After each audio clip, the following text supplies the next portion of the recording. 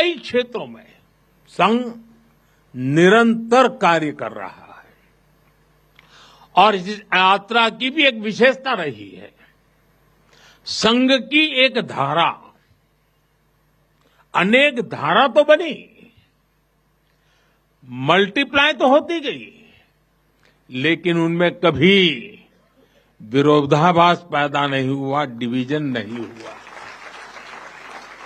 क्योंकि हर धारा का विविध क्षेत्र में काम करने वाले हर संगठन का उद्देश्य एक ही है, भाव एक ही है, राष्ट्र प्रथम, नेशन फर्स्ट। साथियों, अपने गठन के बाद से ही राष्ट्रीय स्वयंसेवक संघ विराट उद्देश्य लेकर चला और ये उद्देश्य रहा राष्ट्र निर्माण। इस उद्देश्य की पूर्ति के लिए संघ ने जो रास्ता चुना वो था व्यक्ति निर्माण से राष्ट्र निर्माण, और इस रास्ते पर सतत चलने के लिए जो कार्यपद्धति चुनी वो थी नित्य नियमित चलने वाली शाखा है। साथियों, परम पूज्य डॉक्टर हेडगेवार जी जानते थे कि हमारा राष्ट्र तभी सशक्त होगा जब हर नागरिक के भीतर राष्ट्र के प्रति दायित्व का बोध जागृत होगा। हमारा राष्ट्र तभी ऊंचा उठेगा जब भारत का हर नागरिक राष्ट्र के लिए जीना सीखेगा। इसलिए वो व्यक्ति निर्माण में निरंतर जुटे रहे और उनका तरीका भी कुछ अलग ही था। परम पूज्य डॉक्टर हेडगेवार जी से हम बार बार सुना है, वो कहते थे जैसा है वैसा लेना है, जैसा चाहिए वैसा बनाना है। लोक संग्रह का डॉक्टर साहब का ये तरीका कुछ कुछ अगर समझना है तो हम कुम्हार को याद करते हैं। जैसे कुम्हार ईंट पकाता है तो जमीन की सामान्य सी मिट्टी से शुरू करता है। कुम्हार मिट्टी को लाता है, उस पर मेहनत करता है, उसे आकार देकर तपता है, खुद भी तपता है, मिट्टी को भी तपाता है, फिर उन ईंटों को इकट्ठा करके उनसे भव्य इमारत बनाता है। ऐसे ही डॉक्टर साहब बिल्कुल सामान्य लोगों को चुनते थे, फिर उनको सिखाते थे, विजन देते थे, उनको गढ़ते थे। इस तरह वो देश के लिए समर्पित स्वयंसेवक तैयार करते थे। इसलिए संघ के बारे में कहा जाता है कि इसमें सामान्य लोग मिलकर असामान्य अभूतपूर्व कार्य करते हैं। साथियों, व्यक्ति निर्माण की ये सुंदर प्रक्रिया हम आज भी संघ की शाखाओं में देखते हैं। संघ शाखा का मैदान एक ऐसी प्रेरणा भूमि है जहां से स्वयं सेवक की अहम से वयम की यात्रा शुरू होती है। संघ की शाखाएं व्यक्ति निर्माण की यज्ञ वेदी है। इन शाखाओं में व्यक्ति का शारीरिक, मानसिक और सामाजिक विकास होता है। स्वयंसेवकों के मन में राष्ट्र सेवा का भाव और साहस दिन प्रतिदिन पनपता रहता है। उनके लिए त्याग और समर्पण सहज हो जाता है। श्रेय के लिए प्रतिस्पर्धा की भावना समाप्त हो जाती है और उन्हें सामूहिक निर्णय और सामूहिक कार्य का संस्कार मिलता है। साथियों, राष्ट्र निर्माण का महान उद्देश्य, व्यक्ति निर्माण का स्पष्ट पथ और शाखा जैसी सरल जीवंत कार्य पद्धति, यही संघ की 100 वर्षों की यात्रा का आधार बने हैं। इन्हीं स्तंभों पर खड़े होकर संघ ने लाखों स्वयंसेवकों को गढ़ा, जो विभिन्न क्षेत्रों में देश को अपना सर्वोत्तम दे रहे हैं, देश को आगे बढ़ाने के लिए निरंतर प्रयास कर रहे हैं। समर्पण से, सेवा से और राष्ट्र के उत्कर्ष की साधना से। साथियों, संघ जब से अस्तित्व में आया, संघ के लिए देश की प्राथमिकता ही उसकी अपनी प्राथमिकता रही है।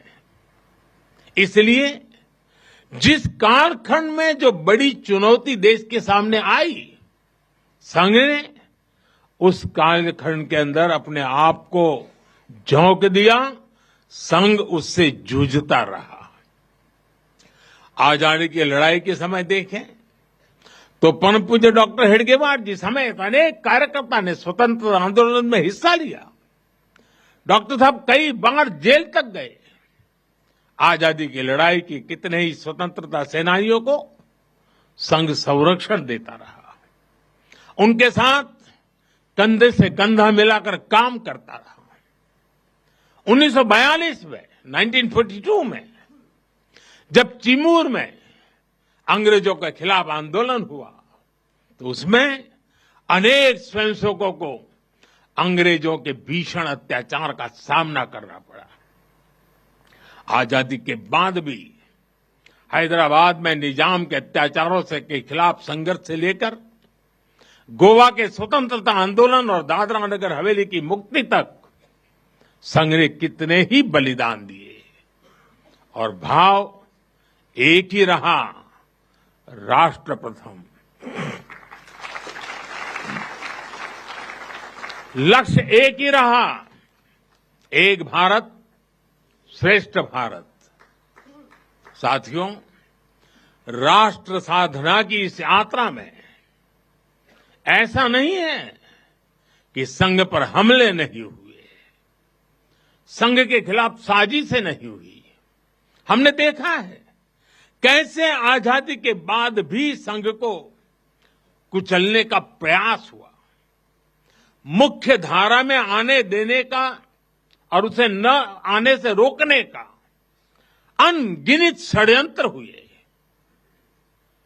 परम पूज्य गुरु जी को झूठे केस में फंसाया गया, उन्हें जेल तक भेज दिया गया, लेकिन जब पूज्य गुरु जी जेल से बाहर आए तो उन्होंने सहज रूप से कहा, और शायद इतिहास की तवारीख में ये भाव, ये शब्द एक बहुत बड़ी प्रेरणा है। तब परम पूज्य गुरु जी ने बहुत सहजता से कहा था, कभी कभी जीभ दांतों के नीचे आकर दब जाती है, कुचल भी जाती है, लेकिन हम दांत नहीं तोड़ देते, क्योंकि दांत भी हमारे हैं और जीभ भी हमारी है।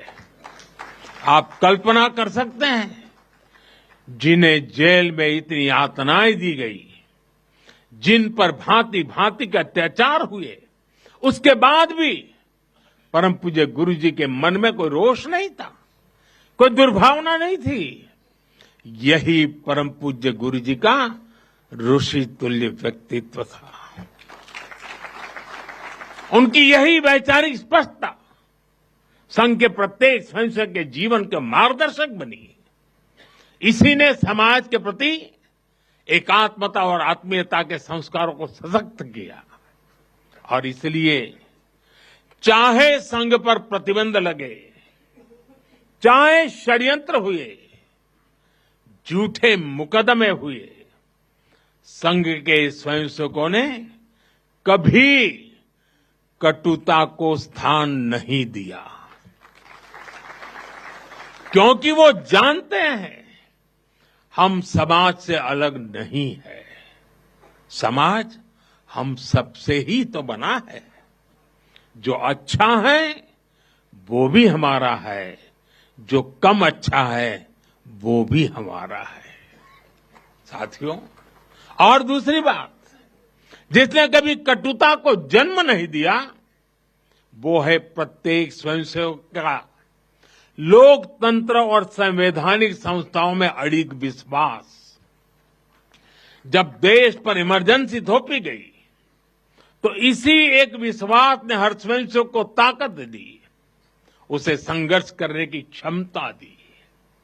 इन्हीं दो मूल्यों, समाज के साथ एकात्मता और संवैधानिक संस्थाओं के प्रति आस्था ने संघ के स्वयंसेवकों को हर संकट में स्थित प्रज्ञ बना के रखा, समाज के प्रति संवेदनशील बनाए रखा।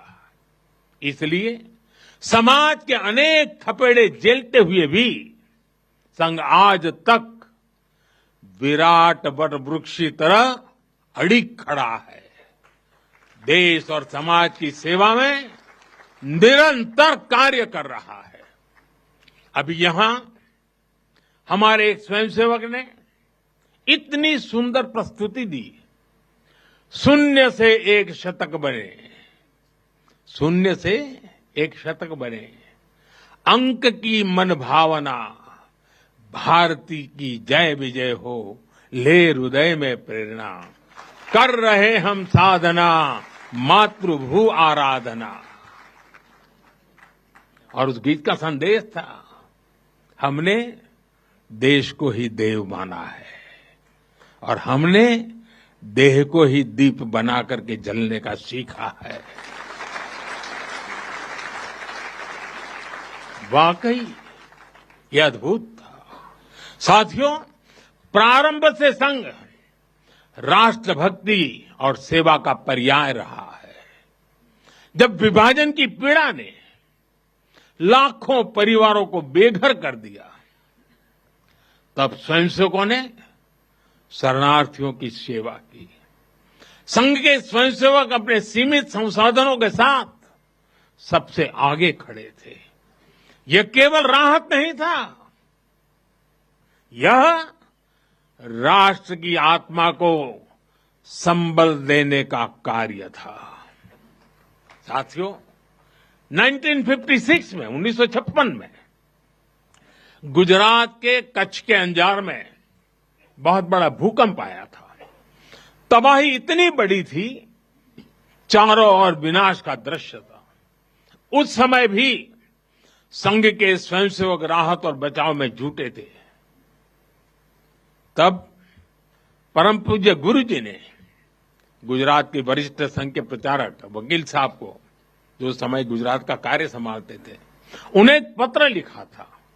उन्होंने लिखा था, किसी दूसरे के दुख को दूर करने के लिए निस्वार्थ भाव से खुद कष्ट उठाना एक श्रेष्ठ हृदय का परिचायक है। साथियों, खुद कष्ट उठाकर दूसरों के दुख हरना, ये हर स्वयंसेवक की पहचान है। याद करिए 1962 के युद्ध का वो समय, संघ के स्वयंसेवकों ने दिन रात खड़े रहकर सेना की मदद की, उनका हौसला बढ़ाया, सीमा पर बसे गांवों में मदद पहुंचाई। 1971 में लाखों शरणार्थी पूर्वी पाकिस्तान से भारत की धरती पर आए। उनके पास न घर था न साधन। उस कठिन घड़ी में स्वयंसेवकों ने उनके लिए अन्न जुटाया, आश्रय दिया, स्वास्थ्य सेवाएं पहुंचाई, उनके आंसुओं को पोंछा, उनकी पीड़ा को साझा किया। साथियों, एक बार, और हम जानते हैं 1984 सिखों के खिलाफ जो कत्लेआम चलाया गया था, अनेक सिख परिवार संघ के स्वयंसेवकों के घरों में आकर के आश्रय ले रहे थे। यह स्वयंसेवकों का स्वभाव रहा है। साथियों, एक बार पूर्व राष्ट्रपति डॉक्टर एपीजे अब्दुल कलाम चित्रकूट गए थे।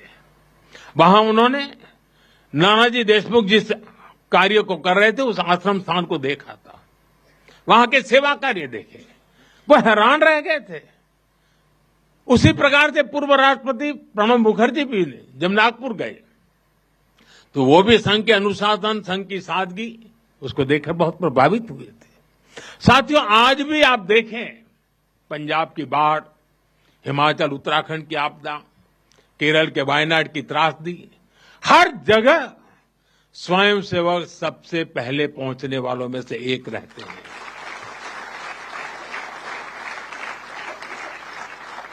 कोरोना काल में तो पूरी दुनिया ने संघ के साहस और सेवा भाव का प्रत्यक्ष प्रमाण देखा है। साथियों, अपनी 100 वर्ष की इस यात्रा में संघ का एक बड़ा काम ये रहा है, उसने समाज के अलग अलग वर्गों में आत्मबोध जगाया, स्वाभिमान जगाया। और इसके लिए संघ देश के उन क्षेत्रों में भी कार्य करता रहा है जो दुर्गम है, जहां पहुंचना सबसे कठिन है। हमारे देश में लगभग 10 करोड़ आदिवासी भाई बहन हैं, जिनके कल्याण के लिए संघ लगातार प्रयासरत है। लंबे समय तक सरकारों ने उन्हें प्राथमिकता नहीं दी, लेकिन संघ ने उनकी संस्कृति, उनके पर्व, उत्सव, उनकी भाषा और परंपराओं को सर्वोच्च प्राथमिकता दी। सेवा भारती, विद्या भारती, एकल विद्यालय, वनवासी कल्याण आश्रम आदिवासी समाज के सशक्तिकरण का स्तंभ बनकर के उभरे। आज हमारे आदिवासी भाई बहनों में जो आत्मविश्वास आया है, उनके जीवन में बदल रहा है। साथियों, संघ दशकों से आदिवासी परंपराओं, आदिवासी रीति रिवाजों, आदिवासी मूल्यों को सहजने संवारने में अपना सहयोग देता रहा है, अपना कर्तव्य निभा रहा है। उसकी तपस्या ने भारत की सांस्कृतिक पहचान सुरक्षित रखने में बड़ी भूमिका निभाई है। मैं देश के दूर सुदूर कोने कोने में आदिवासियों का जीवन आसान बनाने में लगे संघ के लाखों स्वयंसेवकों की भी सराहना करूंगा। साथियों, समाज में सदियों से गर्क कर चुकी जो बीमारियां हैं, जो ऊंच नीच की भावना है, जो कुप्रथाएं हैं, छुआछूत जैसी गंदगी भरी पड़ी है, ये हिंदू समाज की बहुत बड़ी चुनौती रही है। एक ऐसी गंभीर चिंता है जिस पर संघ लगातार काम करता रहा है। एक बार महात्मा गांधी जी वर्धा में संघ के शिविर में गए थे। उन्होंने भी संघ में समता, ममता, समरसता, समभाव, मम भाव, ये जो कुछ भी देखा उसकी खुलकर तारीफ की थी।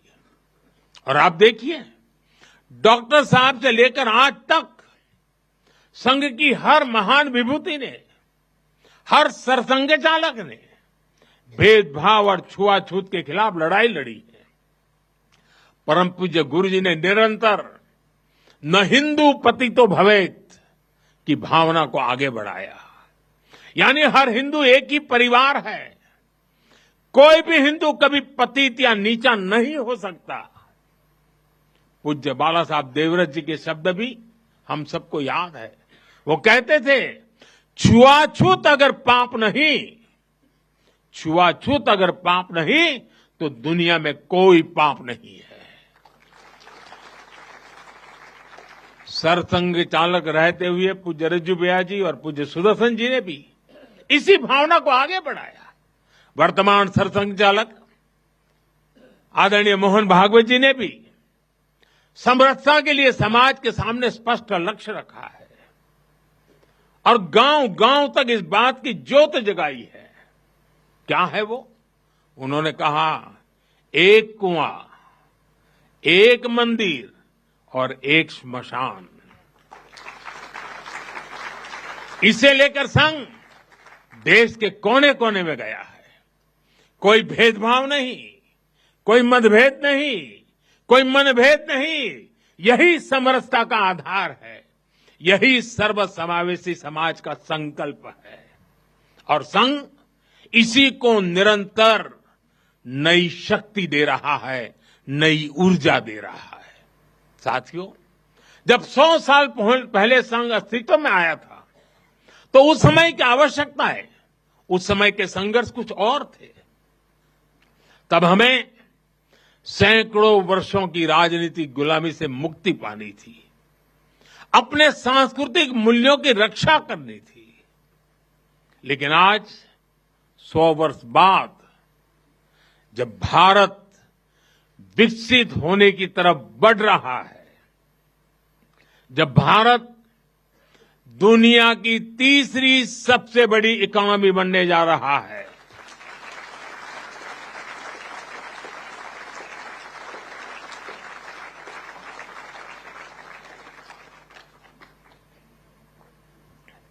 जब देश और देश का बहुत बड़ा गरीब वर्ग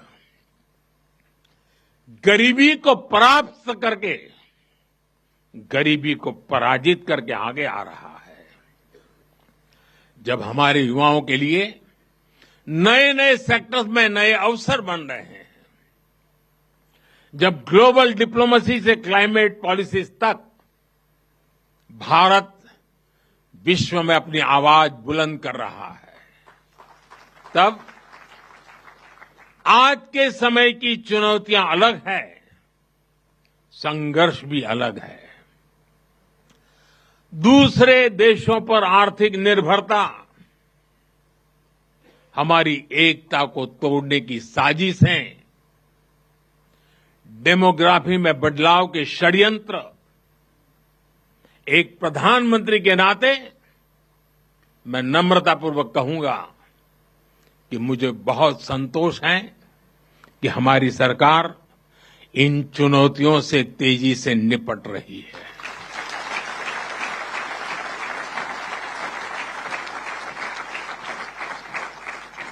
वहीं एक स्वयंसेवक के नाते मुझे ये भी खुशी है कि राष्ट्रीय स्वयंसेवक संघ ने न केवल इन चुनौतियों को पहचान की है, बल्कि इन चुनौतियों से निपटने के लिए ठोस रोड मैप भी बनाया है।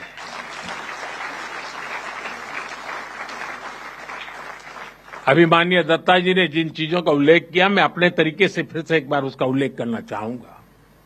साथियों, संघ के पंच परिवर्तन, स्वबोध, सामाजिक समरसता, कुटुंब प्रबोधन, नागरिक शिष्टाचार और पर्यावरण, ये संकल्प हर स्वयंसेवक के लिए देश के समक्ष उपस्थित चुनौतियों को परास्त करने की बहुत बड़ी प्रेरणा है। साथियों, स्वबोध यानी स्वयं का बोध, स्वबोध यानी गुलामी की मानसिकता से मुक्त होकर अपनी विरासत पर गर्व करना, स्वभाषा पर गर्व करना। स्वबोध यानी स्वदेशी, आत्मनिर्भर होना। और मेरे देशवासियों, ये बात समझ के चलिए, आत्मनिर्भर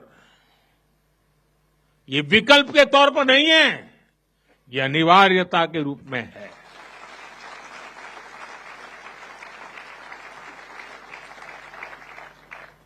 हमें स्वदेशी के अपने मूल मंत्र को समाज का संकल्प बनाना है। हमें वोकल फॉर लोकल के अभियान को उतनी सफलता के लिए वोकल फॉर लोकल ये हमारा निरंतर एक नई ऊर्जा प्रदान करने वाला घोषवाक्य होना चाहिए, प्रयास होना चाहिए। साथियों, संघ ने सामाजिक समरसता को हमेशा अपनी प्राथमिकता बनाए रखा है।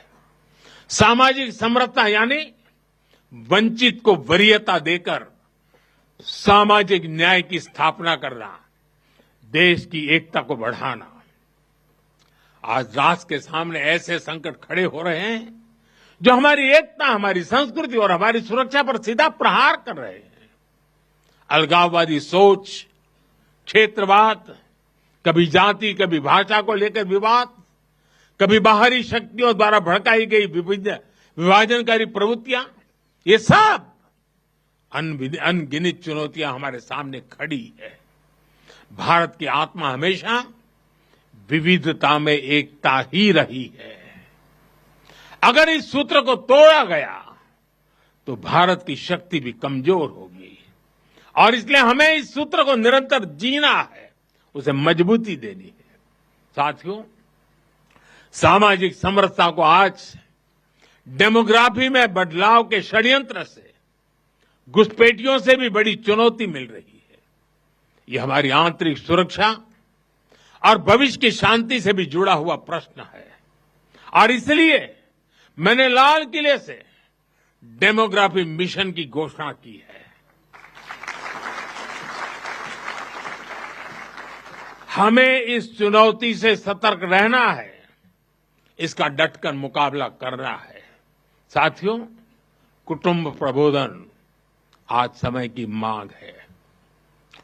जो समाज शास्त्र के सदियों से चली आई पंडितों की भाषा है, उनका कहना है, हजारों साल तक भारत के जीवन में जो प्राण शक्ति रही है, उसके अंदर एक कारण उसकी परिवार संस्था है। भारतीय समाज व्यवस्था की सबसे मजबूत इकाई अगर कोई है तो भारतीय समाज में पनपी हुई एक मजबूत परिवार व्यवस्था है। कुटुंब प्रबोधन यानी उस परिवार संस्कृति का पोषण जो भारतीय सभ्यता का आधार है, जो भारतीय संस्कृति से प्रेरित है, जो जड़ों से जुड़े हैं। परिवार के मूल्य, बुजुर्गों का सम्मान, नारी शक्ति का आदर, नौजवानों में संस्कार, अपने परिवार के प्रति दायित्व को निभाना, उसे समझना, उस दिशा में परिवार को, समाज को जागरूक करना बहुत ही आवश्यक है। साथियों, अलग अलग कालखंड में जो भी देश आगे बढ़ा, उसमें नागरिक शिष्टाचार की बहुत बड़ी भूमिका रही है। नागरिक शिष्टाचार अर्थात कर्तव्य की भावना, नागरिक कर्तव्य का बोध हर देशवासी में हो।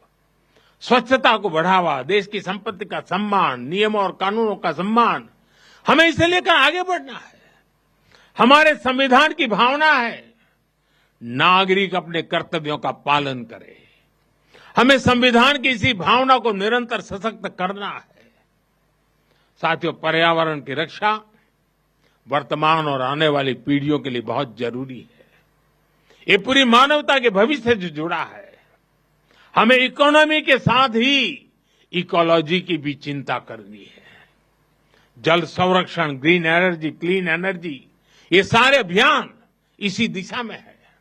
साथियों, संघ के ये पंच परिवर्तन, ये वो साधन है जो देश का सामर्थ्य बढ़ाएंगे, जो देश को विभिन्न चुनौतियों से निपटने में मदद करेंगे, जो 2047 तक विकसित भारत के निर्माण का आधार होंगे।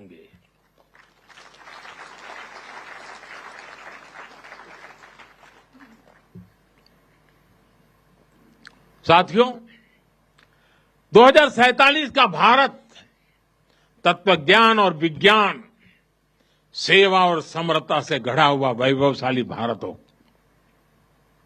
यही संघ की दृष्टि है, यही हम सब स्वयंसेवकों की साधना है और यही हमारा संकल्प है। साथियों, हमें हमेशा हमेशा याद रखना है, संघ बना है राष्ट्र के प्रति अटूट आस्था से। संघ चला है राष्ट्र के प्रति अगाध सेवा के भाव से। संघ तपा है त्याग और तपस्या की अग्नि में। संघ निखरा है संस्कार और साधना के संगम से। संघ खड़ा है राष्ट्र धर्म को जीवन का परम धर्म मान करके। संघ जुड़ा है भारत माता की सेवा के विराट स्वप्न से। साथियों, संघ का आदर्श है संस्कृति की जड़ें गहरी और सशक्त हो। संघ का प्रयास है समाज में आत्मविश्वास और आत्मगौरव हो। संघ का लक्ष्य है हर हृदय में जन सेवा की ज्योति प्रज्वलित हो। संघ का दृष्टिकोण है भारतीय समाज सामाजिक न्याय का प्रतीक बने। संघ का ध्येय है विश्व मंच पर भारत की वाणी और प्रभावी बने। संघ का संकल्प है भारत का भविष्य सुरक्षित और उज्जवल बने। मैं एक बार फिर आप सभी को इस ऐतिहासिक अवसर की बधाई देता हूं। कल विजयादशमी का पावन पर्व है। हम सबके जीवन में विजयादशमी का एक विशेष महत्व है। मैं उसके लिए भी आप सबको शुभकामनाएं देते हुए मेरी वाणी को विराम देता हूं। बहुत बहुत धन्यवाद। Mr. Modi over there delivering that historic speech on 100 years of RSS, the centenary celebrations. As you can see, he made some very critical points over there, where he's also spoken about how RSS is a movement meant to serve the nation. He's also talked about how there are certain demographical changes which will be addressed by India as well, and that every citizen must understand the responsibilities and also be prepared to execute their roles. We will keep bringing you that coverage on 100 years of RSS. With that, slipping into a quick break.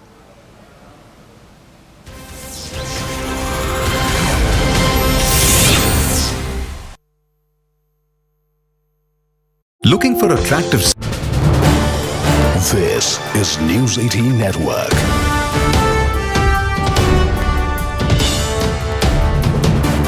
India's largest news network.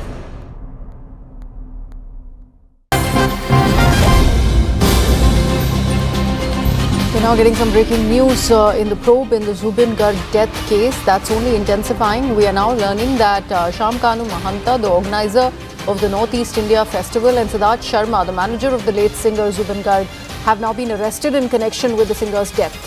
Assam police have got a 14-day custody of both the key accused in this particular case. Remember, the probe is only intensifying. There was a lot of fans, the family of Zubeen Garg, who wanted this probe to only grow. They were also talking about some conspiracy theory, some foul play behind the death of the singer. Let's take a look at this reaction that's coming. अभी इन लोगों से पूछताछ करके सब कुछ निकालना चाहिए actually क्या हुआ था. We have to know that and that's the investigation is on. So law will take its own way and it will proceed that way. So we all should cooperate. Yes, everyone has come to pay a tribute to him, show their love, shower their blessings for his journey to the other world. So we all will pray together. Keep your faith in our legal system, so we will get the justice very soon.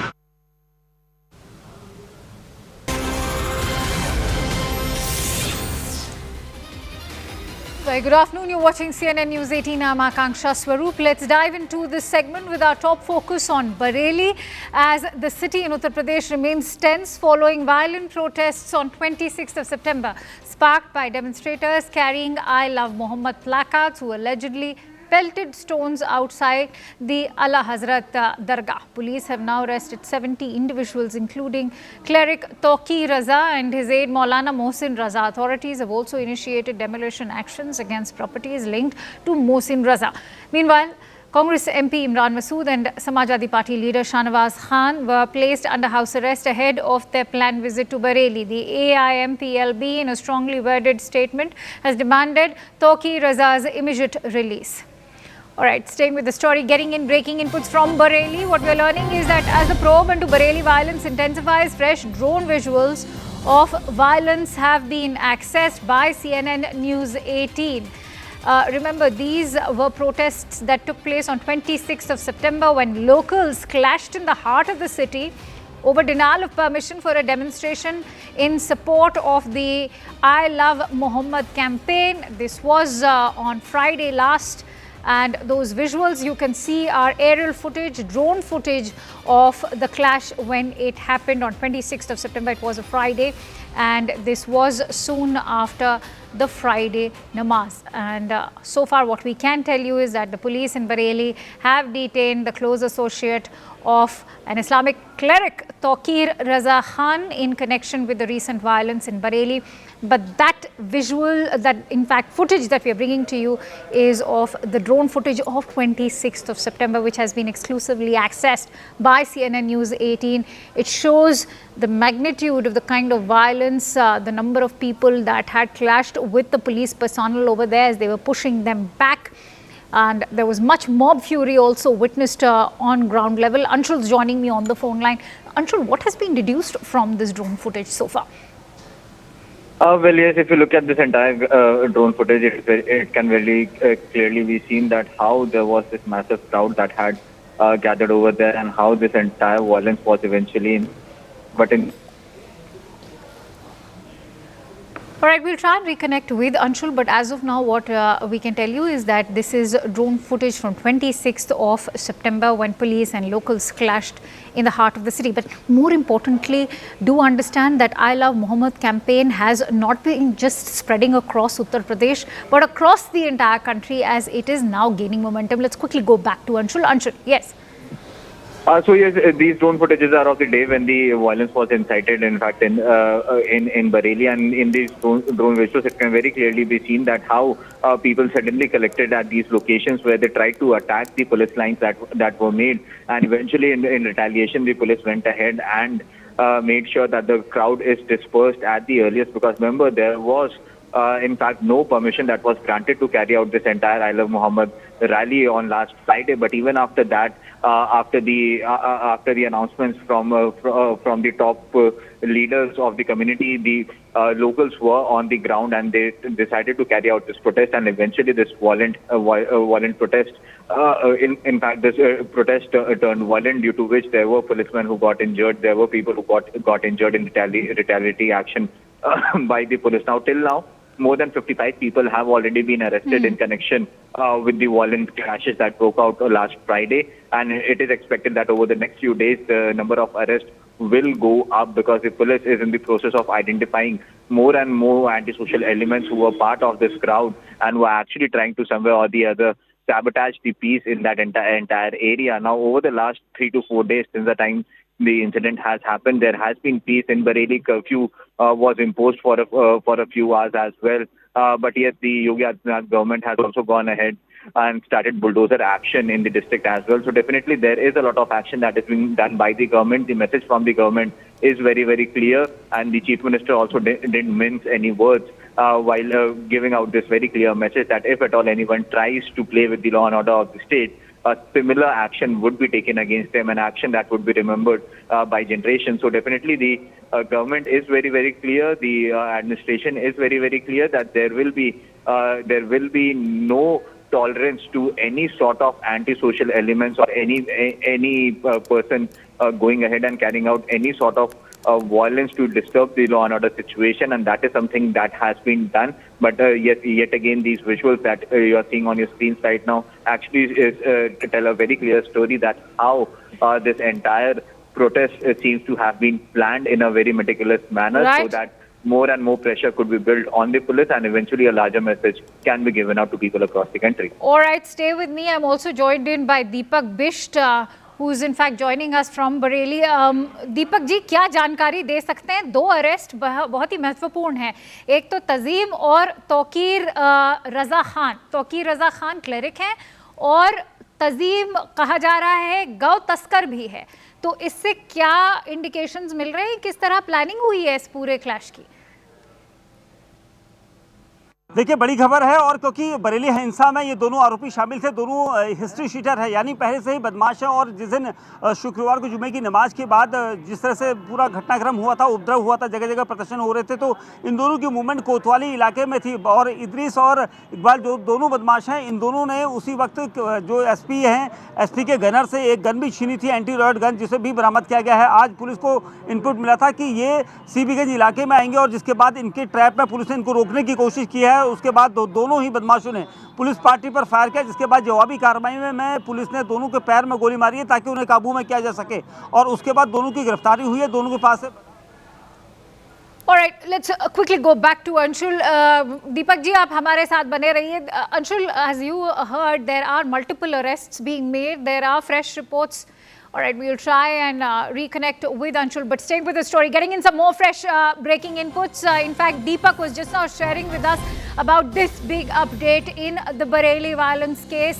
The Bareilly police have carried out an encounter with two prime accused rioters. Their names are Idris and Iqbal. Both were injured in the exchange near CB Ganj. Two country-made pistols have been recovered from them on the day of the violence near Kotwali. Idris and Iqbal were accused of firing at the police team. Let's quickly go back to Deepak Bish, who continues to stay with us. So, Deepak ji, all right, we'll try and reconnect with Deepak as well. But as Deepak was highlighting that these two individuals, the two prime accused, are also history sheeters, which perhaps also explains why these two country-made pistols have been recovered from Idris and Iqbal. They've been accused of firing at the police, and that is why, in defense, the police had to fire back at both of them. The reports that are trickling in are indicating that Idris and Iqbal have been injured during this encounter with the police, but the big update coming in on the Bareilly violence case is that the Bareilly police have carried out this encounter with the two accused rioters. Remember, several arrests, over 50 people have been arrested. One of them happens to be a cleric as well and a cattle smuggler. These two other accused rioters who have been encountered today by the police are Idris and Iqbal. There was an exchange near CB Ganj in Bareilly, and two country-made pistols have been recovered from both of these rioters. On the day of the violence near Kotwali, Idris and Iqbal were accused of firing at the police team as well. So far, what we can tell you is that they have been injured during the encounter. We are awaiting reporter inputs on their current condition, but the Bareilly police are cracking down completely on all of these mobsters, these rioters who led to the violence on 26th of September. Remember, it was on 26th of September that those visuals, in fact, that we have brought to you, we've accessed are from 26th of September, aerial footage showing the kind of magnitude of that entire mob fury that happened soon after the Jummah Namaz prayer was over. They were carrying placards of I love Muhammad. Anshul's back with us. Anshul, if you can, please take us through the role that Idris and Iqbal have played today. Both these rioters have been encountered, and if you can take us through their condition at the moment, what are you learning? Well, the condition is stable, and they are being treated in a hospital in Bareilly itself. What we are being told that they were actually involved in the rioting that happened on the 26th of September, and their clear involvement was that they even tried to fire shots at the police officers who were trying to control the riots. Not only this, but also they went ahead and snatched an anti-riot weapon from the anti-riot forces as well, and that weapon has also now been recovered by the Bareilly police. So this is a big success for them, because two people who were on the forefront of creating law and order situation, of creating tensions in the district of Bareilly, have now been brought to the books. They have finally been arrested, and remember, this arrest happened after a close encounter that happened between the police and both these accused. But this is very pertinent to note at this point in time, that the manner in which these encounters and arrests are happening, one thing that the Bareilly police is now believing in is that this was not an organic protest that happened in Bareilly. In fact, This was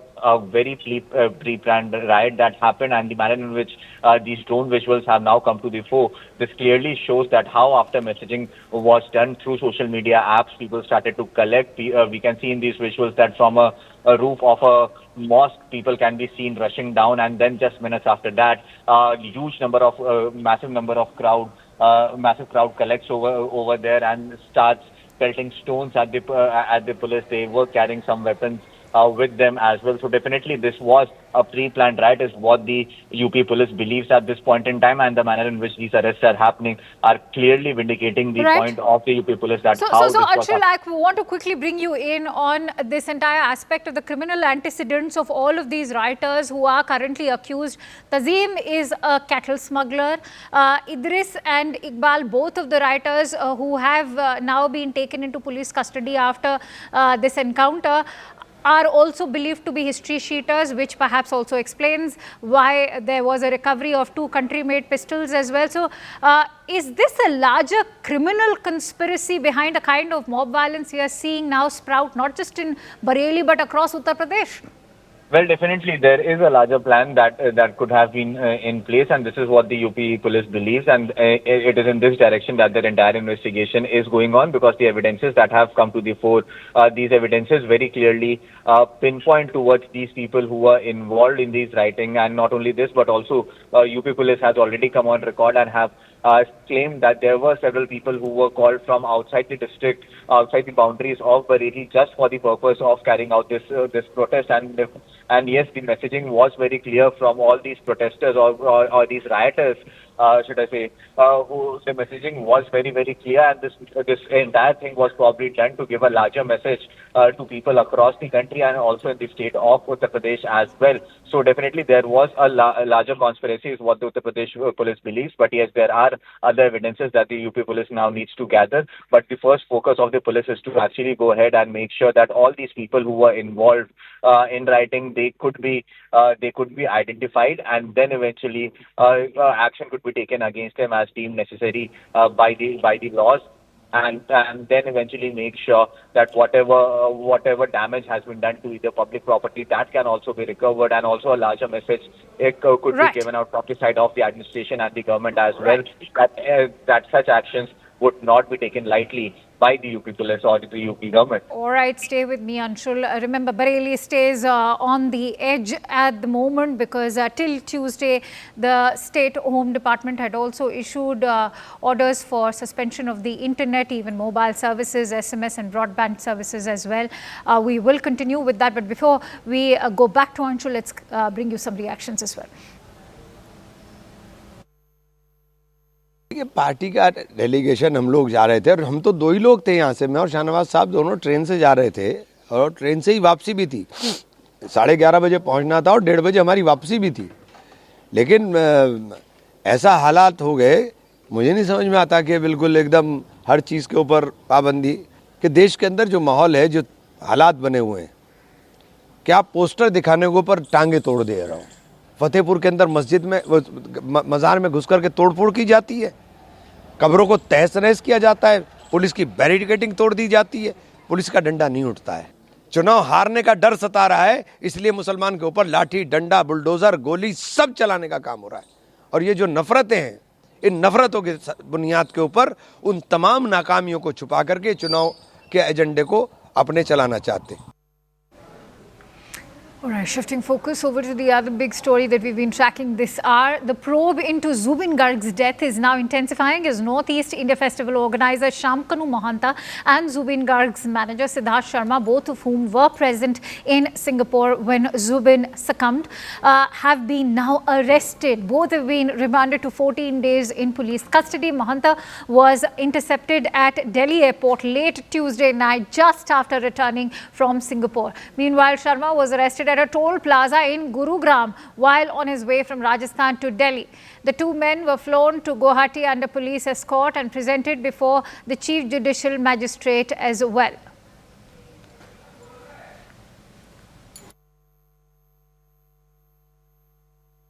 अभी इन लोगों से पूछताछ करके सब कुछ निकालना चाहिए actually क्या हुआ था. We have to know that, and that's the investigation is on. So law will take its own way and it will proceed that way. So we all should cooperate. Yes, everyone has come to pay a tribute to him, show their love, shower their blessings for his journey to the other world. So we all will pray together. Keep your faith in your legal system, so we will get the justice very soon. Right, so you heard what Zubeen Garg's wife has to say. She's in fact holding up strong. But let's also take you through the charges against Northeast India Festival organizer Shamkanu Mahanta and Zubeen Garg's manager Siddharth Sharma, who have both been arrested. The first and foremost criminal charge is against because of criminal negligence over Zubeen's death. The second charge is that they were the ones who convinced Zubeen to attend the Singapore festival. This when Zubeen had not been keeping well. Remember, he was on epilepsy medication as well. They took Zubeen to Singapore despite him being unwell. That's the third charge. The fourth charge is that they failed to take care of Zubeen's health in Singapore because they were not ensuring if Zubeen was taking his medication on time or whether he was taking his medication at all. The fifth charge against both of them is that Sharma is accused of financial mismanagement as well, and this only the probe or the investigation further will reveal if there have been any irregularities as well. The sixth charge, that fans are saying that Sharma got songs removed from the apps. Was there any vested interest? Was there any financial benefit that he was looking to achieve by doing so? Perhaps we will know in just a bit, but let's quickly go across to Preeti Priyadarshini, who will also shed more light on the charges. So Preeti, take us through these charges and what has been deduced so far from the investigation now that the arrest has happened of both of them. Sir, just in the morning we have got to know that the two prime accused, Siddhartha and Shyam has now been arrested. It's been 13 days since the death of the legend Zubeen Garg, and finally the two prime accused of this entire incident have been arrested. Now they are being questioned. As already the SIT has been formed, the SIT is working on it, a special investigation team, and CID has started working on it. There are certain inputs that have come up, but yes, of course, it has also been stated by the Chief Minister that if CID is not able to solve the case, then it will be transferred to CBI as well. So as of now, people of Assam are at least to some extent positive that the two prime accused are now in custody. They are being arrested. And however, there are certain questions that why it was so late. It's been 13 days since the death of the singer, the legend Zubeen Garg. And the day before yesterday, we got to know that one of the prime accused, Shyam Mahanta, he was transferred to the SIT team who went to Singapore, and from there itself he has been brought back. Siddhartha, another prime accused, has been arrested from Rajasthan, and they are now in Guwahati and they are being questioned.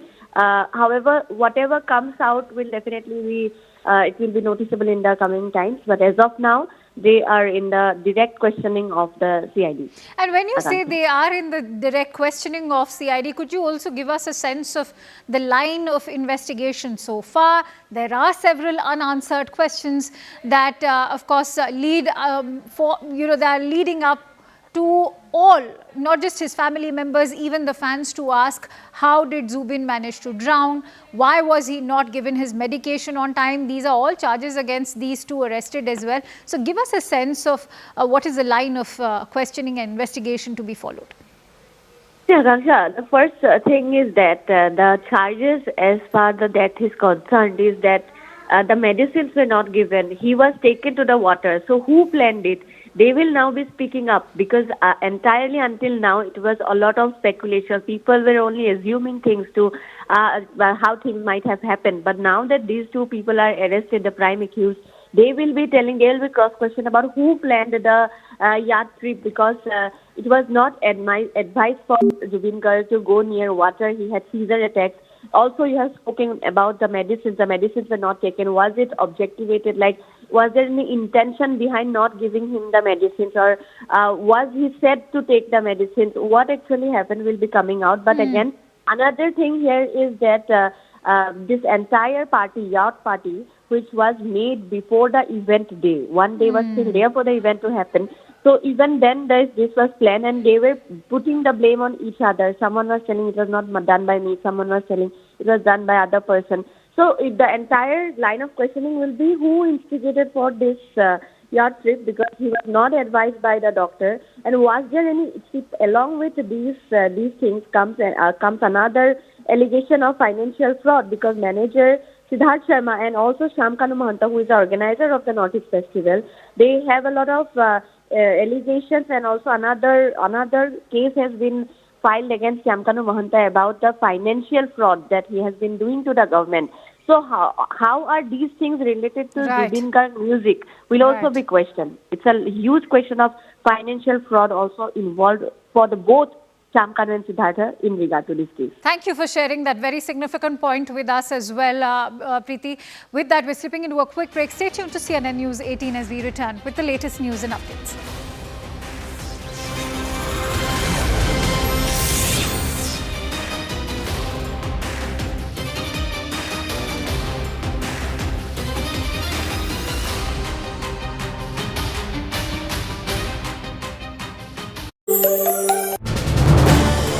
This is News 18 Network.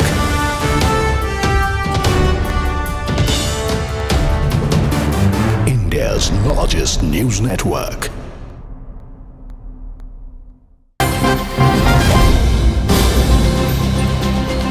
We're now getting some breaking news in the probe in the Zubeen Garg death case. That's only intensifying. We are now learning that Sham Kanu Mahanta, the organizer of the Northeast India Festival, and Siddharth Sharma, the manager of the late singer Zubeen Garg, have now been arrested in connection with the singer's death. Assam police have got a 14-day custody of both the key accused in this particular case. Remember, the probe is only intensifying. There was a lot of fans, the family of Zubeen Garg, who wanted this probe to only grow. They were also talking about some conspiracy theory, some foul play behind the death of the singer. Let's take a look at this reaction that's coming. अभी इन लोगों से पूछताछ करके सब कुछ निकालना चाहिए actually क्या हुआ था we have to know that and that's the investigation is on so law will take its own way and it will proceed that way so we all should cooperate yes everyone has come to pay a tribute to him show their love shower their blessings for his journey to the other world so we all will pray together. Keep your faith in our legal system, so we will get the justice very soon. Let me take this across to my colleague Kamalika Sengupta. Kamalika, 2 arrests that have been made and a 14-day custody that has been given to the Assam police. The details that are trickling in and the kind of theories of foul play that were doing the rounds before the arrests. Yeah, this is definitely a very important and very crucial arrest because these are the two names which were always coming, and these are the people who organized this Northeast Festival there in Singapore, and they were already in the last couple of days after Zubeen's death. Their role in the Zubeen's death is definitely in question. It's a very big question. So definitely this is a very crucial arrest for the Assam police. And now the fact that they have been arrested, Sham Kanu has been arrested in IGI airport, and Gurugram toll plaza, Siddharth has been arrested around Gurugram toll plaza around 1:30 a.m. That's what we are getting. Now this is very crucial. The 14 days that they have been granted with 14 days custody is very crucial, because in this 14 days the police will be questioning them and will try to find out the motive or what is the reason and why their name has come. So all these things will be probed. So definitely the way he died, and obviously Zubeen Garg is like a legend, and obviously entire Assam and Northeast is in a state of shock. So definitely what led to all these things, how who was behind this, definitely the role of Sham Kanu and Siddharth, both are in question, and that is why they have been arrested. Their arrest was something which the people were asking for, the people of Assam and the people of Northeast. So this is a very, very, and we know that this...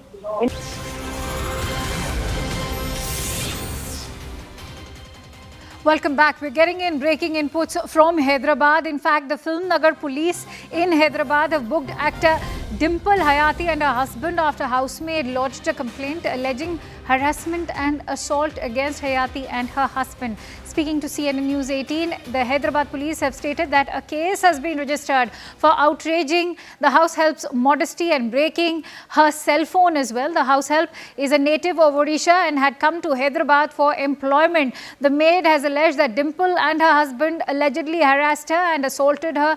When she tried to record the assault on her phone, they took it away and broke the cell phone. A case has also been registered registered and further investigation is currently underway, is what we are being told. Aneri Shah joins me with more inputs on that news story.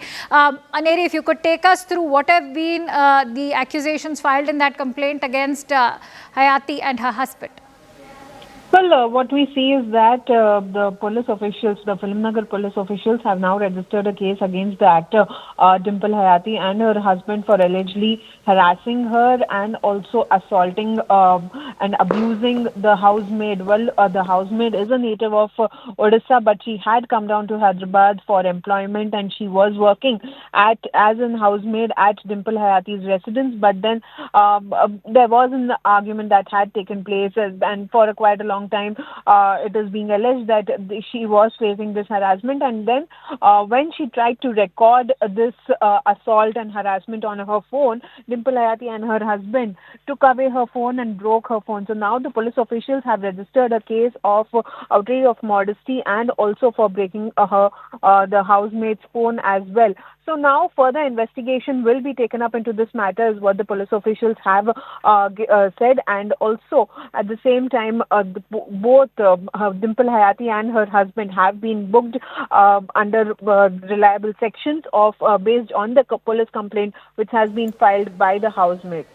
So Aneri, correct me if I'm wrong, this is not the first time that she has been booked, because remember just over 2 years ago as well, Hayati and her then fiance, now husband, were also booked for damaging an IPS officer's car in May of 2023. Well, that's right. Earlier also there were a few cases which were booked against Dimple Hayati and her, back then her fiancé, but now after she got married.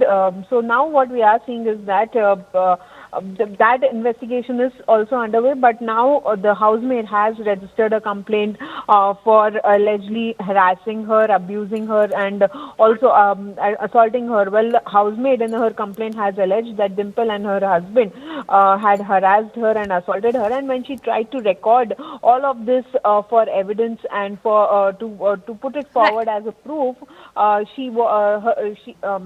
husband and Dimple Hayati both took away her phone and also broke down the phone, is what the police officials have stated. All right, many thanks to you, Aneri, for bringing us all those inputs. With that, we are now shifting focus over to the other big story that we've been tracking since day one, and that is the Stampede in Karur. The blame game has now taken center stage as the probe into the Karur Stampede is deepening by the day.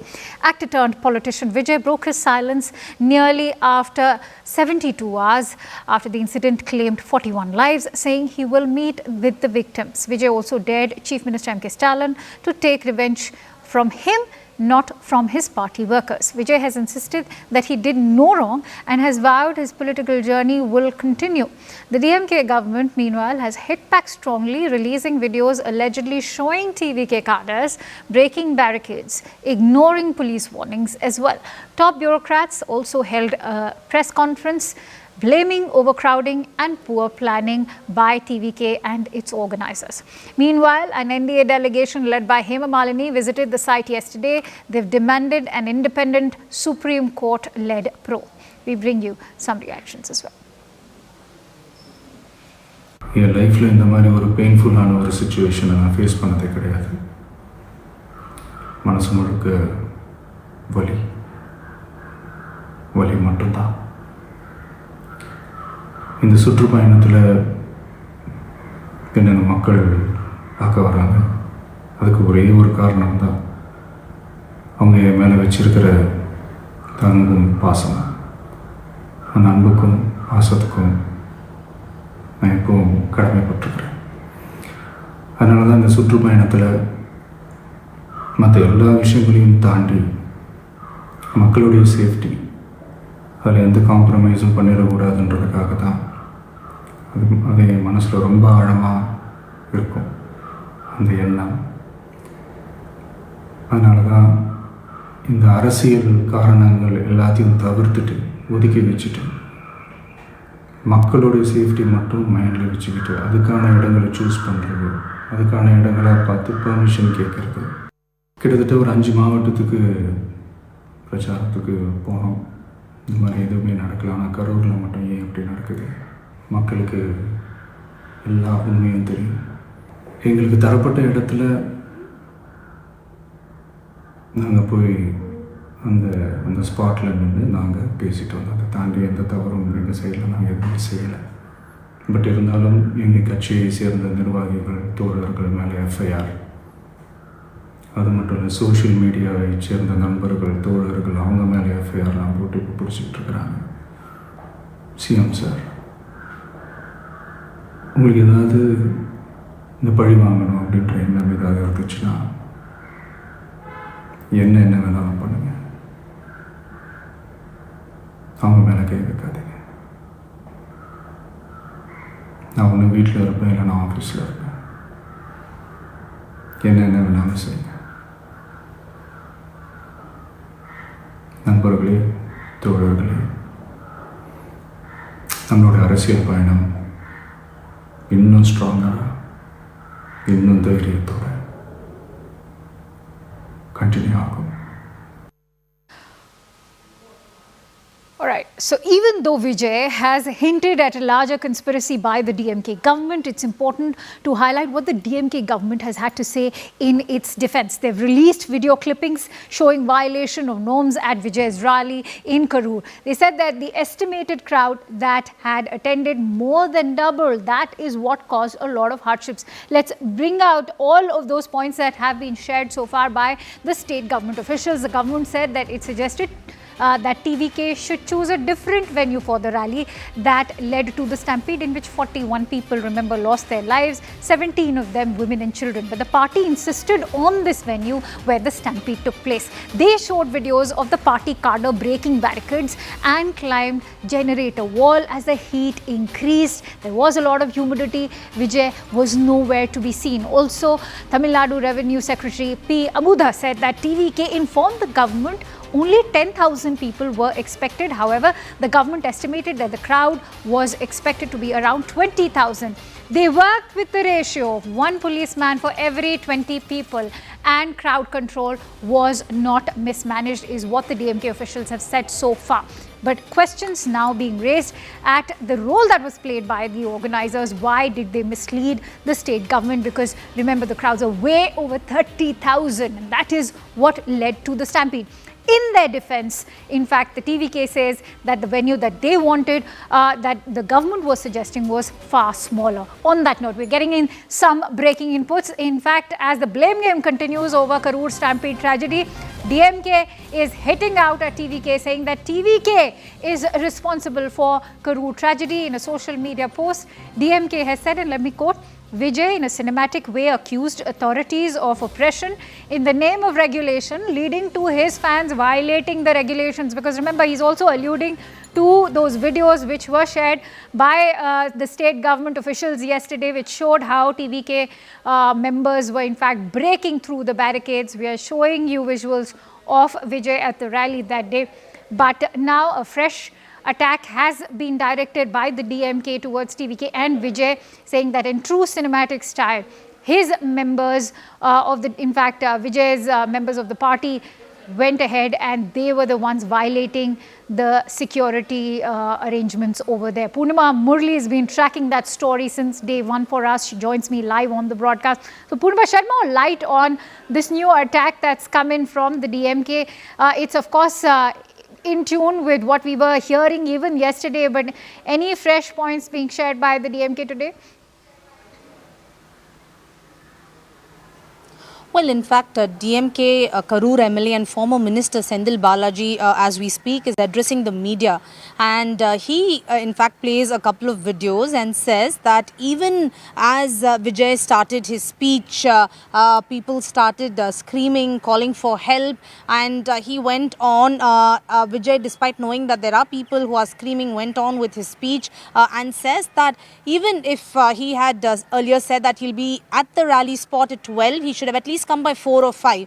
If he had come by 4 or 5, even then this tragedy could have been averted. But he came only after 6:30, and that is why people were waiting. In fact, he says that in the aftermath of the Stampede, all that was left behind were thousands of footwear. There was no water bottle found, so clearly people did not get water. The organizers did not ensure that they have enough supplies of water bottles for those who had assembled. They continue to blame that it is the TVK's responsibility, and they highlight that because Vijay delayed in reaching the spot by more than 5 to 6 hours, this tragedy took place, and went on to say that the organizers did not plan well.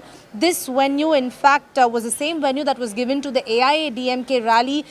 Even there, 15,000 people had gathered, but here things turned chaotic while Vijay began his speech. So DMK goes on to play videos saying that it is TVK's responsibility. TVK is responsible for this tragedy, and Senthil Balaji there once again reiterating in that press conference by playing videos saying that the Tamil Nadu government in no way is responsible, and making or spreading rumors about the Tamil Nadu government is not right. That's something that Senthil Balaji once again is reiterating. But DMK in its post says that Vijay before had also said that the state government is imposing certain rules, and that in a cinematic way said that these rules are only trying to oppress the power of TVK, which is why the cadre who had assembled there did not think about the regulations, did not think about safety, because they thought that TVK's ideology is to break these regulations, and that's what they did, which resulted in this tragedy. Clearly, blame game intensifies, and all eyes on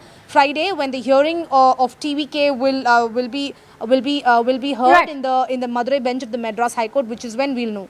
All right, many thanks to you, Purnima, for bringing us all those inputs. Even though the DMK continues to blame TVK and Vijay has still not been able to answer what exactly led to that delayed presence over there. But let's quickly shift focus over to the centenary celebrations of RSS, and I now quickly move across to CNN News 18's Anand Narasimhan, who is currently joined in with RSS leader Mr. Ram Madhav for an exclusive conversation. Listen in. A month after the unfortunate death of Gandhi, Patel was clear, but as if RSS was pro-Patel or whatever was Nehru's thinking, Nehru made it a point that no, I should oppose RSS. So I think that initial propaganda against the RSS, which largely was run or undertaken by Nehru's faction, was responsible for creating many myths and wrong perceptions about the organization. You say that Nathuram Godse was actually Hindu Mahasabha and not from the RSS. So, but Dr. Hedgewar and Veer Savarkar also exchanged notes, and even today, the RSS borrows the definition of Hindu from Savarkarji. As of now, if you say whoever who lives in this bhubag and he believes that he belongs to this Can I correct that? Ji, please. See, look, there's no doubt that Dr. Hedgewar had several interactions with Savarkar. Savarkar had his own opinion about RSS. Yeah. It was not always very favorable. Correct. He had his own reservations about RSS also.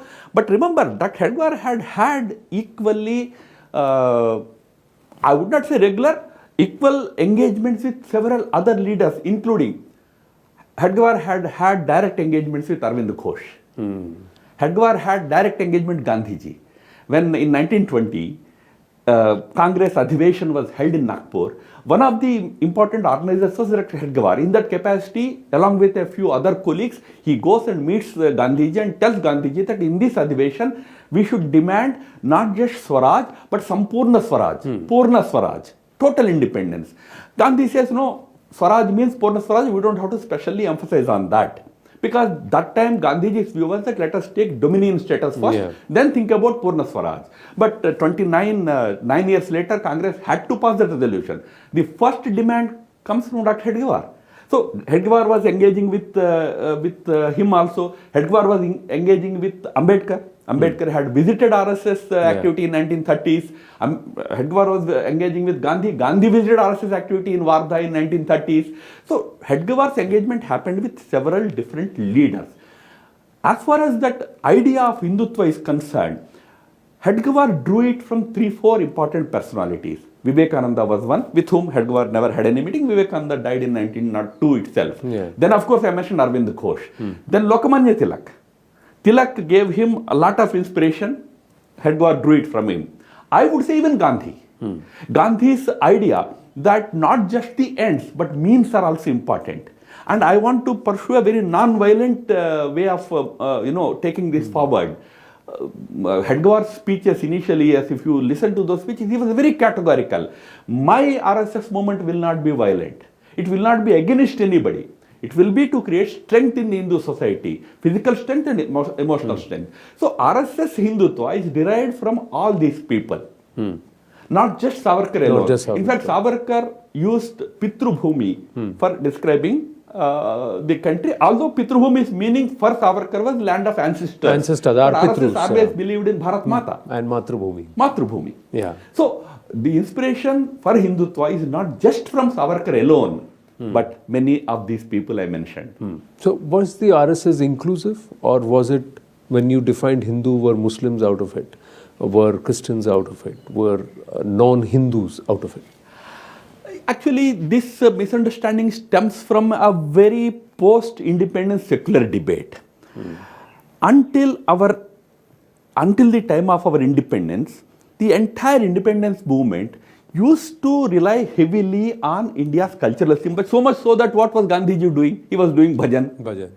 He was, so much so that at one point Jinnah aggressively calls Gandhi to say that, why are you hiding? Why don't you declare that your Congress movement is a Hindu movement? Why was Jinnah saying that?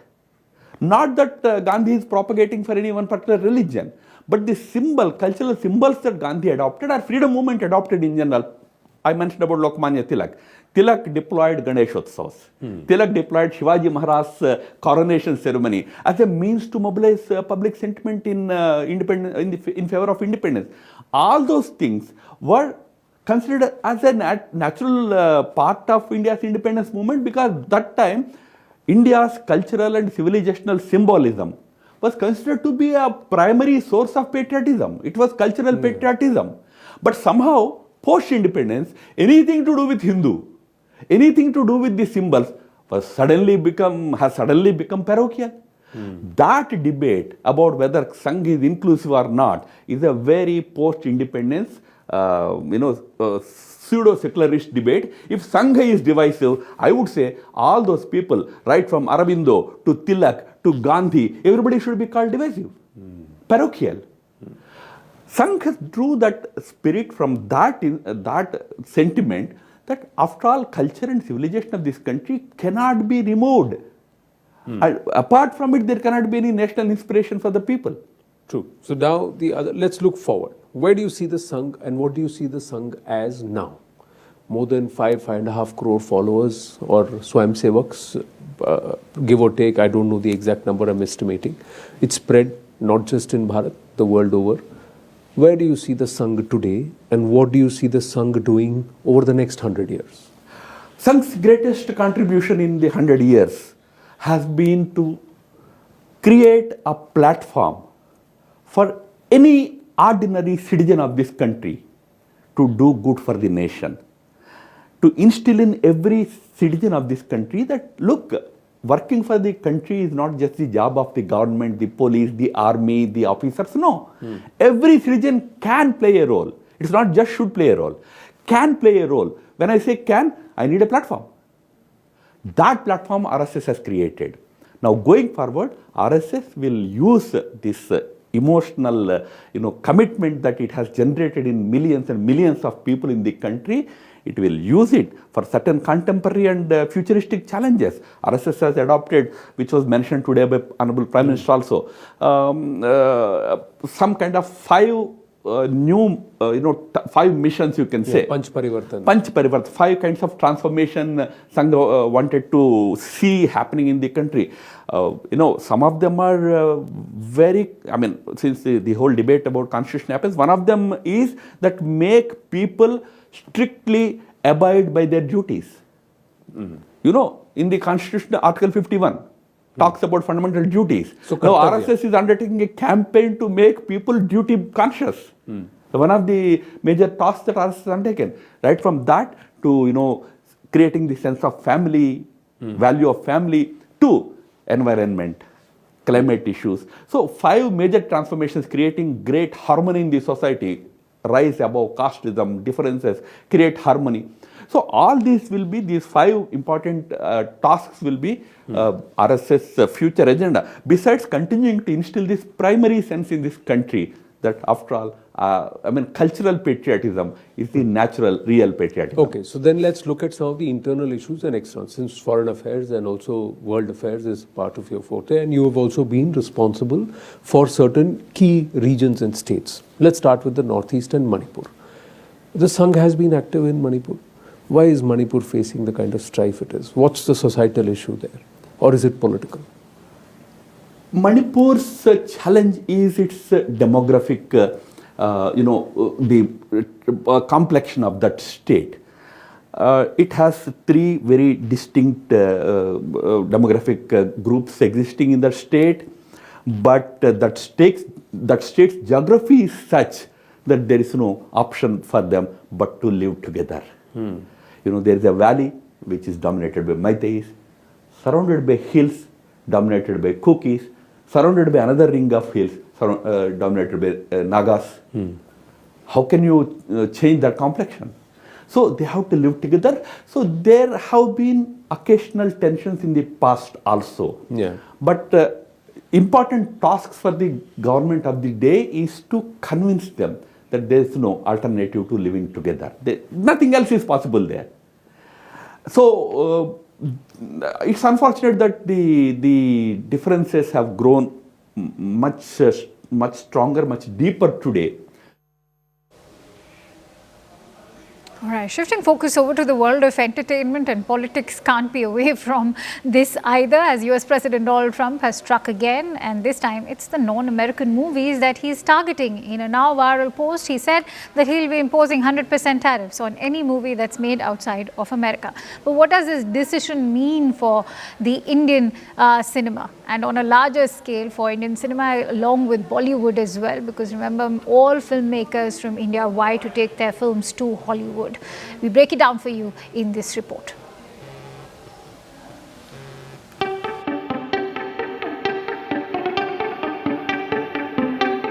To say that US President Donald Trump's policies and ideologies are quite polarizing would be a gross understatement.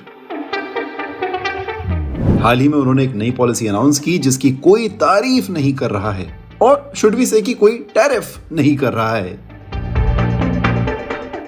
On Monday, Donald Trump took to his Truth social account and wrote that other countries had been stealing America's movie-making business for quite some time now.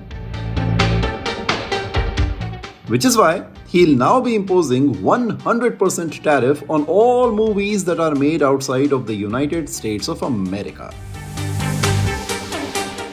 The news soon spread like wildfire, with many netizens expressing concern over this new development.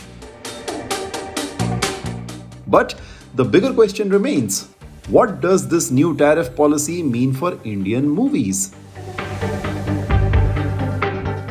As of now, the Indian diaspora is a huge contributor to the American movie market, and according to the Producers Guild of India, this diaspora spends around $100 million a year to watch movies in Indian languages.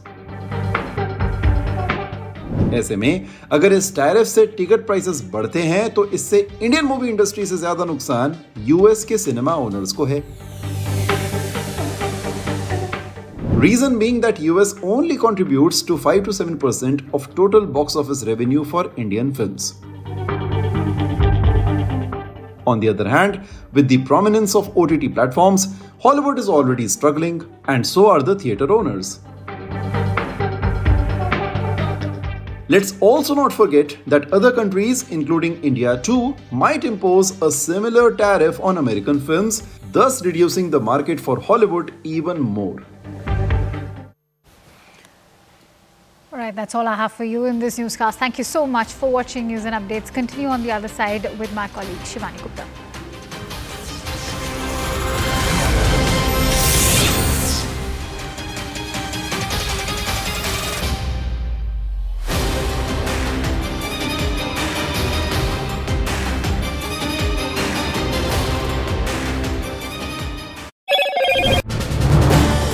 This is News 18 Network.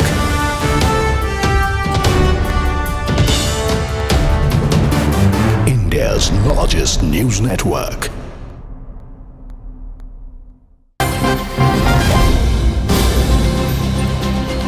We're now getting some breaking news in the probe in the Zubeen Garg death case. That's only intensifying. We are now learning that Shamkanu Mahanta, the organizer of the Northeast India Festival, and Siddharth Sharma, the manager of the late singer Zubeen Garg, have now been arrested in connection with the singer's death. Assam police have got a 14-day custody of both the key accused in this particular case. Remember, the probe is only intensifying. There was a lot of fans, the family of Zubeen Garg, who wanted this probe to only grow. They were also talking about some conspiracy theory, some foul play behind the death of the singer. Let's take a look at this reaction that's coming. अभी इन लोगों से पूछताछ करके सब कुछ निकालना चाहिए actually क्या हुआ था we have to know that and that's the investigation is on so law will take its own way and it will proceed that way so we all should cooperate yes everyone has come to pay a tribute to him show their love shower their blessings for his journey to the other world so we all will pray together. Keep your faith in your legal system, so we will get the justice very soon. Let me take this across to my colleague Kamalika Sengupta. Kamalika, 2 arrests that have been made and a 14-day custody that has been given to the Assam police.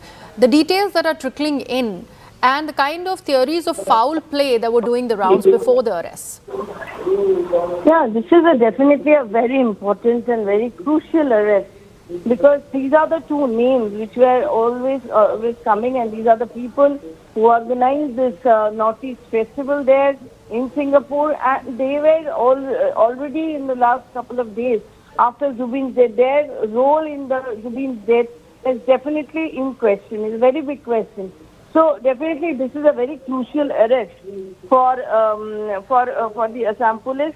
And now the fact that they have been arrested, Shamkanu has been arrested in IGI airport, and Gurugram Toll Plaza, Siddharth has been arrested around Gurugram Toll Plaza around 1:30 a.m. That's what we are getting. Now this is very crucial. The 14 days that they have been granted with 14 days custody is very crucial because in these 14 days the police will be questioning them and will try to find out the motive or what is the reason and why their name has come. So all these things will be probed. So definitely the way he died, and obviously Zubeen Garg is like a legend, and obviously entire Assam and Northeast is in a state of shock.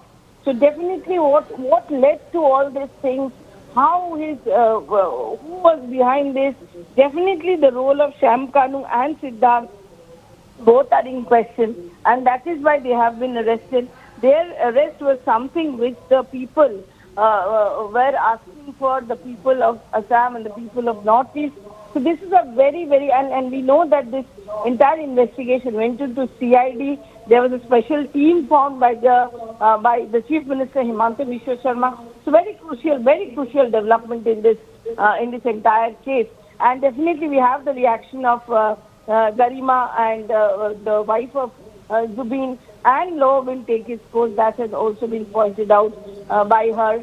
So definitely she's keeping faith on the CID probe. That's quite clear. And now we'll have to really see that what's next. But this is very, very crucial because Shamkanu was the person, he was behind this Northeast Festival. So definitely his role and what led to, and the fact that they got the 14 days police custody. So this entire time they will be questioning and they will try to track and get the real reason for this for Zubeen's Absolutely. Right, Kamalika, thank you so much for all of those inputs. And on that note, we go into a very short break here on CNN News 18. News and updates continue on the other side. Stay tuned.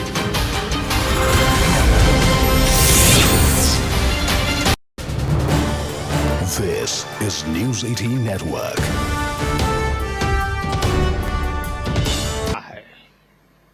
हम सभी जानते हैं 26 जनवरी को गणतंत्र दिवस की parade की कितनी अहमियत होती है।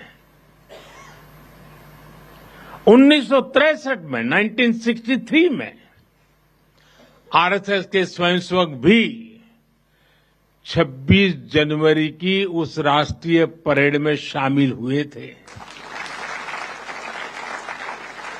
और उन्होंने आन बान शान से राष्ट्रभक्ति की धुन पर कदम ताल किया था।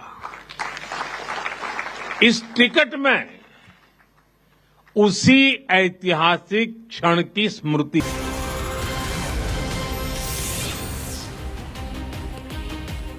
Thanks a lot for staying with us. You're watching CNN News 18. I'm Shivani Gupta. Let's begin with a quick check of the headlines we're tracking. Prime Minister Narendra Modi attends RSS Centenary celebration, says Sang's 100 years reflect sacrifice, nation building. Launches commemorative coin and stamp. Final Bihar voter list released. 47 lakh names dropped after poll roll revision. Opposition goes after Election Commission.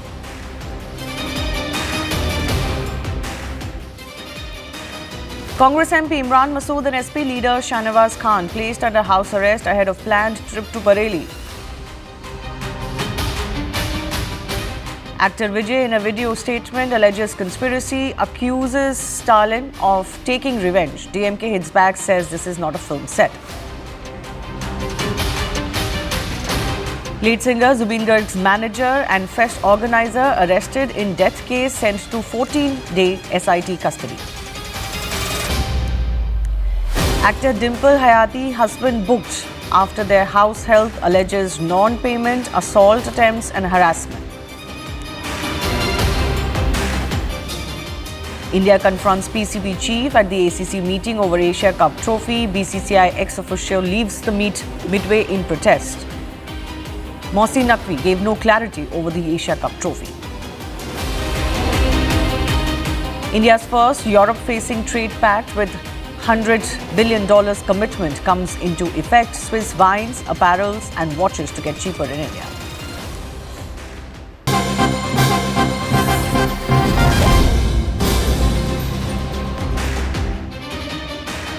Let's get you some latest updates as far as the entire Asia Cup row is concerned. Pakistan Cricket Board Chief Chor Naqvi has refused to hand over the Asia Cup trophy to India. Instead, the PCB chief is now saying that Indian captain Suryakumar Yadav should collect the trophy in person from the ACC office. But of course, this is something that is not going to be acceptable at all. The BCCI has also reportedly decided to take strict action against Chor Naqvi, planning to file a formal complaint against him with Dubai police for theft and unlawful possession of the trophy. I can't hear anything.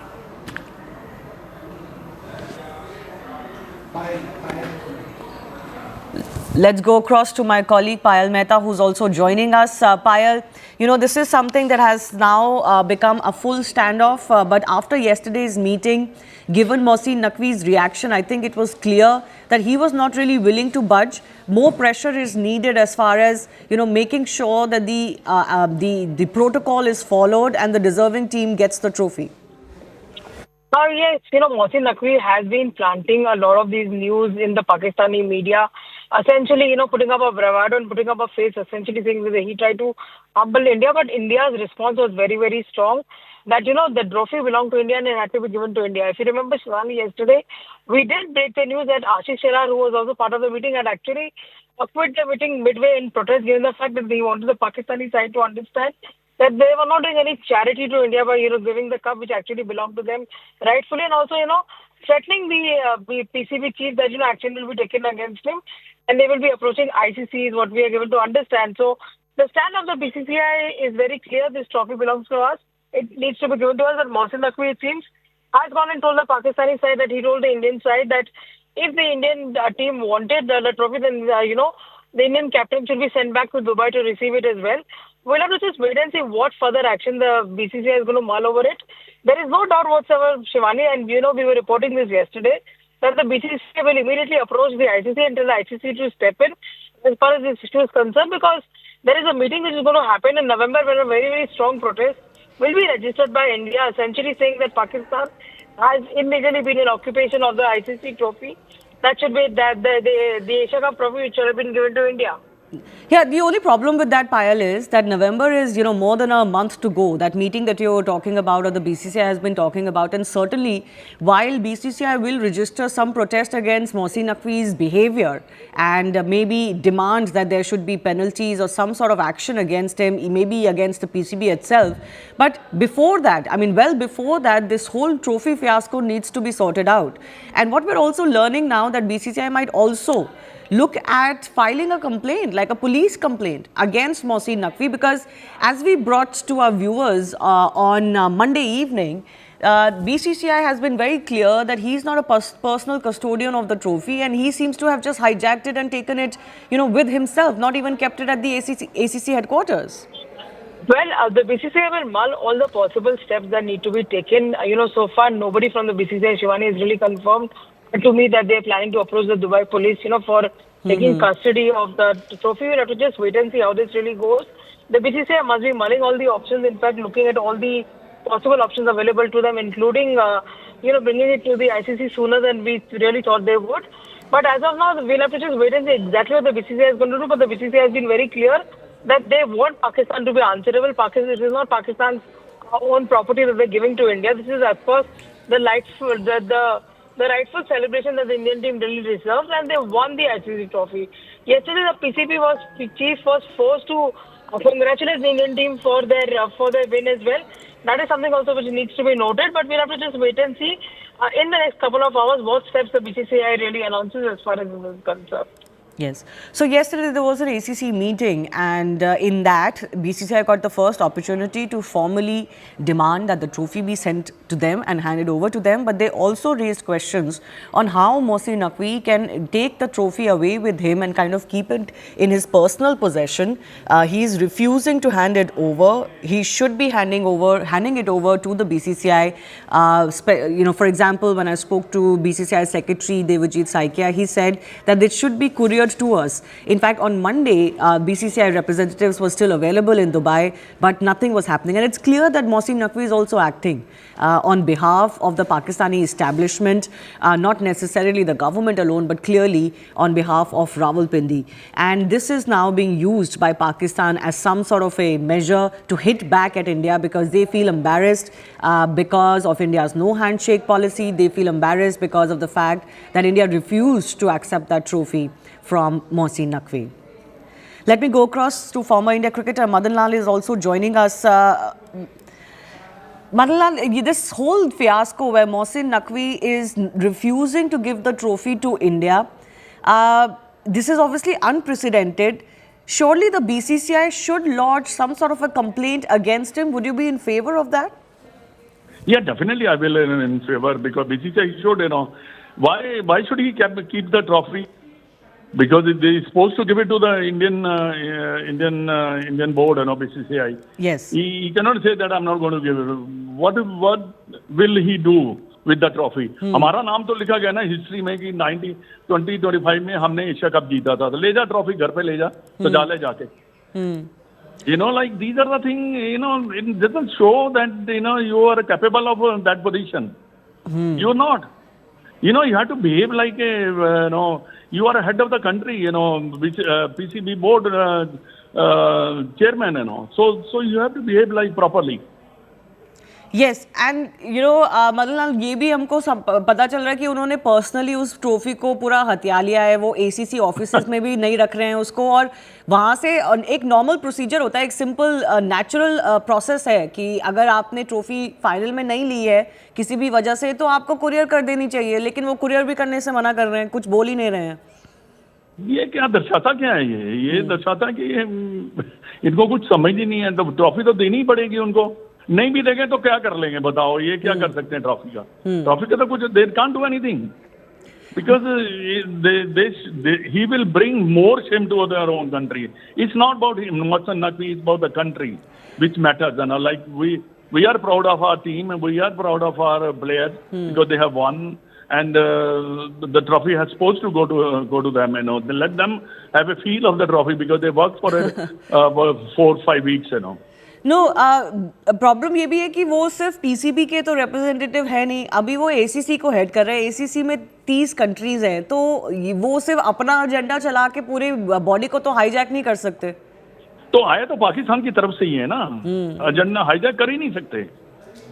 They will be laughing stock, you know, like hijack कैसे करें. पाकिस्तान की तरफ से representative हुआ तभी वो ACC का जो बना है ना, नहीं तो कैसे बन सकता है वो. ऐसा थोड़ी कि हमें मेरे को बना दो जी, ऐसा नहीं होता कभी. प्रॉपर हर कंट्री से अपना अपना रिप्रेजेंटेटिव आता है, तो वो उसकी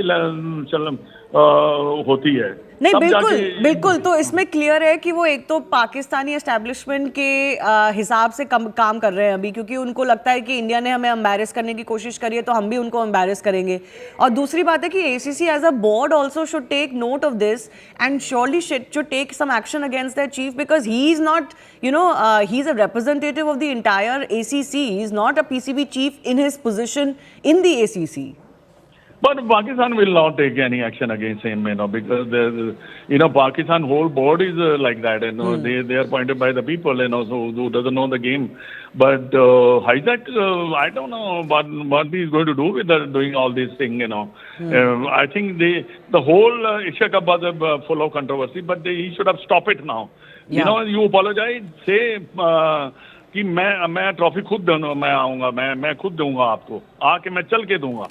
You know, like that shows that you have a class, but they doesn't have anything, so that's why they're keeping the trophy रख के क्या फायदा उनको. Absolutely. Madhalan, thanks a lot for joining us. I want to go across to Atul Vasan, former cricketer as well. Atul Vasan, India might contemplate, the BCCI might contemplate now filing a police complaint, we are being told, because, you know, it's a laughable situation where Mohsin Naqvi has just personally taken custody of the trophy. He's not even willing to, you know, let the ACC do what is required to be done now. It is becoming a circus of the absurd. I said that it is bottomless stupidity that I'm seeing each day. And you were telling me he apologized. I don't believe it. And even if he you know, I mean, I'm sure he doesn't mean it. Because, you know, this is the way they thought that they can spite India by taking away the trophy. How childish, you know, this mentality is. Not realizing the egg is on the face. And if he's apologized, I think it has to be under the threat of some penalty clause or something where they will have to pay some financial, you know, penalties for this. And I think that India should pursue that the check Salman Agha threw away, make sure that is not in cash. That should be stopped immediately. That money, if they have rejected and insulted, that should not be going back to them at all. You know, there are of course reports suggesting that he apologized. There are reports suggesting that he wants that if India wants the trophy, then the Indian captain should come to Dubai and take it from him. Obviously, that is not going to happen. But we're also learning that the BCCI registered a strong protest against him and could be planning further action. But in all of this, the question that arises, Atul Vasan, is that ACC is not the personal property of Mohsin Naqvi. No, he may be the chair right now, but the body is bigger than him. Yeah, of course, it's by rotation, he knows that, you know, and then ICC. So whatever you do, and then Pakistan has got this kind of a narrative that ICC means BCCI, which is not entirely misplaced, because yes, of course, because of the clout India has financially in the world cricket, and of course the head of ICC is Indian. But having said that, we are much more mature people than them, you know, so we will take it as on its face. You know, and if he is apologized, why doesn't he do that on camera? You know, because I can't believe that he did that. And even if he's done it, I'm sure he doesn't mean it. You know, in a month without Sundays. Atul Vasan, I thank you for joining us. It is, of course, a fiasco that is just going on, and purely because of the insistence of Mohsin Naqvi, this entire scene played out. The trophy could very easily have been handed over to India by any other dignitary who was present, any other board representative, and it's not unknown for this to happen. People like to receive the medal or the trophy from somebody who's, you know, connected to them or their representative. So it's not out of the ordinary in sports, from Olympic medal ceremonies to other world championships to even in cricket, what has happened in Champions Trophy or Asia Cup before. Vineet Ramakrishnan is also joining us. Vineet, what more are you learning of what has transpired between the BCCI and the PCB in that meeting? Well, it's been more than 72 hours since India's victory, and Mohsin Naqvi has neither handed over the trophy nor has the team, or it has not been given in the ACC office as well. And in the meeting also, I mean, it has been pretty much understood that it's been down to the 5 test-playing nations to get to a resolution to this. And very interestingly, in the 5 test-playing nations, Mohsin Naqvi himself would be there as a PCB chief. So there is an impasse there. But one interesting thing that what we are learning is that BCCI may be mulling a complaint to the Dubai police now against Mohsin Naqvi for keeping the trophy, because this is like BCCI would be looking at not take Mohsin Naqvi or Mohsin Naqvi to not take the trophy back to Pakistan. So this is one thing that BCCI might be mulling, to put in a complaint to Dubai police for against Mohsin Naqvi for unlawful possession of the trophy, and it has now become very inexplicable in many ways what Mohsin Naqvi is trying to do here, kind of, as what Madan Lal said, kind of becoming a laughing stock from a controversy to absolute funny circus it has become. There's no other way for Mohsin Naqvi here, and if BCCI mulls over and puts in a complaint to Dubai police again, it would be an embarrassment for Naqvi himself. BCCI, we are learning, have already decided to put in a very strong complaint to the ICC in November when the meeting happens. So that will take its due course. But yeah, this is what we are learning, that Mohsin Naqvi in a way keeping the trophy in his possession, not willing to give it away for no other reason. Inexplicable reason is what we can only think about here. All right. We'll leave it at that. Vineet, thanks a lot for joining us. The other big story we're tracking, Bareilly in Uttar Pradesh remains tense following violent protests on September 26, sparked by demonstrators carrying I Love Muhammad placards who allegedly pelted stones outside the Ala Hazrat Dargah. Police have since arrested as many as 70 individuals, including cleric Taqi Raza and his aide Maulana Mohsin Raza. Authorities have also initiated demolition actions against properties linked to Mohsin Raza. Bareilly police have now encountered 2 rioters, Indris and Iqbal, near CB Ganj, injuring both. 2 country-made pistols have been recovered, and the duo had previously fired at police during the violence near Kotwali. Meanwhile, Congress MP Imran Masood, SP leader Shahnawaz Khan have been placed under house arrest ahead of their planned visit to Bareilly. The AIMPLB, which is the Muslim Personal Law Board, in a strong worded statement has demanded that Taqi Raza be immediately released. Party का delegation हम लोग जा रहे थे, और हम तो 2 ही लोग थे यहाँ से, मैं और शाहनवाज साहब दोनों ट्रेन से जा रहे थे, और ट्रेन से ही वापसी भी थी। 11:30 बजे पहुँचना था और 1:30 बजे हमारी वापसी भी थी। लेकिन ऐसा हालात हो गए, मुझे नहीं समझ में आता कि बिल्कुल एकदम हर चीज़ के ऊपर पाबंदी, कि देश के अंदर जो माहौल है, जो हालात बने हुए हैं, क्या पोस्टर दिखाने के ऊपर टांगे तोड़ दे रहा हूँ। फतेहपुर के अंदर मस्जिद में, मज़ार में घुस करके तोड़फोड़ की जाती है, कब्रों को तहस नहस किया जाता है, पुलिस की बैरिकेडिंग तोड़ दी जाती है, पुलिस का डंडा नहीं उठता है। चुनाव हारने का डर सता रहा है, इसलिए मुसलमान के ऊपर लाठी, डंडा, बुलडोजर, गोली सब चलाने का काम हो रहा है। और ये जो नफरतें हैं, इन नफरतों की बुनियाद के ऊपर उन तमाम नाकामियों को छुपा करके चुनाव के एजेंडे को अपने चलाना चाहते हैं। जो भी कानून के साथ खिलवाड़ करेगा और कानून के साथ खिलवाड़ करके आलीशान अट्टालिकाओं पर बैठ करके क्रूर अट्टहास करेगा, निश्चित तौर पर उन पर कार्रवाई तो होगी ही। जिन्होंने भी अवैध अतिक्रमण कर रखा है, कब्जा करके आलीशान मकान बना रखे हैं, निश्चित तौर पर उन पर विधि की परिधि में बुलडोजर तो चलेगा ही। अब किसी को पेट में दर्द हो रहा है तो हो, ऐसे दर्द की कोई दवा नहीं है। बेहतर यही है कि कानून का अनुपालन सुनिश्चित करें। और जिन्होंने भी कानून में कब्जा कर रखा है, समाजवादी पार्टी के एक पार्षद ने वहां अवैध चार्जिंग स्टेशन बना रखा था, ऐसी गतिविधियों को बर्दाश्त नहीं किया जा सकता है। ऐसे लोगों के खिलाफ तो कार्रवाई होगी। My colleague Javed Mansoori is joining us live from Bareilly. Javed, अभी वहाँ पे क्या हो रहा है, सिचुएशन कैसा है ग्राउंड पे? देखिए, मेरी मौजूदगी इस वक्त एसपी सिटी के ऑफिस में है, जहां अभी आला अधिकारियों की बैठक चल रही है, जिसमें एसएसपी अनुराग आर्या एसपी सिटी मौजूद है। इसके अलावा उन 5 थानों की पुलिस मौजूद है जहां पर ये मुकदमे दर्ज किए गए हैं। एक बार तस्वीर आपको नसीब सिंह दिखाएंगे। यहीं पर बैठक चल रही है और आप यहां पर तस्वीर देख सकते हैं। तमाम पुलिसकर्मी मौजूद हैं, बड़े अधिकारियों की गाड़ियाँ यहाँ पर मौजूद हैं।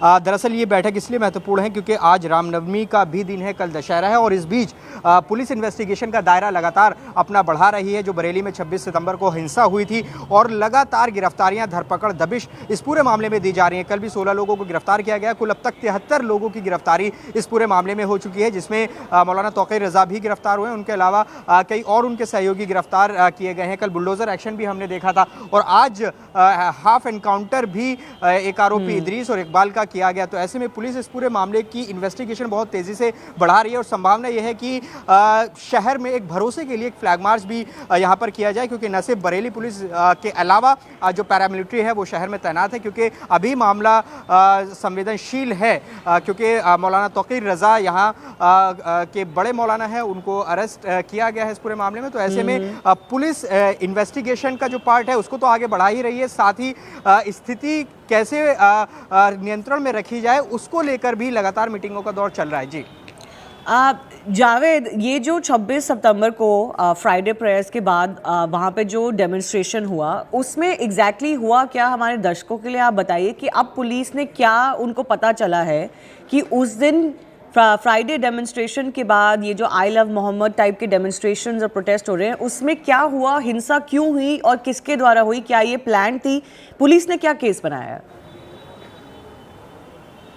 देखिए, पुलिस हर पहलू से इस पूरे मामले की जांच कर रही है। पुलिस साजिश के एंगल से भी जांच कर रही है, क्योंकि एक बड़ी भीड़, जुमे का दिन था, आमतौर पर नमाज के लिए लोग इकट्ठा होते हैं, लेकिन पहले से ही मौलाना तौक़ीर रज़ा की तरफ से कॉल दिया गया था कि वो आई लव मोहम्मद को लेकर प्रदर्शन करेंगे। तो पूरी एहतियात बरती गई थी, लगातार कोशिश की जा रही थी संवाद हो सके, किसी तरह से प्रदर्शन वो ना हो, पुलिस प्रशासन उनके संपर्क में था। मौलाना तौक़ीर रज़ा जिस जगह वो प्रोटेस्ट था आला हज़रत मस्जिद के पास, जहां पर नमाज के बाद लोगों को जुटना था, प्रदर्शन करना था, वहां से कुछ दूरी पर वो एक घर में थे। पुलिस ने वहां उनको नज़रबंद किया और फिर वहां नमाज के बाद 2 मस्जिदों में वहां पर नमाज हुई, जो एक करीब 2 बजे और दूसरी करीब 3 बजे के आसपास नमाज हुई और उन दोनों की जो भीड़ थी वो वहां पर इकट्ठा हुई और प्रदर्शन हुआ। आरोप यह है कि पुलिस पर पथराव किया और उसके बाद लाठीचार्ज किया गया। ये तस्वीरें हम लगातार देख रहे हैं किस तरह से उस वक्त स्थिति वहां पर बनी थी। तो ऐसे में इसी आरोप में मौलाना तौक़ीर रज़ा को गिरफ्तार किया गया, क्योंकि उन्हीं के आह्वान पर प्रदर्शन हुआ था। हालांकि इसमें एक और पेज सामने आया, जो नदीम की गिरफ्तारी हुई है, जो कि मौलाना तौक़ीर रज़ा के सहयोगी हैं, उन पर यह आरोप है दरअसल कि पहले तो ये एक लेटर हेड ये जारी किया गया IMC की तरफ से कि ये जो प्रोटेस्ट है कॉल ऑफ कर दिया गया, लेकिन एक व्हाट्सएप चैट अब सामने आई है जिसमें दावा किया गया कि जो नदीम है उन्होंने ये कहा कि वो जो लेटर हेड है वो फर्जी है, कोई कॉल ऑफ नहीं किया गया है, प्रदर्शन उसी तरह से होगा जिस तरह से ऐलान किया गया था। तो ऐसे में नदीम की भी गिरफ्तारी हो चुकी है, जो कि उनका मीडिया कोऑर्डिनेटर बताया जा रहा है। तो ऐसे में पुलिस इस पूरे इन्वेस्टिगेशन को बढ़ा रही है। इसमें 73 लोगों की गिरफ्तारी हुई। जो की पर्सन है मौलाना तौक़ीर रज़ा और उनके करीबी कई हैं, उनको गिरफ्तार किया गया। इसके अलावा अज्ञात करीब 2500 लोग अज्ञात बताए जा रहे हैं। ड्रोन फुटेज और जो अलग अलग फुटेज हैं उनको खंगाला जा रहा है, क्योंकि जो भी फुटेज में आएगा पुलिस उस पर कार्रवाई करेगी, क्योंकि बड़ी तादाद में हमने देखा था कि एक बहुत बड़ी भीड़ वहां पर इकट्ठा हुई थी और नारेबाजी की और पथराव वहां पर देखने को मिला और उसके बाद फिर पुलिस ने लाठीचार्ज किया। तो ऐसे में ये एक लंबी चलने वाली इन्वेस्टिगेशन है। पुलिस अपना इन्वेस्टिगेशन का दायरा और बढ़ाएगी, क्योंकि अभी 73 लोगों को इसमें गिरफ्तार किया गया। संभावना यह है कि आगे और भी गिरफ्तारी इसमें हो। जी, All right. Javed, thanks a lot for joining us. We'll keep coming back to you for more. Let's also listen into some more reactions on what is transpiring in Bareilly.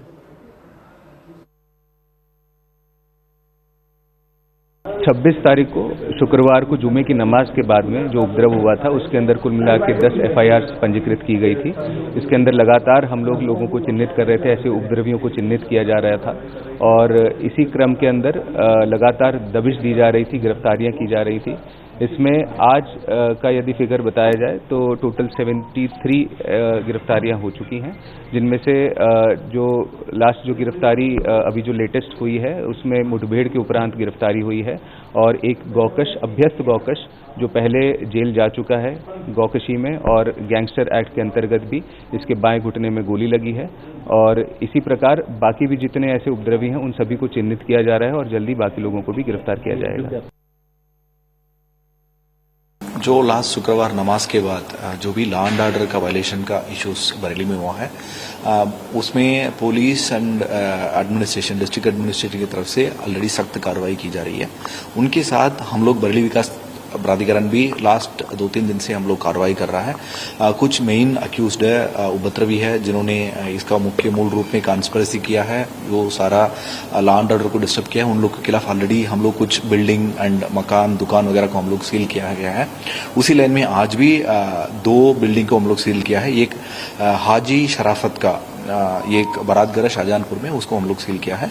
एक ओमान रजा खान, उनका हम एक प्रेमनगर थाना के अंतर्गत एक दुकान को, 2 मंजिल को दुकान को हम लोग सील किया गया है।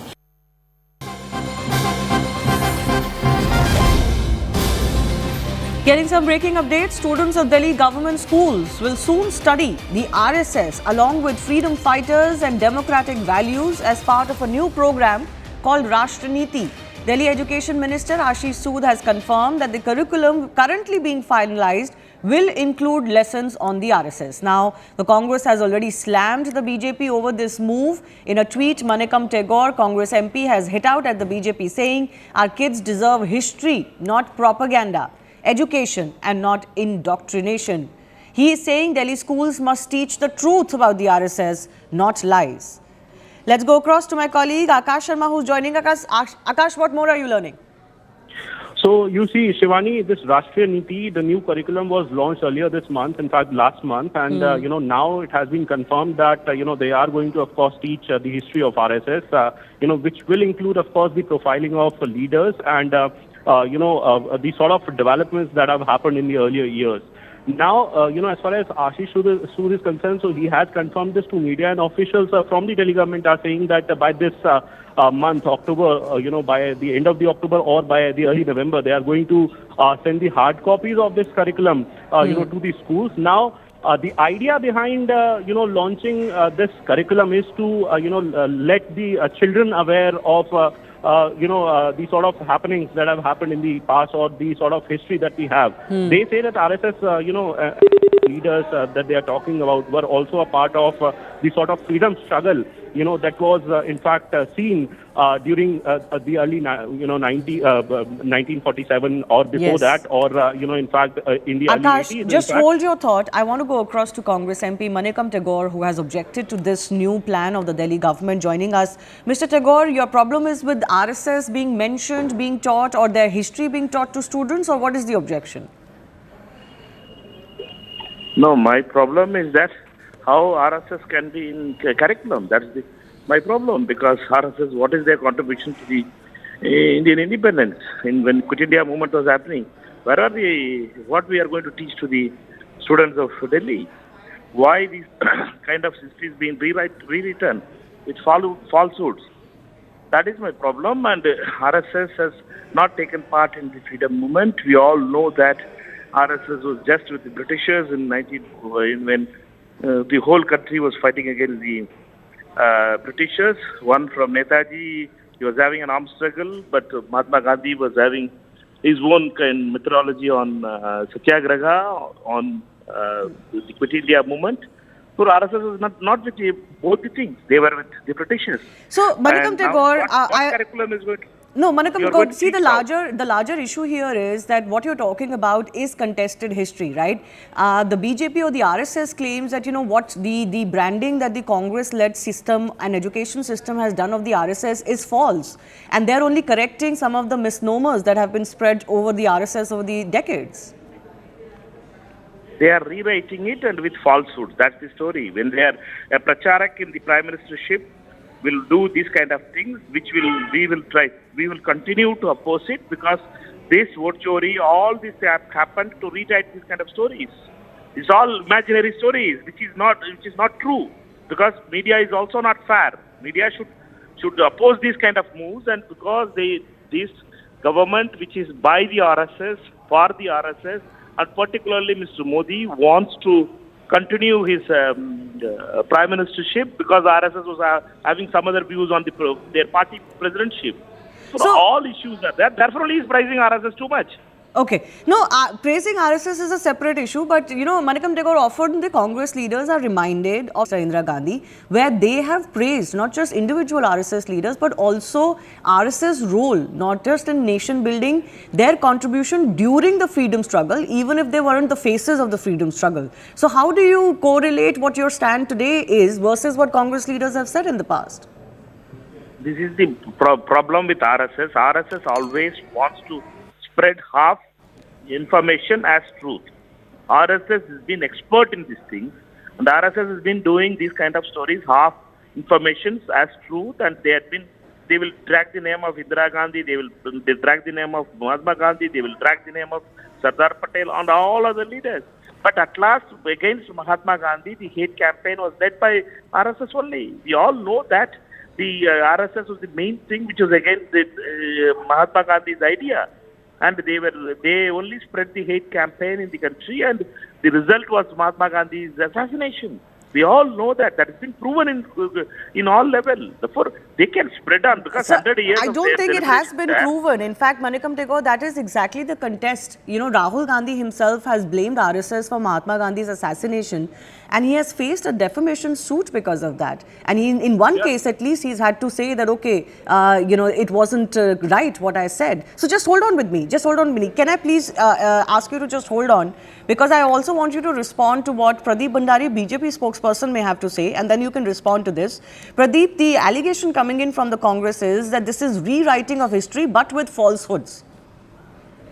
Well, this is the correct writing of history because the Congress party only taught history from the point of view of a colonial mindset and from the point of view of the conquerors. Is it true or not that Mahatma Gandhi visited RSS ashram in Wardha? Is it true or not that Jawaharlal Nehru invited RSS to the Independence Day parade? Is it true or not that RSS contributed heavily in giving shelter to many during the 1984 Sikh riot? Is it true or not that the RSS ensured that those Hindu, Sikhs and all the religiously persecuted minorities who had come to India post-partition were given the due humanitarian rehabilitation efforts? Is it true or not that RSS contributed in liberation of Goa and ensuring that Goa comes in the Indian territory? Is it true or not that RSS also contributed in the freedom struggle by participating by the first Poon Swaraj proclamation done by Guruji Hegdewar? So the essence is that the Indian history has to be taught from the point of view of Bharatiya, not from the point of view of conquerors. And the Congress party historically only has done it from a leftist point of view. We are not correcting, we are not putting falsehood, we are just correcting and stating fact. No, so Pradeep, the main contention of the Congress party is that there is an attempt to somehow suggest that RSS played a role in the freedom struggle and give them more credit that they deserve. But there is nothing to suggest that RSS was actively part of the freedom struggle at that time. This was a movement led predominantly by then Congress leaders, including Mahatma Gandhi. Well, the Congress party, this is where the skewed and the wrong part of the history that the Congress has taught. If that was so, why would the Maharashtra High Court, in Madhya Pradesh High Court in 2018 call RSS the most patriotic organization? Is it true or not that in 1920, the Congress session, it was Dr. Hegdewar who had first proposed the proclamation for Poon Swaraj, which was later adopted in the Lahore session of the Congress party. So RSS has participated in the freedom struggle. There are countless Swayamsevaks who have given their life. The issue only believes that the freedom movement starts with Nehru and ends with Nehru, who spent years in a 5-star jail, not in Kala Pani. Right. Pradeep, I thank you for joining us. So, politics breaking out as far as the aim of the Delhi government to introduce a separate program called Rashtra Niti for Delhi school students, in which RSS will also be noted. The plan is that RSS history, RSS leaders' history will be part of this program called Rashtra Niti. Exact contours of it would be known soon, exactly what is said, what is included or not. But this is a program that will also include, for example, other freedom fighters, their history and democratic values. That is what we're learning. My colleague Aman Sharma is also joining us with more on this. Aman, yet another edition or quote-unquote revision of textbooks, creating, a political row. This time, Delhi government going ahead with a plan to include RSS in history books. But what is so controversial about it? What is it that they're going to say about the RSS that already is being objected? Well, Shivani, see, one thing is very clear, and if you heard the PM, speaking at this function earlier today morning, the government is very clear. The Prime Minister laid it out that RSS is a 100-year history of glory. It's a history. It's a journey of being devoted to the nation selflessly. It's a journey of seva, and it's a journey of always keeping the national interest first. So that is what the Prime Minister has said, that RSS, there were many attempts to make this organization irrelevant after we got independence, but RSS has never had a politics of hate against even such steps. When it was tried to be subjugated, their leaders were jailed. RSS always emerged stronger from these, and it has continued on its journey. So I think that is the same vein that we want. Delhi government is now thinking that it should be brought this into the textbooks to explain also to children that RSS organization, what it really stands for, because many of our past books have also vilified in a way the RSS, to explain its history in detail as the Prime Minister spelt it out. So I think that seems the larger effort, and especially see the commemorative coin issued today, which has a photo of Bharat Mata and the RSS Swayam Sevaks bowing to her, or be it this postage stamp which has been released by the PM, which shows of the history that in 1963 Republic Day parade, RSS Swayam Sevaks were a part of the Republic Day parade because Mr. Jawaharlal Nehru invited them to be a part of it after being impressed by their contribution to the security of the country during the 1962 India-China war. Are all these things in our history books? They are not so. So I think that seems the entire, I think the entire objective of this whole exercise, to make our curriculum also very balanced and, actually inform the facts to the children about the organization, the RSS. All right, Aman, leave it at that. Thanks a lot for joining us.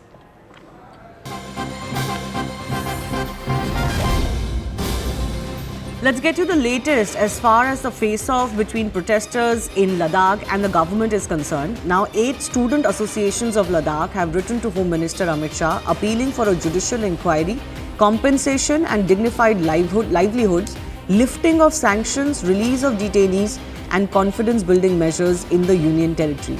This is happening after violence broke out at one protest or demonstration site, and after that there's been a crackdown by the government against alleged conspirators, including Sonam Wangchuk and others. My colleague Ishan Vani is joining us. Ishan, tell us more of what the student associations are saying. Well, these are student associations. Some of them are stationed outside Leh, and they are demanding that there should be a judicial inquiry. There should be compensation given to the families who have lost their loved ones in that firing incident. And they're also demanding that there should be a judicial inquiry which should be headed by a High Court judge who could see that if the SOPs were followed while the gunfire was opened. They also want compensation for the families because their loved sons have been lost, and those were the sole bread owners of the family. And that's what they want, compensation for those families. And they are also demanding that there should be a dignified livelihood for them. Also, they're appealing to lift sanctions or release those who have been detained.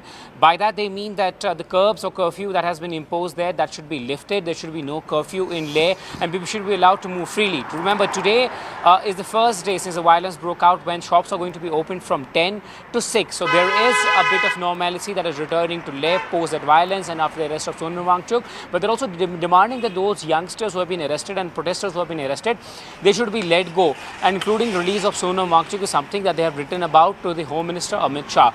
Interestingly, some of these points have been made by the Ladakhi leadership as well, who have opted out of talks with the centre, including the Kargil body and Leh body. Both of them are demanding similar measures, and they also want that they should be clarified that people of Ladakh are not anti-nationals, that the portrayal, particularly in the media or on social media, that they were anti-India protesters, but they are not. They are somebody who have been demanding their rights while holding the tricolour.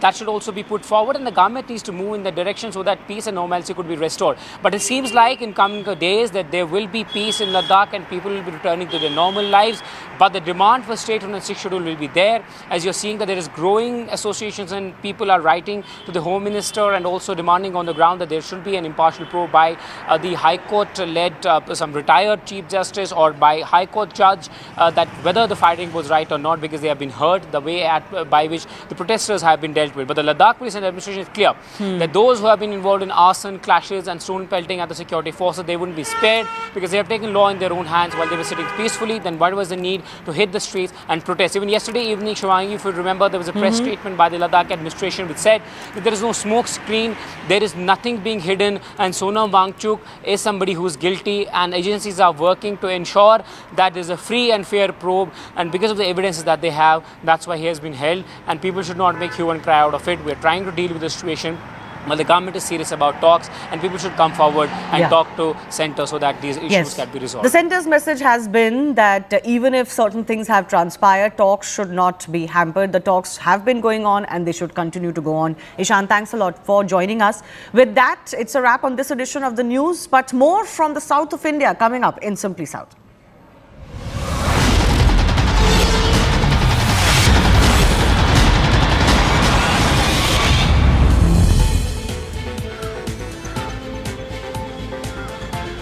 Hello and welcome to Simply South. I'm Harish Upadhyay. We are joining you live from the beautiful Kaban Park here in Bengaluru. But the focus today is Tamil Nadu.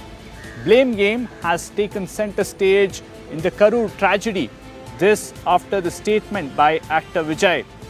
Even as the probe intensifies, we are now witnessing blame game in the Karur Stampede case. Actor turned politician Vijay broke his silence nearly 72 hours after the incident that claimed 41 lives, saying he will meet the victims. Vijay also dared Chief Minister M. K. Stalin to take revenge to him and not from his party workers. Vijay insists he did no wrong and says that his political journey will continue. The DMK government hit back, releasing videos allegedly showing TVK cadres breaking barricades and ignoring police warnings. Top bureaucrats held a press briefing blaming overcrowding and poor planning for the stampede. Meanwhile, an NDA delegation led by Hema Malini visited the site demanding a Supreme Court-led probe. And as the blame game continues over the Karur Stampede tragedy, DMK has now hit out at TVK, saying that the party is responsible for the stampede. In a social media post, DMK said, and I quote, Vijay, in a cinematic way, accused authorities of oppression in the name of regulation, leading to his fans violating regulations.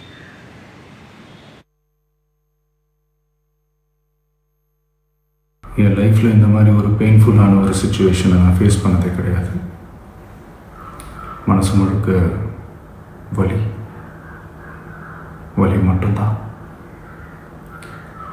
இந்த சுற்றுப்பயணத்தில் என்னென்ன மக்கள் பார்க்க வராங்க, அதுக்கு ஒரே ஒரு காரணம் தான் அவங்க என் மேலே வச்சிருக்கிற அன்பும் பாசம். அந்த அன்புக்கும் பாசத்துக்கும் நான் எப்பவும் கடமைப்பட்டிருக்கிறேன். அதனால தான் இந்த சுற்றுப்பயணத்தில் மற்ற எல்லா விஷயங்களையும் தாண்டி மக்களுடைய சேஃப்டி, அதில் எந்த காம்ப்ரமைஸும் பண்ணிடக்கூடாதுன்றதுக்காக தான் அது என் மனசில் ரொம்ப ஆழமாக இருக்கும் அந்த எண்ணம். அதனால தான் இந்த அரசியல் காரணங்கள் எல்லாத்தையும் தவிர்த்துட்டு ஒதுக்கி வச்சுட்டு மக்களுடைய சேஃப்டி மட்டும் மைண்டில் வச்சுக்கிட்டு அதுக்கான இடங்களை சூஸ் பண்ணுறது, அதுக்கான இடங்களை பார்த்து பெர்மிஷன் கேட்குறது. கிட்டத்தட்ட ஒரு 5 மாவட்டத்துக்கு பிரச்சாரத்துக்கு போனோம். இந்த மாதிரி எதுவுமே நடக்கல. ஆனால் கரூரில் மட்டும் ஏன் இப்படி நடக்குது? மக்களுக்கு எல்லா உண்மையும் தெரியும். எங்களுக்கு தரப்பட்ட இடத்துல நாங்கள் போய் அந்த ஸ்பாட்டில் நின்று நாங்கள் பேசிட்டு வந்தோம். அதை தாண்டி எந்த தவறும் எங்கள் சைடில் நாங்கள் எதுவுமே செய்யலை. பட் இருந்தாலும் எங்கள் கட்சியை சேர்ந்த நிர்வாகிகள், தோழர்கள் மேலே எஃப்ஐஆர், அது மட்டும் இல்லை சோஷியல் மீடியாவை சேர்ந்த நண்பர்கள், தோழர்கள், அவங்க மேலே எஃப்ஐஆர்லாம் போட்டு பிடிச்சிக்கிட்டு இருக்கிறாங்க. சிஎம் சார், உங்களுக்கு ஏதாவது இந்த பழி வாங்கணும் அப்படின்ற எண்ணம் ஏதாவது இருந்துச்சுன்னா என்ன வேணாலும் பண்ணுங்க. அவங்க மேலே கை வைக்காதீங்க. நான் ஒன்று வீட்டில் இருப்பேன், இல்லை நான் ஆஃபீஸில் இருப்பேன். என்ன வேணாலும் செய்யுங்க. நண்பர்களே, தோழர்களே, நம்மளுடைய அரசியல் பயணம் இன்னும் ஸ்ட்ராங்காக, இன்னும் தைரியத்தோட கண்டினியூ ஆகும். கூட்டத்திற்கு ஒரு 500 மீட்டருக்கு முன்னாடியே வந்து வாகனத்தின் உள்பகுதியில் போயிட்டாங்க. ஸ்கிரீன் போட்டாச்சு, லைட் ஆஃப் பண்ணியாச்சு. முன் சீட்ல தான் எல்லாரும் உட்காருவாங்க, கையசைப்பாங்க, மேல நின்று கையசைப்பாங்க. இது வழக்கமான அரசியல் தலைவர்கள் செய்யக்கூடிய ஒரு நிகழ்வு. ஆனா அது நேர்மாறா வந்து அந்த 500 மீட்டருக்கும் ஏறத்தாழ அந்த வாகனங்கள் செல்வதற்கு 1 மணி நேரம் ஆயிருக்கு. 1 மணி நேரம் அதை கடந்து செல்வதற்கான சூழல் உருவாயிருக்கு. அந்த இடங்கள்ல கூட எனக்கு சொன்ன வரைக்கும் காவல்துறை வந்து கூட்ட நெரிசல் அதிகமா இருக்கு, கொஞ்சம் முன்னாடியே நிறுத்தி பேசிடலான்னு அவங்க எடுத்து சொல்லியும் அதை கேட்காம 500 மீட்டருக்கு முன்னாடியே அந்த வண்டி கூட்டம் ஆரம்பிக்கிற இடத்துலயே நிறுத்தி பேசலாம், ஓரளவுக்கு உள்ள போனா போதுமானதுன்னு சொல்லியும் அவங்க கேட்கல. கேட்டிருந்தா இது போன்ற சம்பவங்கள் வந்திருக்காது.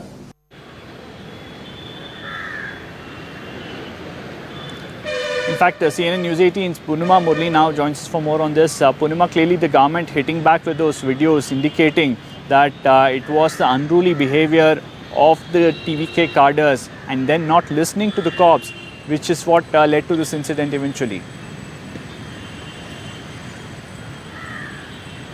Well, the blame game continues. Tamil Nadu government on its behalf yesterday and today, the DMK Karur MLA Sendil Balaji once again pointing fingers at TVK. Two things that he said. One, of course, is the fact that Vijay was scheduled to come at 12. Even if he had come before 4 or 5, things wouldn't have escalated. The tragedy wouldn't have taken place, but he came 6 hours later. And the second point that he said is that 500 meters from the venue, police had reportedly told TVK to stop there because of the crowd swelling, but TVK did not listen. When police had already alerted them to stop the bus 500 meters away from the venue to avoid overcrowding, they did not give in to the request. That's something that TN government continues to maintain. However, TVK in its defense says that this is something that is not the mistake of the TVK. The police had not given the venue that they wanted. They gave them a cramped lane, which led to this tragedy. So blame game continues while the investigation by the one-woman commission, retired Justice Aruna Jagadisan, continues. We'll have to wait for her report to see why did this tragedy take place. Till now, more questions than answers. Absolutely, and we've seen a lot of sharp reactions coming in, especially from politicians across the spectrum, some of them being very critical of TVK and Vijay, while others being guarded.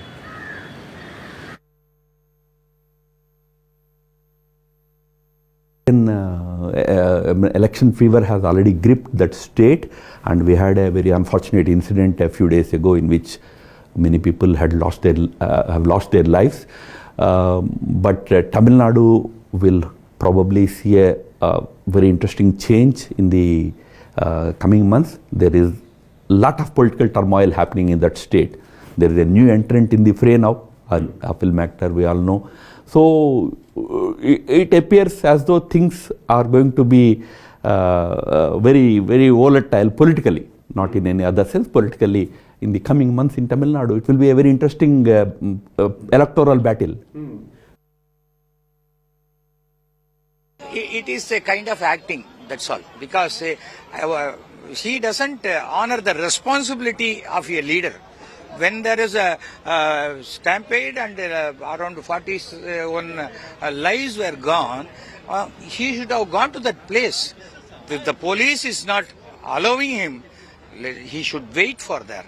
Then he should have given a press meet, and he should have left that place. He failed in it because he is very new to politics. He thinks cinema is politics. Cinema is our game, but politics is something. It is public game. He should know how to play cards in a public place.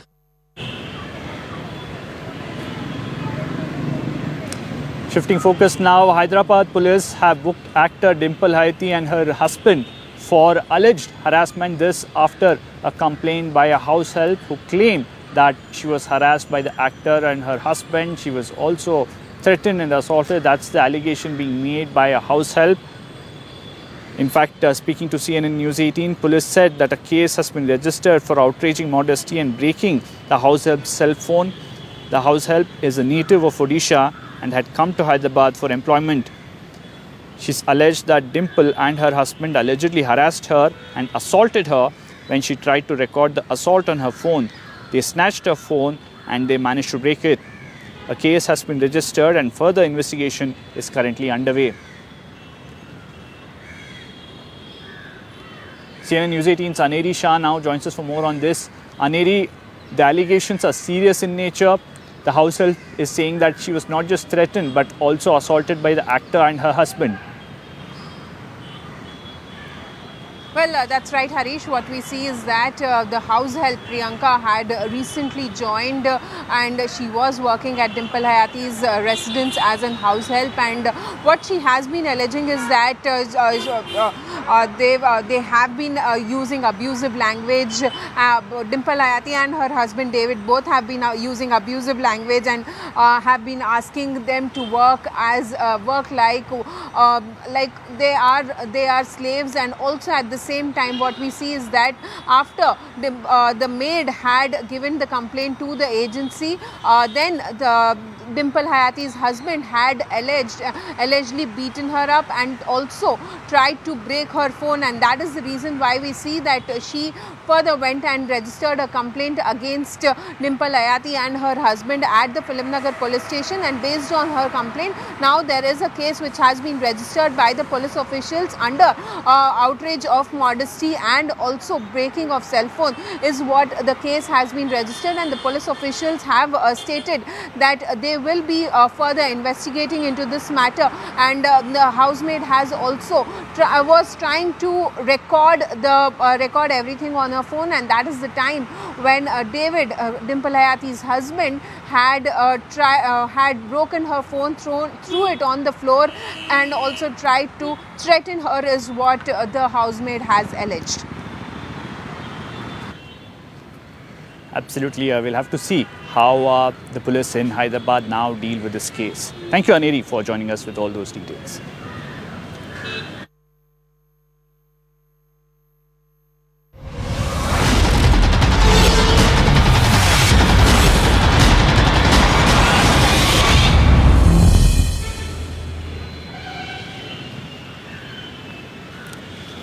Well, India have staged a fighting comeback thanks to the performance of Deepti, Amanjot and Rana before the bowlers came in and sealed the deal. A statement to start the World Cup campaign as Sri Lanka have been left to rue their missed chances in the tournament. India are up and running in the 2025 ICC Women's Cricket World Cup, and how? A game that swung both ways before Harmanpreet Kaur's side took control and sealed it in style. Having opted to bowl first, Sri Lanka stuck early. Smriti Mandhana gone for just 8 and India denied their usual brisk start. Pratika Rawal and Harleen Deol rebuilt the innings and it seemed India had the momentum, but then the collapse. Inoka Ranavira stuck like lightning in the middle overs, bagging 3 wickets in a single over, with skipper Chamaria Tapatu piling on more misery. India went from a comfortable 120 for 2 to a shocking 124 for 6. But from the rubble, heroes emerged. Amanjeet Kaur and Dipti Sharma dug deep, stitched together a colossal 103-run stand and turned the tide. Grit at first, then counter-attack. Amanjot, riding her luck after multiple drops, raised a gutsy 50. Dipti matched her stroke to stroke. And just when it seemed India would settle for 250, Sneh Rana walked in with fireworks. A blistering 28 of 15, blasting India to 269 in 47 overs after rain interruptions. Sri Lankan bowlers had their moments. Ranavira the standout with 4 for 46, but drop catches and sloppy death bowling cost them dearly. Chasing a revised 271, Sri Lanka began steadily. Chamaria Tapatu, scratchy at first, found boundaries to lift hopes, with Harshita Samaravikrama holding the other end. But once Chamari fell, the innings lost steam. The boundaries dried up, pressure mounted, and the Indian spinners tightened the noose. All 6 Indian bowlers chipped in. Dipti capped her all-day performance with 3 wickets. Sneh Rana and Sri Charni picked up 2 wickets each as Sri Lanka folded without much fight.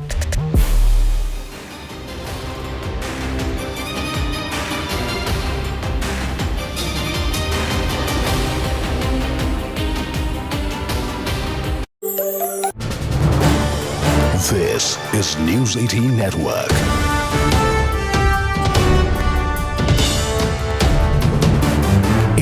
India's largest news network. This is News 18 Network.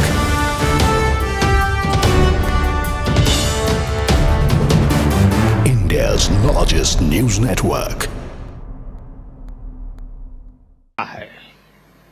हम सभी जानते हैं 26 जनवरी को गणतंत्र दिवस की parade की कितनी अहमियत होती है। 1963 में 1963 में आरएसएस के स्वयंसेवक भी 26 जनवरी की उस राष्ट्रीय परेड में शामिल हुए थे और उन्होंने आन बान शान से राष्ट्रभक्ति की धुन पर कदम ताल किया था। इस टिकट में उसी ऐतिहासिक क्षण की स्मृति है। साथियों, संघ के स्वयंसेवक जो अनवरत रूप से देश की सेवा में जुटे हैं, समाज को सशक्त कर रहे हैं, इसकी भी झलक एक स्मारक डाक टिकट में है। मैं इन स्मृति सिक्कों और डाक टिकट के लिए देशवासियों को बहुत बहुत बधाई देता हूं। साथियों, जिस तरह विशाल नदियों के किनारे मानव सभ्यताएं पनपती हैं, उसी तरह संघ के किनारे भी और संघ की धारा में भी सैकड़ों जीवन पुष्पित पल्वित हुए हैं।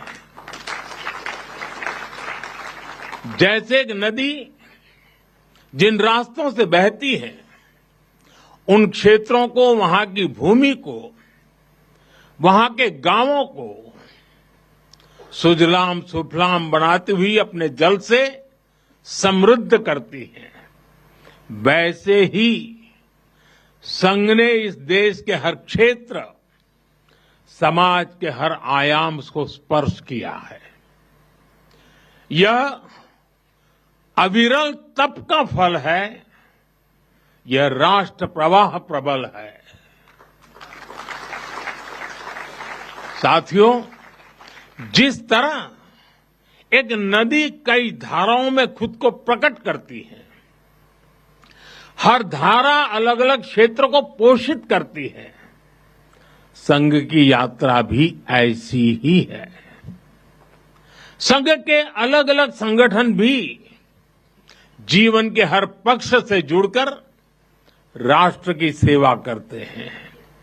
शिक्षा हो, कृषि हो, समाज कल्याण हो, आदिवासी कल्याण हो, महिला सशक्तिकरण हो, कला और विज्ञान का क्षेत्र हो, हमारा श्रमिक भाई बहन हो, समाज जीवन के ऐसे कई क्षेत्रों में संघ निरंतर कार्य कर रहा है। और इस यात्रा की भी एक विशेषता रही है, संघ की एक धारा अनेक धारा तो बनी, मल्टीप्लाई तो होती गई, लेकिन उनमें कभी विरोधाभास पैदा नहीं हुआ, डिवीजन नहीं हुआ, क्योंकि हर धारा का, विविध क्षेत्र में काम करने वाले हर संगठन का उद्देश्य एक ही है, भाव एक ही है, राष्ट्र प्रथम, nation first. This is News 18 Network.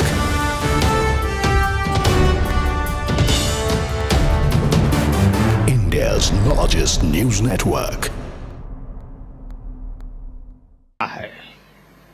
हम सभी जानते हैं 26 जनवरी को गणतंत्र दिवस की परेड की कितनी अहमियत होती है।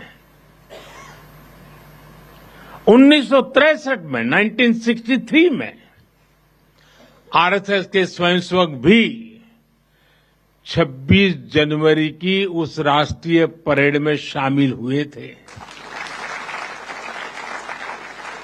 और उन्होंने आन बान शान से राष्ट्रभक्ति की धुन पर कदम ताल किया था।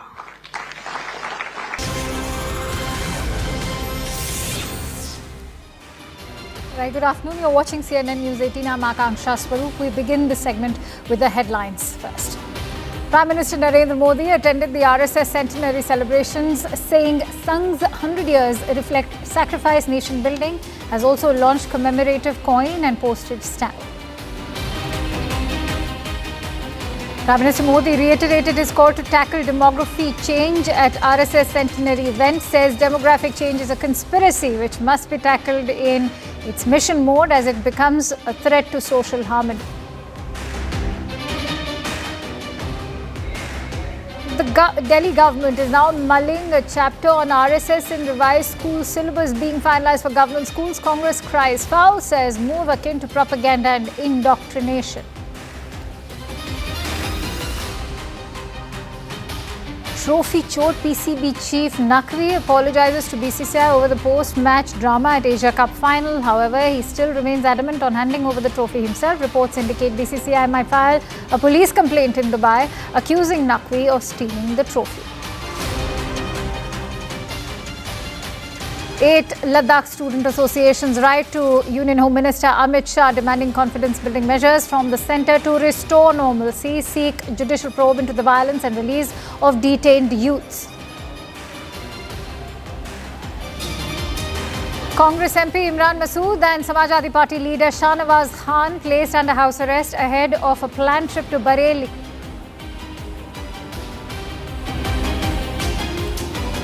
Actor Vijay, in a video statement, alleges conspiracy, accuses MK Stalin of taking revenge. DMK hits back, says this is not a film set. Actor Dimple Hayati and her husband booked after their house help, alleges non-payment, assault attempts and harassment at their home.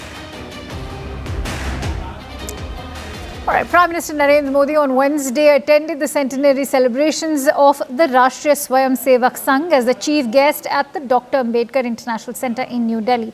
The Prime Minister has released a commemorative postage stamp and a coin to mark the 100 years of the RSS and its contributions to the nation. He also addressed the gathering during the event. Speaking about the work of the RSS, Prime Minister Modi said that the organisation and its various subgroups have served the nation in different areas of life. All right, let's quickly go across to Aman Sharma, who joins me live from the newsroom with more perspective on that news story.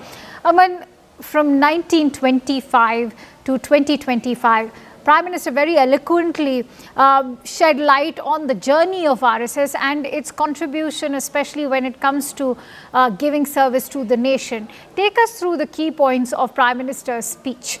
Akanksha, I think it's a very strong speech by the Prime Minister today, also on this occasion that, tomorrow it's marking the 100 years of the RSS. There'll be this Vijayadashmi function as every year in Nagpur, where Ramnath Kovind, the former President of India, is this time the chief guest. But a day before that, the Prime Minister today gracing this occasion as the chief guest, releasing a special stamp and a special commemorative coin on the 100-year history of the RSS. Very significant messages, even in the stamp and the coin. If I come to that first, the stamp showing how the RSS had participated in the 1963 Republic Day parade on then what was called the Rajpath, on the invitation of Jawaharlal Nehru, because Nehru was very impressed with the contribution of the RSS towards the 1962 India-China war, when they helped the forces at the border, through relief, rescue, helping the injured, and he was so happy that he invited them to the Republic Day parade. So here is the RSS also takes great pride in this, that the same Mr. Nehru, who was instrumental in banning them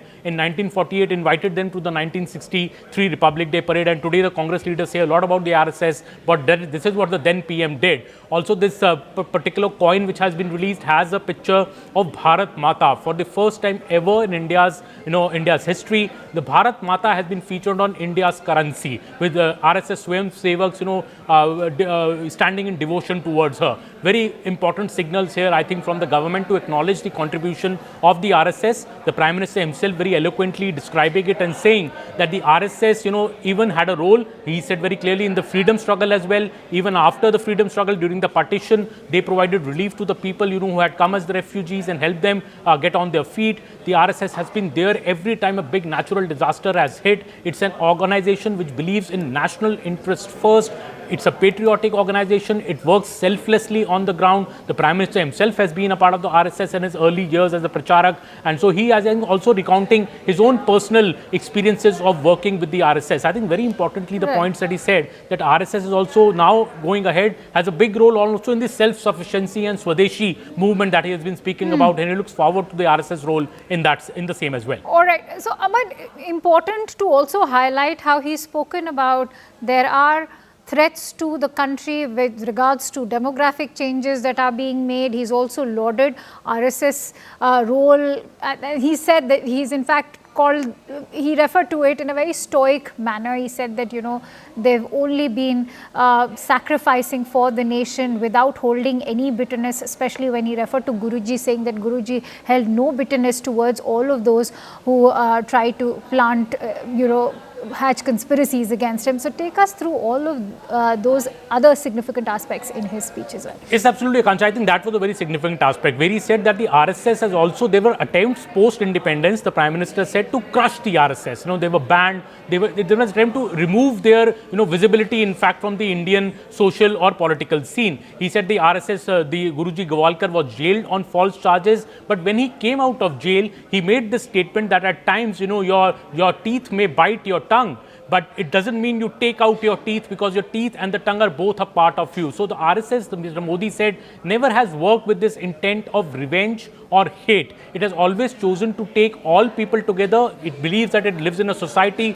so the good and the bad both are a part of the society. And the Prime Minister clearly saying that there is much to learn, from the RSS. He also very clearly said that the RSS is a very disciplined organization. You never hear of any tussle or a fight inside the RSS. It's a big body. It's had so many thousands and lakhs of Swayam Sevaks across the country, but still a very disciplined organization. And ahead of this big Vijayadashmi function tomorrow, where the Ramnath Kovind will be present, I think the Prime Minister is also trying to remove these doubts over the RSS and saying that there has been a vilification campaign against the organization, but the organization has only helped the country in its worst times. All right, many thanks to you, Aman, for bringing us all those detailed inputs. With that, shifting focus over to an exclusive conversation that CNN News18's Anand Narasimhan had with RSS Prachar Pramukh Sunil Ambedkar, who highlighted the RSS's work in Kashmir and with the socially deprived children as well. Listen in. The other thing is, they say that you have never contributed to nation building. You never accepted the tricolor. And what is Sangh's bhumika in the freedom struggle? संघ ने ऐसा क्या किया जो अपने आप को राष्ट्रीय स्वयंसेवक संघ कहता है और राष्ट्र निर्माण की बात करता है? ये सारे धारणा है. I think these are all rhetoric and with all prejudices or deliberated vested interest. So I think RSS was formed. Dr. Edgewarji was a born patriot.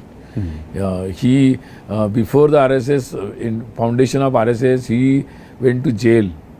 He was very active worker, and then after even he was in RSS Pratigya, that is the oath which was taken by all Swayamsevaks. It before independence, it was one of the main important motto of RSS was for the independence of this country.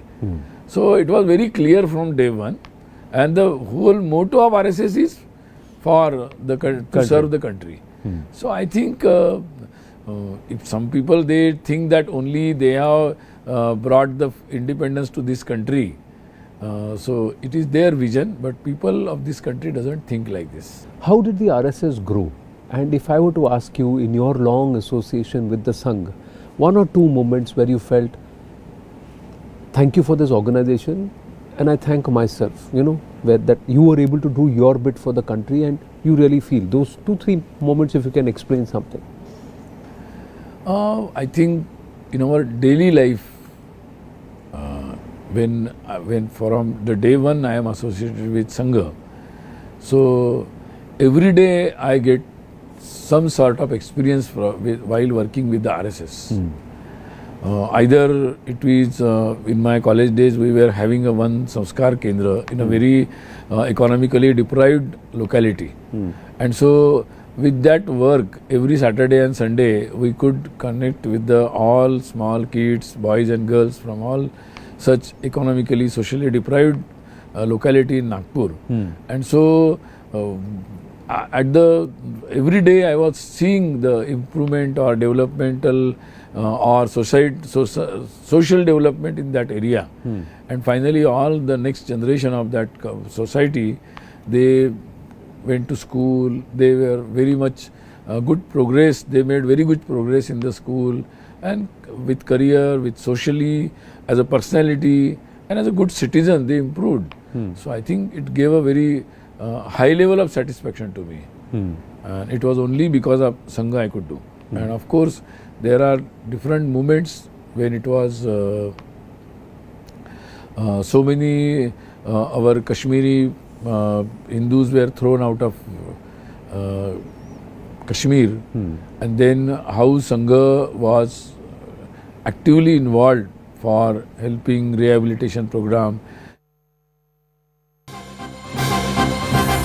The story getting in breaking inputs. The Congress has taken a sharp jibe now at Prime Minister Modi for his tribute to the RSS earlier in the day, and Congress's Jairam Ramesh has cited Sardar Vallabhbhai Patel's 1948 letter and says, is he even aware of what Sardar Patel wrote to Dr. Shyama Prasad Mukherjee on 18th of July back in the year 1948?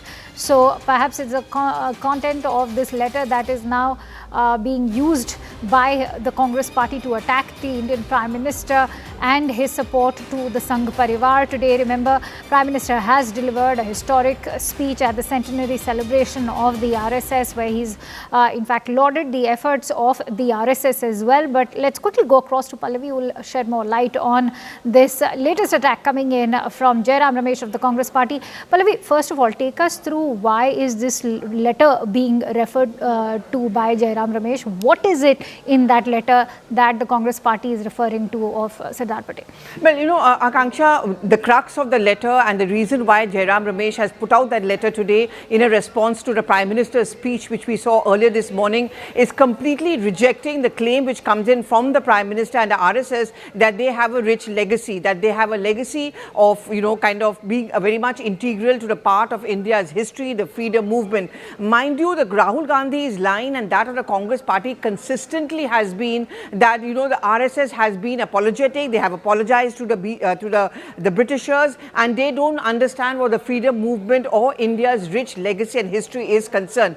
What Jairam Ramesh is trying to do through that letter is essentially to point out that history is testimony to the fact that whatever the Prime Minister claimed today, whatever the RSS may be claiming it, is absolutely incorrect. They have been largely an anti-national party. They have always been divisive in nature. This has always been Rahul Gandhi's politics. He may be facing many defamation cases from the RSS, but he's always held them responsible for, one, ideologically dividing the country, two, responsible for the mindset which led to the assassination of the Mahatma.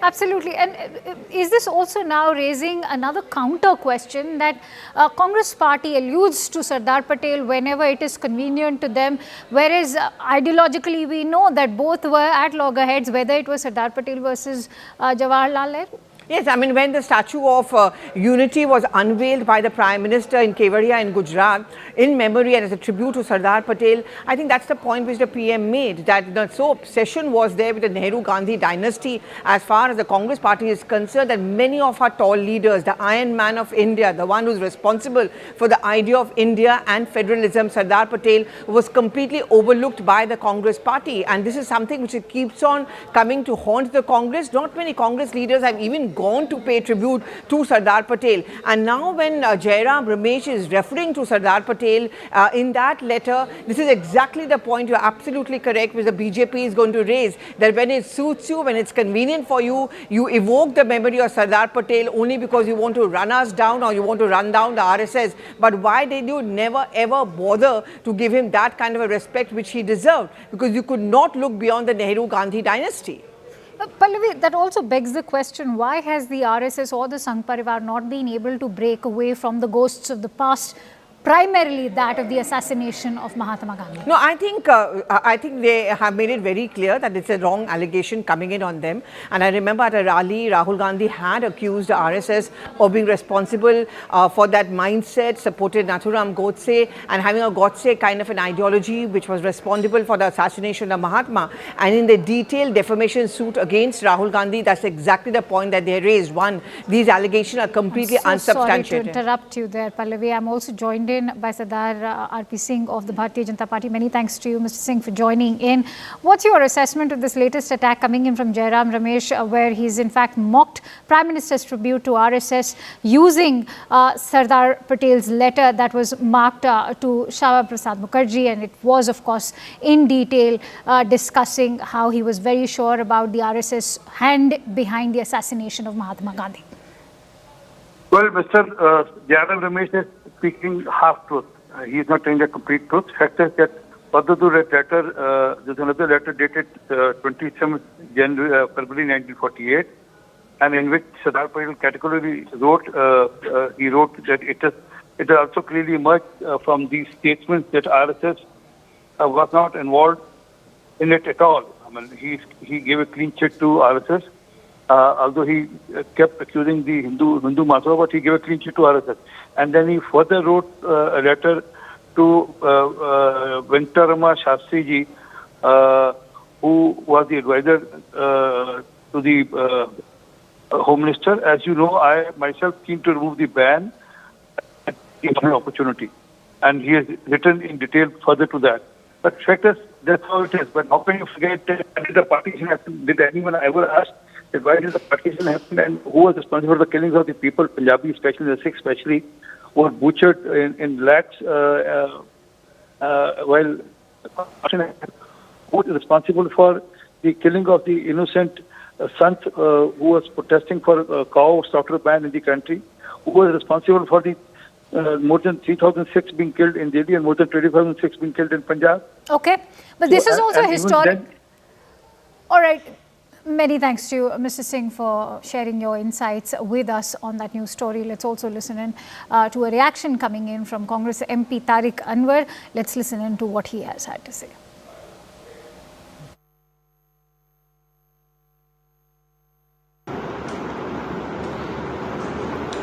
I'm joined by Congress MP Mr. Tariq Anwar. Sir, आज RSS की centenary meeting थी और उसमें inaugurate किया गया है एक point और उसके साथ स्टैम्प भी इनॉग्रेट किया गया है और प्रधानमंत्री जी ने कहा है कि कहीं ना कहीं जो फ्रीडम स्ट्रगल का जो हिस्ट्री रहा है RSS का वो उसको इग्नोर किया गया है और बैन करने की कोशिश की गई है उनको संस्था को काफी बार।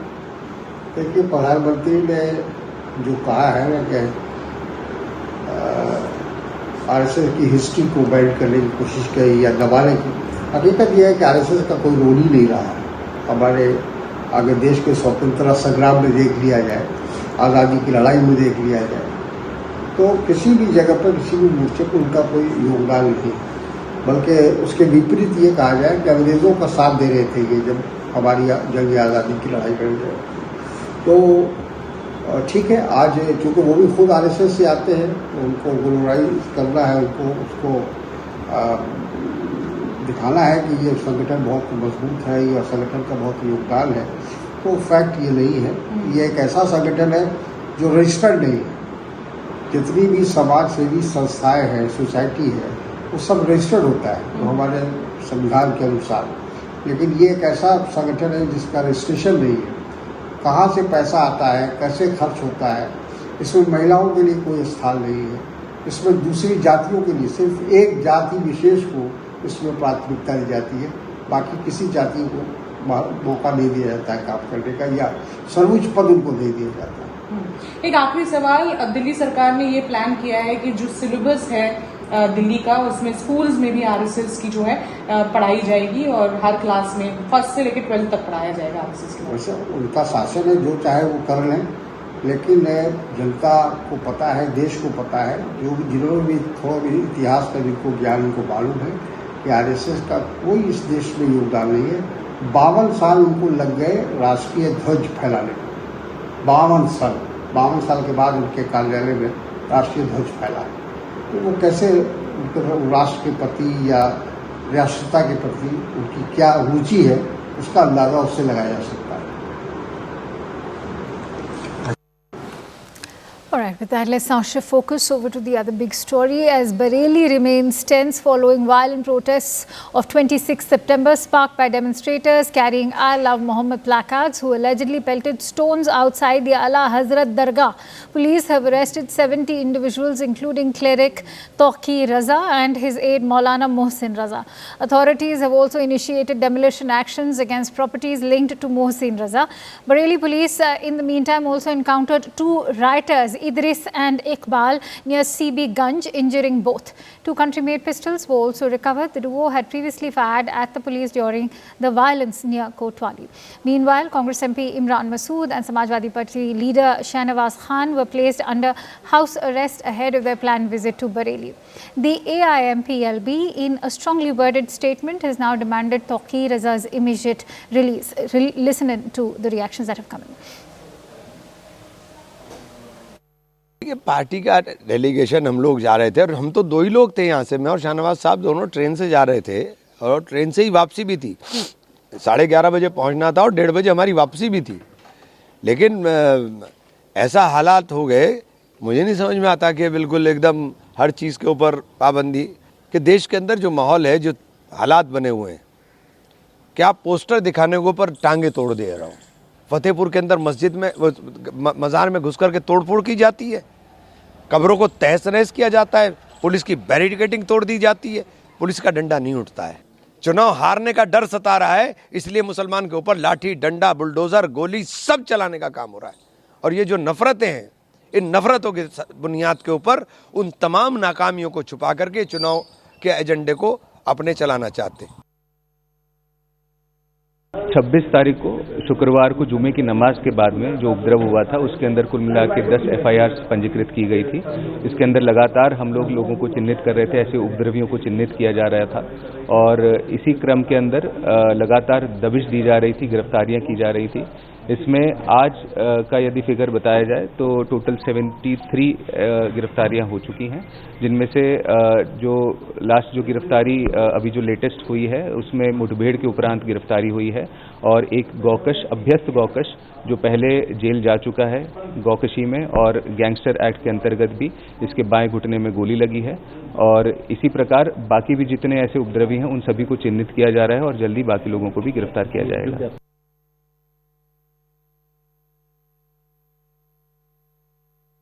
जो भी कानून के साथ खिलवाड़ करेगा और कानून के साथ खिलवाड़ करके आलीशान अट्टालिकाओं पर बैठ करके क्रूर अट्टहास करेगा, निश्चित तौर पर उन पर कार्रवाई तो होगी ही। जिन्होंने भी अवैध अतिक्रमण कर रखा है, कब्जा करके आलीशान मकान बना रखे हैं, निश्चित तौर पर उन पर विधि की परिधि में बुलडोजर तो चलेगा ही। अब किसी को पेट में दर्द हो रहा है तो हो, ऐसे दर्द की कोई दवा नहीं है। बेहतर यही है कि कानून का अनुपालन सुनिश्चित करें। और जिन्होंने भी कानून में कब्जा कर रखा है, समाजवादी पार्टी के एक पार्षद ने वहां अवैध चार्जिंग स्टेशन बना रखा था, ऐसी गतिविधियों को बर्दाश्त नहीं किया जा सकता है। ऐसे लोगों के खिलाफ तो कार्रवाई होगी।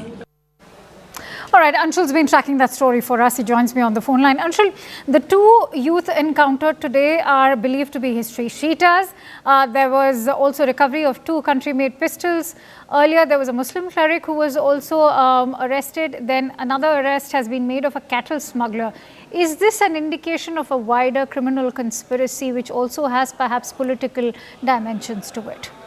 Well, definitely, this is a larger conspiracy, is what the UP police believes at this point in time, and the entire investigation is going on in that angle itself, because as you rightly mentioned, the manner in which the arrests have happened in this entire matter, this clearly indicates that people were actually handpicked and they were brought into Bareilly to make sure that the law and order situation goes out of hand very, very quickly. And this is what eventually happened on the 26th of September. When suddenly after the Friday prayers, we saw this I Love Muhammad protests that were being carried out suddenly turned violent, and there were police personnel and security personnel from the security forces that were injured also in this entire scuffle that broke out between the rioters and the Bareilly police. At this point in time, the investigations are still underway, but yes, it is expected that more arrests would happen in this entire matter. But the manner in which the investigation has gone ahead seems like that there was this larger conspiracy to create unrest in Bareilly and then try to give out a larger message to across. What are you learning from your sources, Anshul? Why Congress's Imran Masood and Samajwadi Party's Shahnawaz Khan placed in under house arrest today? The sources are telling us at this point in time that these are big influential leaders at this point, and the kind of comments that have been made either from the Samajwadi Party or for that matter from the Congress Party as well, this could yet again somewhere or the other go ahead and inflate the situation, which is already on the edge at this point. Apart from this, there are reasons for the police to believe that they were privy and they had this knowledge that something like this was actually being planned, and the law and order situation could go out of hand as well. But just to make sure that the emotions of people remain under control and no wayward statements are made, both these leaders have now been put under house arrest. For how long will they be kept under house arrest? That is something that remains to be seen. And if at all, the Bareilly police will deem it necessary to question both these MPs regarding their knowledge of this entire incident, or if at all they had any knowledge that this was actually being planned to create some sort of a ruckus in the district of Bareilly. All right, many thanks to you, Anshul, for bringing us those inputs. Now, remember, the Bareilly police have been able to figure out that social media, particularly WhatsApp, was used on 26th of September to mobilize crowds, which later went and clashed with the police personnel. Till yesterday, the internet services had also been suspended. On that note, let's also bring you some more reactions. जो last शुक्रवार नमाज के बाद जो भी law and order का violation का issues Bareilly में हुआ है, उसमें police and administration, district administration की तरफ से ऑलरेडी सख्त कार्रवाई की जा रही है।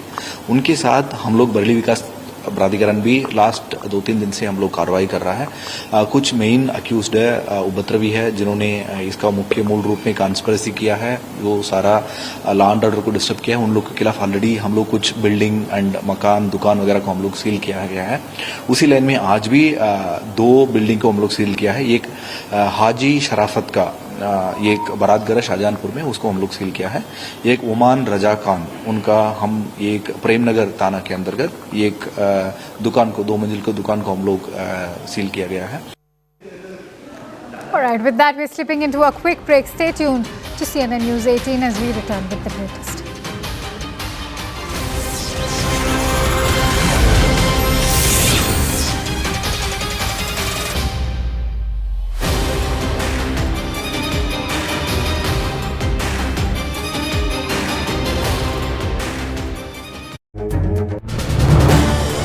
This is News 18 Network.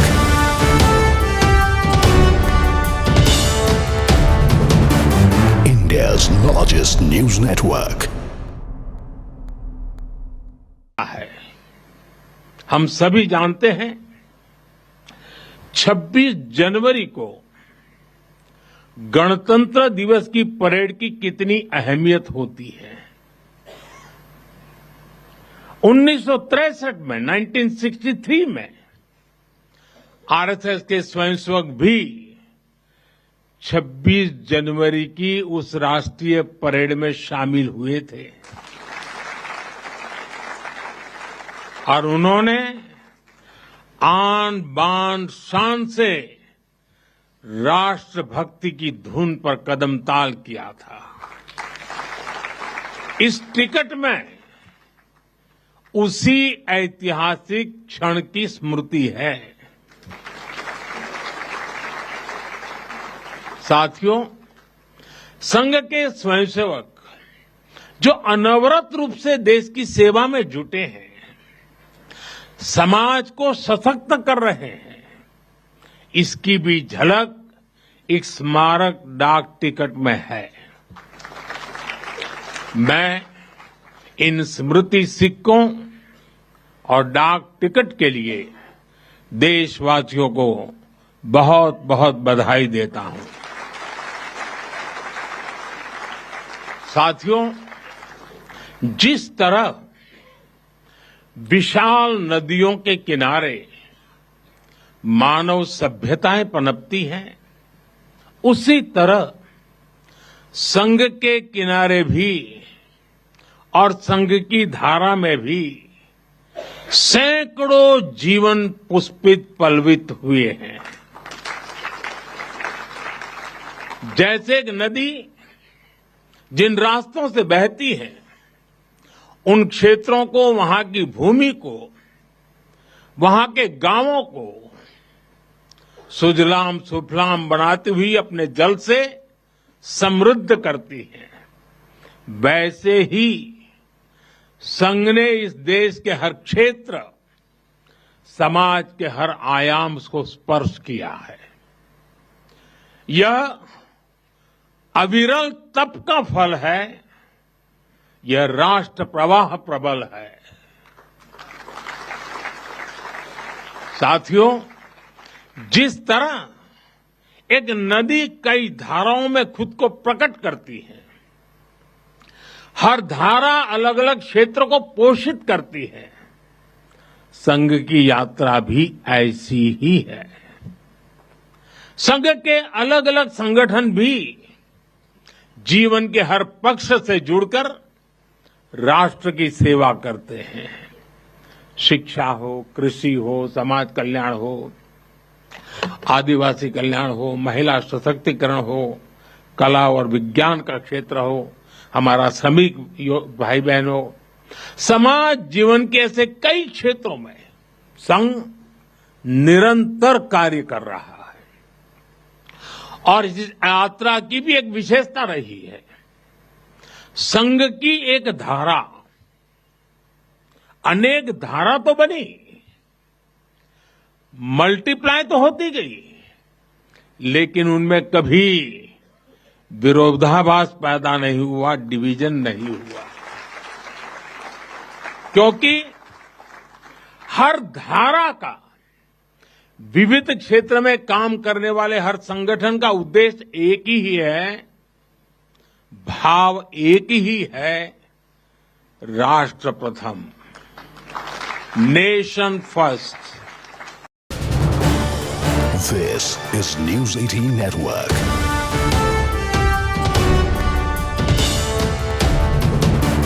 India's largest news network.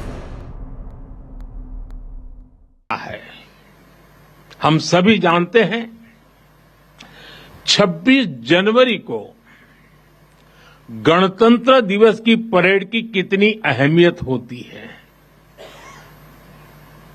1963 में, 1963 में आरएसएस के स्वयंसेवक भी 26 जनवरी की उस राष्ट्रीय परेड में शामिल हुए थे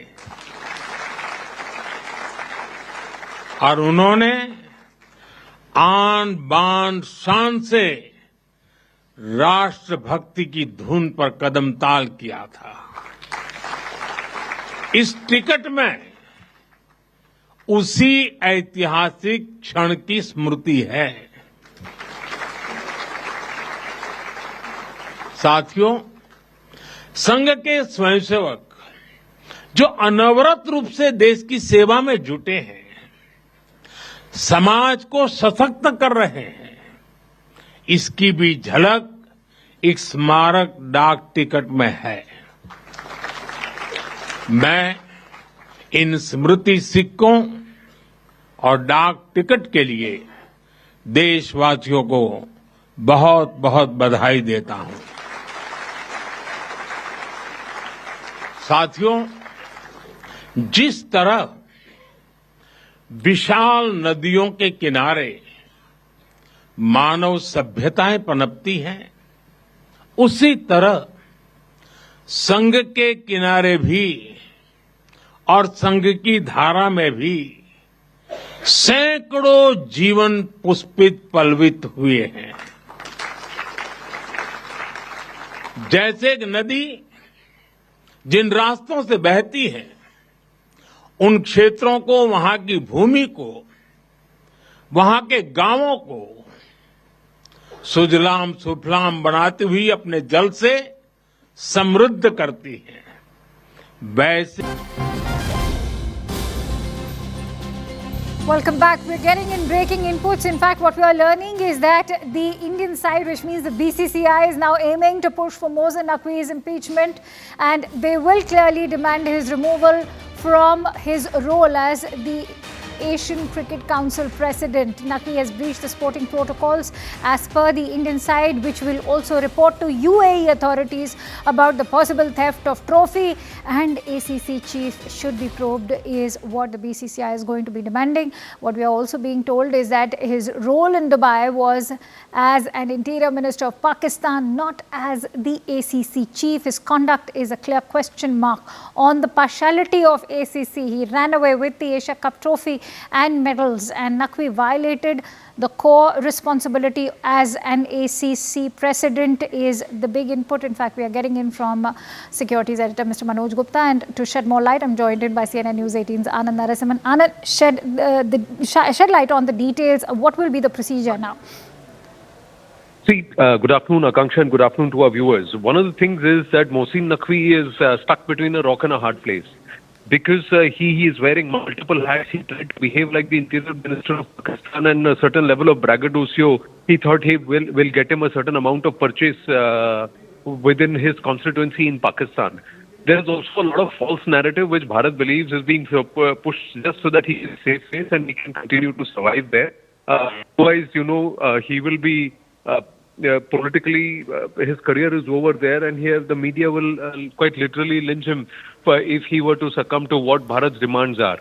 So he's trying to play adamant there, and he was clearly listening or taking instructions from somebody, be it the ISPR or the ISI or the Pak military, we do not know. But he was working and acting on instructions because he was constantly on his phone, and it looked like he was taking instructions even as he was standing his ground and even when he tried to walk away. Right. But what does this present? This presents a breach of ACC and ICC protocols.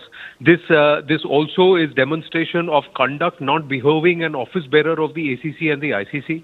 The BCCI now has waited. It has gone by the book in terms of protocol, raising objections and not doing anything in haste. They have raised their objections at the right forum, and now they will start moving in. Now, the ACC's biggest contributor is Bharat. To world's biggest contributor with more than 75% of the revenues is again Bharat. So the BCCI will obviously use this muscle, and all the other Asian teams, contrary to what the Pak media has claimed and whatever the Pak narrative is, have actually backed Bharat's right to have the trophy. So Mohsin Naqvi's adamance and his entire ego trip is not going to help him at all. Right. What's going to happen is there is going to be an impeachment motion. His position itself now becomes untenable, and that's why he will be unceremoniously in the coming days removed or impeached as the ACC chief. And whether that results in sanctions on the PCB and also further, restrictions on the PCB or any future office bearer of the PCB, we'll have to wait and watch. Meanwhile, look at what players like Shahid Afridi have said. They want Mohsin Naqvi to quit anyways. Now, clearly, the trophy is still in Dubai. It's not in Pakistan. India is, the BCCI officials believe the trophy remains in Dubai under the custody of the Emirati Cricket Club and the Emirati officials, and it's not gone to Pakistan. So it needs to rightfully come to Bharat, and if Mohsin Naqvi is making these crazy demands, etc., then officially he will be penalized for it and he'll be impeached. And once he's booted out, he's over. And if he gets booted out, then he has no political currency back in Pakistan itself. So all the positions that he currently holds are currently untenable for him. All right. Many thanks to you, Anand, for putting that into perspective. As Anand highlighted, India's position is also going to be highlighting Naqvi's dual role that is creating an inherent conflict of interest, which is also contradicting ACC's requirement of an impartial governance. That's all we have for you in this newscast. But with that, let's quickly shift focus over to our entertainment segment.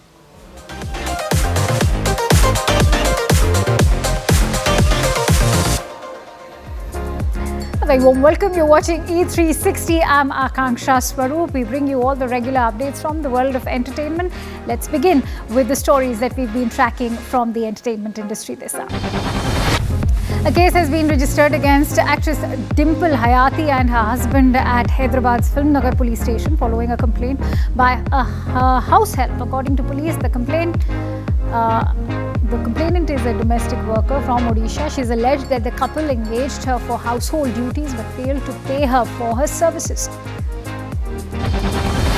Hollywood stars Nicole Kidman and Keith Urban are reportedly ending their 19-year marriage. A pre-nuptial agreement clause tied to a cocaine-related condition could cost Nicole Kidman more than $11 million in the split. The couple, who share 2 daughters, have been living apart for several months. Makers of Tere Ishq Mein, starring Dhanush and Kriti Sanon, have unveiled the official teaser of their upcoming romantic film with a musical score by A.R. Rahman. The teaser promises an emotionally charged love story that dives deep into longing, loss and surrender. The visuals are poetic, set against the backdrop of Banaras. Hollywood's first AI actor, Tilly Norwood, has sparked controversy after being launched by Shikoya, an AI talent studio. Actors, skills and filmmakers have protested, arguing that AI should not replace human creativity in the acting industry. The Screen Actors Guild emphasized that creativity must remain human-centered. Actress Priyanka Chopra turned heads at the Bulgari Serpenti Infinito launch at Nita Mukesh Ambani Cultural Centre in Mumbai. Dressed in a sculptural ruched midi dress and Bulgari's iconic Serpenti jewels, the global ambassador embodied a mix of glamour and bold modernity. Much of Bulgari, Priyanka bridged heritage and modernity, bringing an unmistakable Indian resonance to a label synonymous with European luxury. Alright, and with that, we have some breaking inputs coming in on actress Dimple Hayati. CNN News18 has accessed the FIR copy in Dimple Hayati and her husband's case after the House Help alleged that she was harassed and assaulted by the couple. The FIR mentions that they threatened to kill her parents and scolded her parents too, using filthy language as they were shouting loudly. She took out her phone to record a video of both of them. Then her husband snatched the phone from her hand, threw it down and broke it into pieces. Let's quickly go across to Aneri Shah, who's been tracking that story for us and is joining us live from Hyderabad. Aneri, if you could share the details with us, what are the accusations mentioned in the FIR? Well, Akansha, what we see is that now we have accessed the FIR copy where the housemaid Priyanka had filed a complaint against Dimple Hayati and her husband David, and also at the same time in the FIR it is very clearly mentioned how Dimple Hayati's husband David used to threaten them, used to abuse, use filthy language against her and her family members. Well, the case has been booked under section 74, 79, 351 of 2, 324 of 2 of BNS Act. And also at the same time what we see is that since the day Priyanka had joined, she almost worked there for 10 days, 10 to 12 days, and since the day she had joined there at the residence as an housemaid, they have been using filthy language. Dimple Hayati's husband used to say that she is, you are equal to my shoe, just work like one, and also at the same time they did not even provide her proper food despite her working for so long hours as well.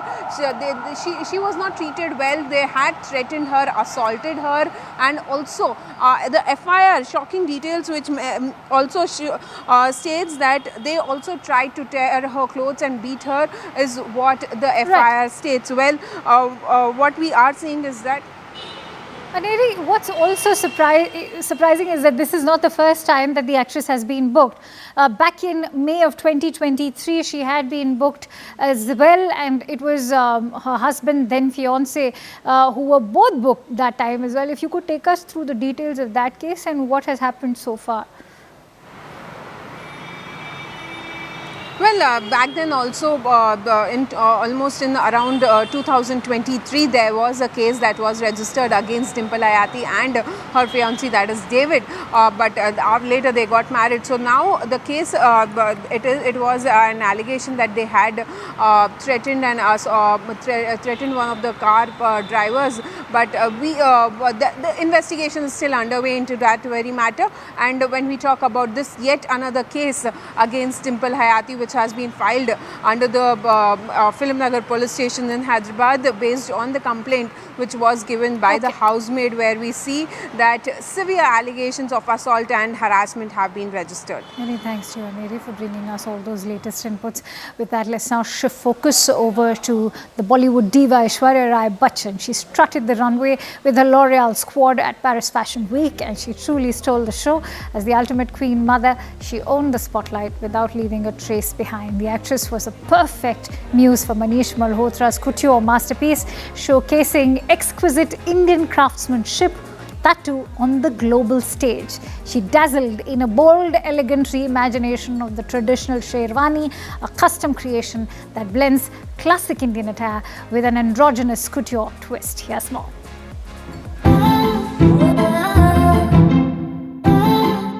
When it comes to the L'Oreal Paris runway, Aishwarya Rai Bachchan has a way of making it her own. And this year was no different. The global ambassador once again made a bold and beautiful statement in a striking Manish Malhotra creation. Yes, the Queen Mother chose an androgynous look, and we're at a loss for words. She was the moment in this black androgynous sherwani, a bold reinterpretation of the classic Indian silhouette. Manish Malhotra took the sherwani, traditionally rooted in menswear, and gave it an androgynous couture twist. The cut was sharp yet fluid, striking a balance between structure and softness. The drama was in the details. 10-inch diamond embroidered cuffs turned the sleeves into pure regalia, part armor, part jewelry. At the back, layered diamond scallops cascaded like an extravagant necklace, echoing the grandeur of a 9 lakh har. It was heritage reimagined, transformed into a modern symbol of power. Diamond-studded animal brooches added a touch of storytelling, not just embellishment, but talismans of strength and guardianship. Meanwhile, delicate embroidery along the trousers caught the light in motion, proving that even the subtlest accents can command attention. The result was an ensemble that crowned Aishwarya as modern royalty, her presence redefining tradition with global relevance. A popular Japanese boy band JO1's Ohira Shose and Mamahara Esse were in Mumbai for a short trip recently. In a fun-filled exclusive chat with CNN News18 Shosha's Titas Chaudhary, the Japanese youth icons over cutting chai, bhajia pao and spicy samosa discussed the popularity of Shah Rukh Khan in Japan and their desire of doing a Bollywood film. While Ohira has mimicked Salman Khan's iconic Dabang hook step, Mamahara speaks about the dominance of K-pop bands on the world stage. Hello everyone, welcome to News 18. I am Titas Chaudhary in conversation with Mame and Ohira. Yeah. Hi, we are Go the Top J1. I'm Shosei. Hi, Mame. Nice to meet you. Hello. So, welcome to India. Welcome to Thanks so much. Thanks for inviting us. So, I know that you have eaten a lot since morning, but we have more options here. Yes. Bado Pao 3 times. No, 4 times. No, maybe. Not vada pav, the bhajia pav. Bhajia Pao. Wow. New one. Wow. Samosa. Samosa. Correct. I know. Very famous. Very famous. Yes. And this is cheese toast. Cheese toast. Correct. And this is your chai. It's called cutting chai. Cutting chai. Cutting chai. Correct. Do you want to taste something? Can I eat? Yeah. Okay. Oh, thank you so much. いただきます。いただきます。どっち俺これ食べるね。あ、それ食べたかった。でもこれも食べます。どうやって食べるの？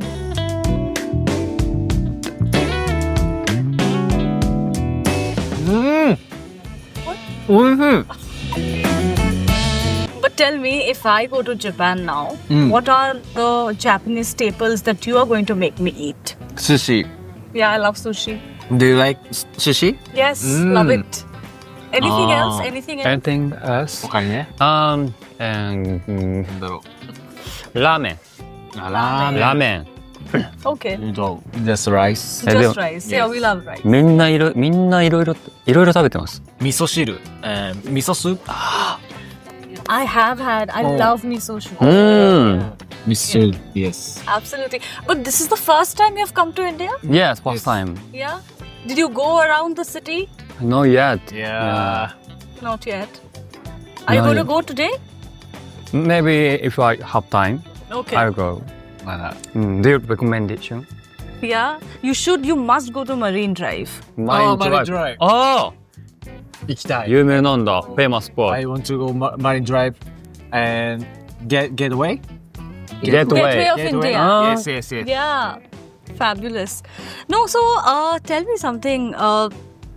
Do you listen to Indian music? Do you watch Hindi films, Bollywood films? Bollywood. Yes. Shahrukh Khan?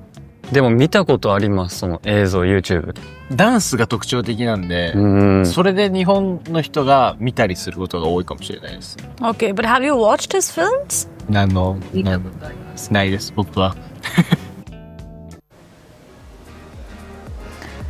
Hollywood actors Nicole Kidman and Keith Urban have separated after nearly 20 years of marriage. Apparently, this was a long time coming, with trouble brewing behind the scenes. The couple, who married in 2006, share two daughters, Sunday Rose, 17, and Faith Margaret, who's 14 years. Watch this video for all the details.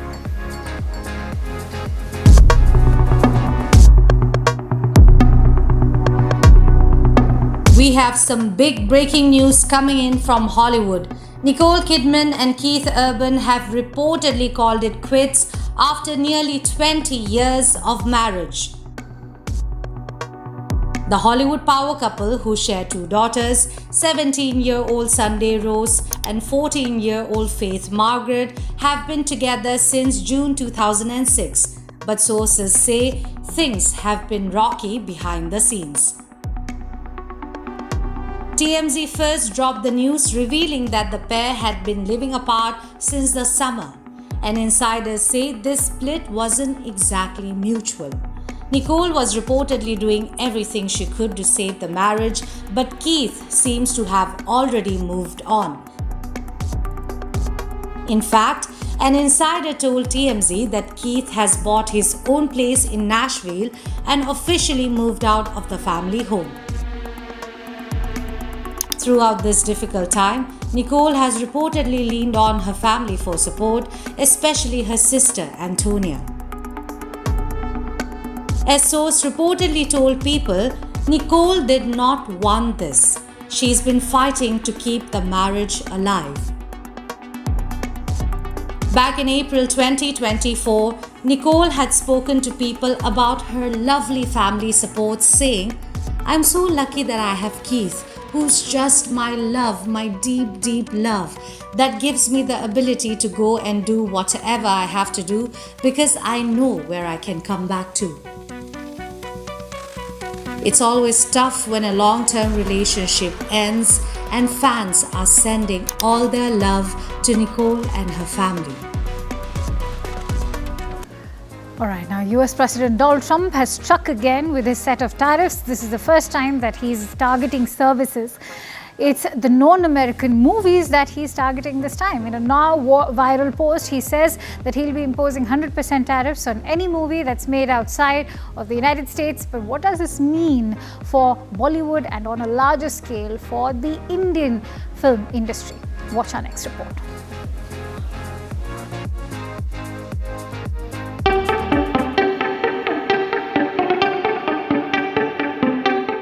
To say that US President Donald Trump's policies and ideologies are quite polarizing would be a gross understatement. हाल ही में उन्होंने एक नई policy announce की जिसकी कोई तारीफ नहीं कर रहा है, और शुड वी से कि कोई टैरिफ नहीं कर रहा है. On Monday, Donald Trump took to his Truth social account and wrote that other countries had been stealing America's movie-making business for quite some time now.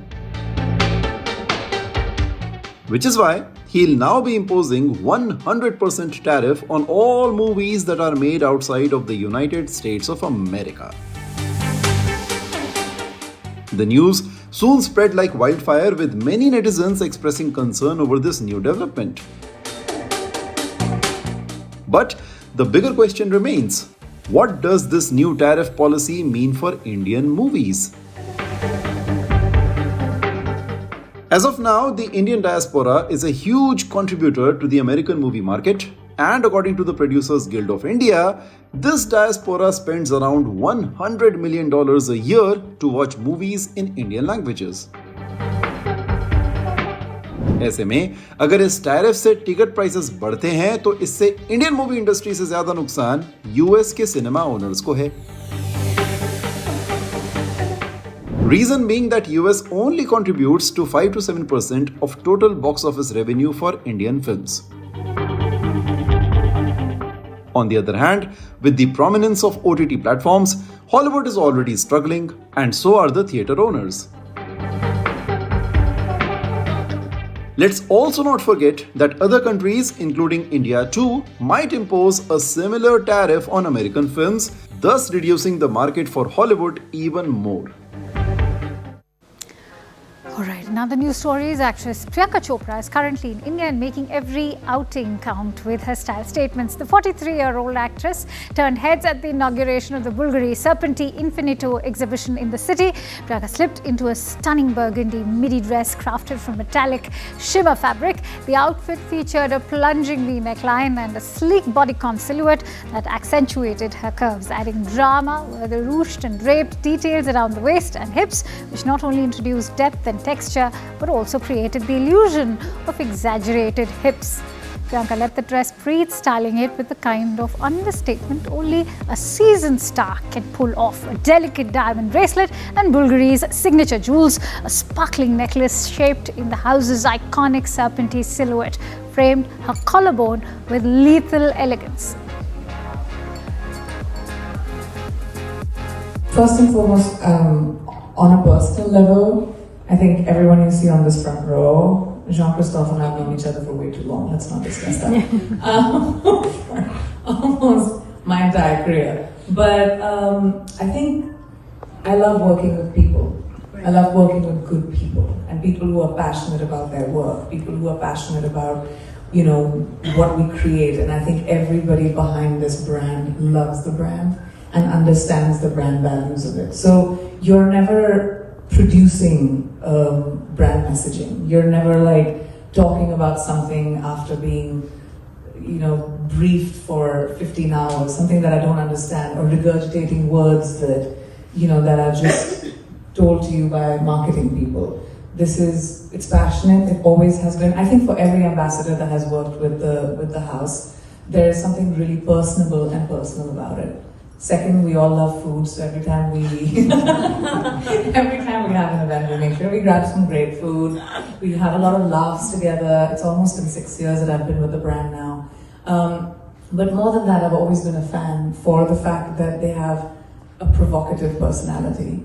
You know, not afraid of showing who you are. And I think for women specifically, I mean, jewelry now I think goes beyond genders. Anyone who loves beautiful things loves jewelry and wears jewelry. But I think especially for women, to be able to, like when I wear jewelry, I feel a sense of power. I feel a sense of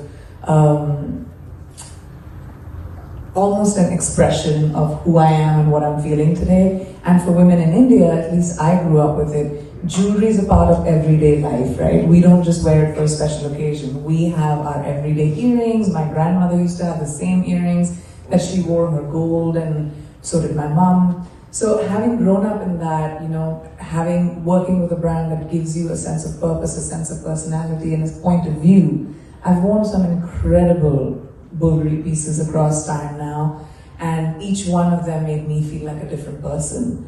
And I love that it evokes that from anyone that wears it. So it's been very organic for me. I love the people in it, and I love the craftsmanship.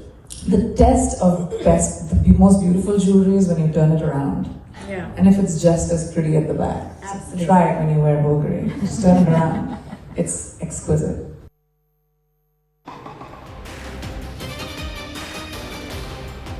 Arun, welcome and thank you so much for staying with CNN News 18. I'm Griha Atul. Let's begin with the headlines at the top of 3.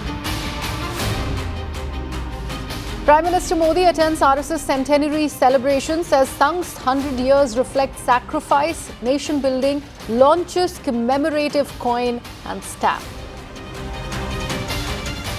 PM reiterates his call to tackle demography change at RSS Centenary celebrations, says demographic change is a conspiracy which must be tackled in mission mode as it can become a threat to social harmony. Congress slams Prime Minister Modi for praising RSS, says Sardar Patel opposed Sangh, believing its activities contributed to Gandhi's assassination. Delhi government mulls chapter on RSS in revised school syllabus being finalized for government schools. Congress cries foul, says move akin to propaganda and indoctrination. Trophy Chor PCB chief Chor Naqvi apologizes to the BCCI over the post-match drama at the Asia Cup finals. However, still remains adamant on handing over the trophy himself. Reports indicate BCCI might file police complaint in Dubai accusing Naqvi of stealing the trophy. 8 Ladakh student associations write to Home Minister Amit Shah demanding confidence-building measures from centre to restore normalcy. Seek judicial probe into the violence and release of detained youths. Congress MP Imran Masood and Samajwadi Party leader Shahnawaz Khan placed under house arrest ahead of planned trip to Bareilly. Actor Vijay, in a video statement, alleges conspiracy, accuses Stalin of taking revenge. DMK hits back, says this is not a film set. Actor Dimple Hayati and husband booked after their house help alleged non-payment, assault attempts and harassment at their home.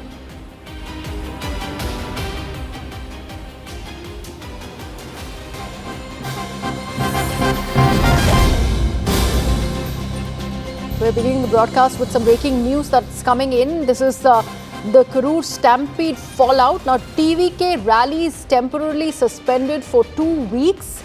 As part of a measure. This is particularly post the aftermath of the Karur Stampede that claimed 41 lives. The party has also said the details of rescheduled rallies will be announced later. So they are not staying away from the rallies, but since there has been a temporary suspension for 2 weeks for TVK rallies, any kind of rallies by Vijay, they have said that they are going to be putting out the schedules for the rallies post this 2-week hiatus.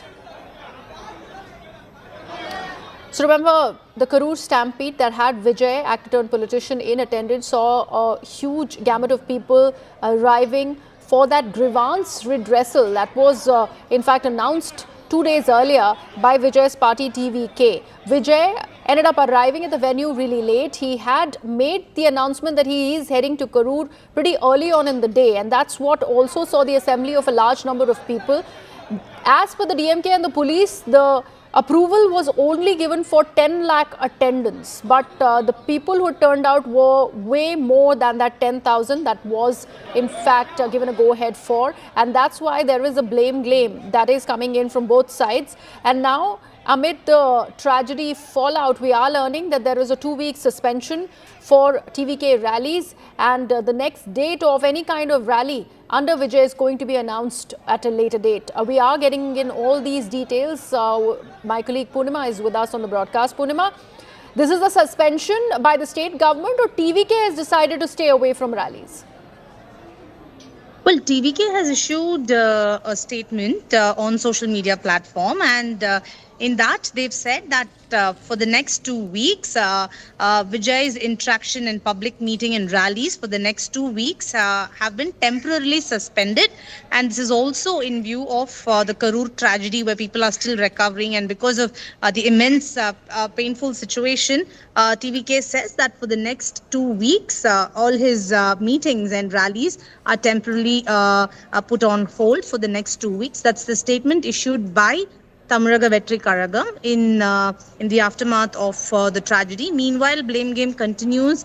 TVK's chief Vijay had issued a statement 72 hours after the incident, and in fact he said that the truth will come out, and also lashed out at the state government alleging conspiracy. Meanwhile, the state government time and again is submitting videos saying that they are not responsible. It's the TVK's responsibility. They had promised that Vijay will be there at 12, but he didn't come till 6:30. Had he even come before 5, this wouldn't have happened, and also blames the organizer for not really helping people by supplying water and people queuing up for hours leading to the tragedy. Blame game continues, and TVK has put all its rallies for the next 2 weeks on hold. So this is an onus that the TVK has taken on their part to not do any rallies for the next 2 weeks. Purnima, thank you so much for that clarification. But I'd really want to understand from you what has been the DMK's version so far. When they are alleging that Vijay, despite announcing his presence at the rally, he did not make it till 12 p.m. for which the time that was given to the general public to assemble over there, he reached the venue only at 6:30. What did the police do in that case? Why did the police allow so many people, that vast number of people who formed that crowd that was only swelling, to keep reaching and arriving at the venue?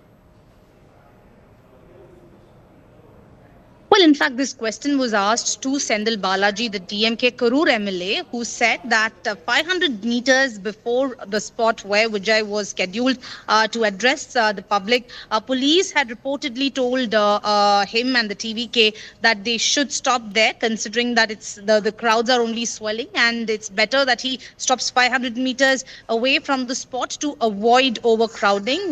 But state government now blames TVK, saying they did not listen to the advice of the police officers. This is the version of the state government and the DMK. They say that police had already realized that there's a lot of overcrowding, and therefore they had reportedly requested Vijay to not go to the spot and stop the bus 500 meters away from the spot, but they did not listen to it. That's what Sendil Balaji had said earlier today. Number two, they said that everybody started queuing up at 12, and he came 6 hours later, and that's the result why this tragedy took place. Meanwhile, in the social media platform, DMK also said that it's Vijay who in a cinematic way said that there are so many rules imposed, and therefore his fans in Karur had reportedly violated the regulations because they thought that Vijay wanted them to not really follow rules. So that's also some of the allegations that are put forth by the government. Meanwhile, TVK in its defense says that it's the police that gave them this venue, knowing that there will be huge crowds for his rally. Why did they give them this venue in the first place? So therefore the blame game continues. We'll have to wait and see how this pans out. All eyes on the court hearings on Friday. Right, Purnima, thank you so much for all of those updates. More news and updates continue. As far as this is concerned, we are constantly having our eyes on this big story. Now there is an open war of words that has begun between the TVK and the DMK, and this fresh video that's been released by Vijay 72 hours after that stampede that claimed 41 lives really is adding a lot of fuel to the fire. Let's take a look at some more reactions that are coming in. கூட்டத்திற்கு ஒரு 500 மீட்டருக்கு முன்னாடியே வந்து வாகனத்தின் உள்பகுதியில் போயிட்டாங்க. Screen போட்டாச்சு, light off பண்ணியாச்சு. முன் சீட்ல தான் எல்லாரும் உட்காருவாங்க, கை அசைப்பாங்க, மேல நின்று கை அசைப்பாங்க. இது வழக்கமான அரசியல் தலைவர்கள் செய்யக்கூடிய ஒரு நிகழ்வு. ஆனா அது நேர்மாறா வந்து அந்த 500 மீட்டருக்கும் ஏறத்தாழ அந்த வாகனங்கள் செல்வதற்கு 1 மணி நேரம் ஆயிருக்கு. 1 மணி நேரம் அதை கடந்து செல்வதற்கான சூழல் உருவாயிருக்கு. அந்த இடங்கள்ல கூட எனக்கு சொன்ன வரைக்கும் காவல்துறை வந்து கூட்ட நெரிசல் அதிகமா இருக்கு, கொஞ்சம் முன்னாடியே நிறுத்தி பேசிடலான்னு அவங்க எடுத்து சொல்லியும் அதை கேட்காம 500 மீட்டருக்கு முன்னாடியே அந்த வண்டி கூட்டம் ஆரம்பிக்கிற இடத்துலயே நிறுத்தி பேசலாம், ஓரளவுக்கு உள்ள போனா போதுமானதுன்னு சொல்லியும் அவங்க கேட்கல. கேட்டிருந்தா இது போன்ற சம்பவங்கள் வந்திருக்காது.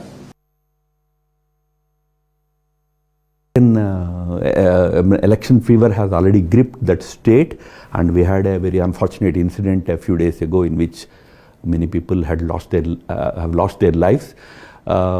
But Tamil Nadu will probably see a very interesting change in the coming months. There is a lot of political turmoil happening in that state.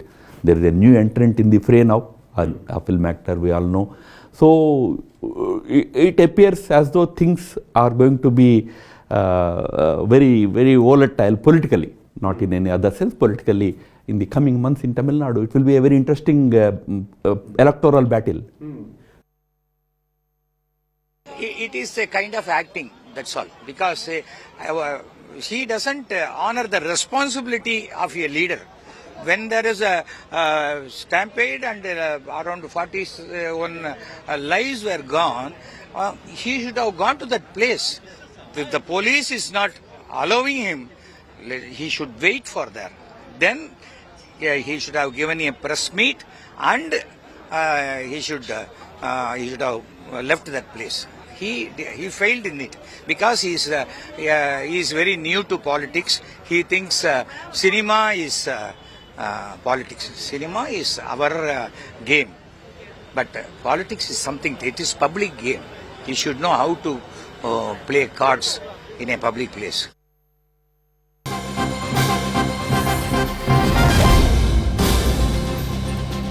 And we're getting some breaking news on the broadcast as the Asia Cup drama rages on. The Asian Cricket Council chief Mohsin Naqvi has apologized to the BCCI, but he's now daring the Indian captain Suryakumar Yadav as he wants Suryakumar to collect the trophy in Dubai, and that too from him.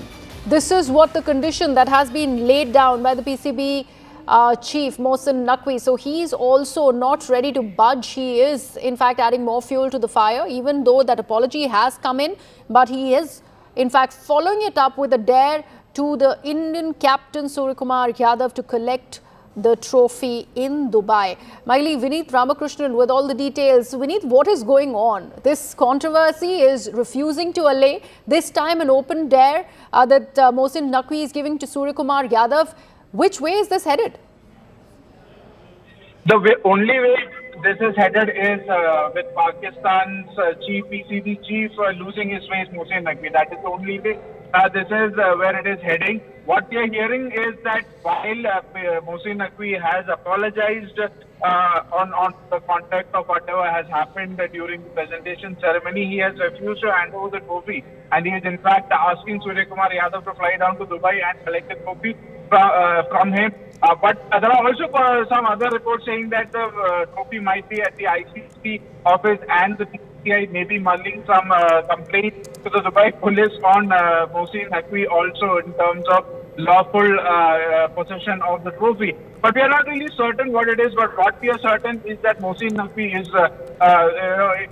on the losing side here. He has lost his faith. And what we have to remember is that he is the ACC chief and the PCB chief, but right now his conduct is pretty much on the basis of, you have to look at it from the Interior Minister of Pakistan is at play here, not the ACC chief or the PCB chief, because if he was the ACC chief and if he had conducted him that way, we would not have this controversy in the first place itself. So quite inexplicable in many ways what Mohsin Naqvi is trying to do here, but he wouldn't have any other option. He will have to give the trophy to the ACC. He'll have to keep the trophy in the ACC office, and from there onwards, they'll have to find a way to get the trophy back to India. But there is no way that Suryakumar Yadav would be, or anybody from the Indian team or representative of the Indian team would be flying down to Dubai to collect the trophy. It will have to be from the ACC side.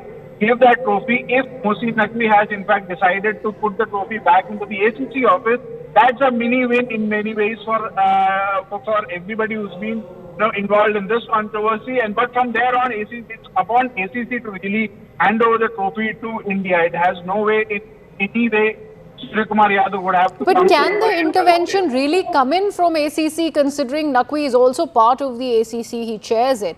And the fact that he's saying that ask Sky to come and collect it from the ACC office, what does it make of this brazening it out? Even though that apology has come in, he has apologized, but he's saying, come to Dubai, collect the trophy.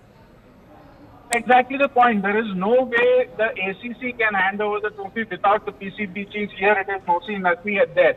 In the meeting, it did, the one thing that came from the meeting was that it was on to the test playing nation, which is India, Afghanistan, Bangladesh, Sri Lanka and Pakistan, to find a solution, find a way out of it. The only solution I can see here is that the other four test playing nations really say that, you know what, this is going down a path which is like, no, it is inexplicable in many ways. You'll have to put your foot down. One of them would have to put their foot down and say that we cannot keep on carrying this and we'll have to give the trophy back to India. But as you said, it is an impasse in that way that because Mohsin Naqvi is present there as the PCB chair, you would not have a solution to it. And again, the only solution is basically, what BCCI mulling is impeachment of, Mohsin Naqvi in many ways. Probably that is the only way where Mohsin Naqvi would realize that what he is doing is utter foolishness here.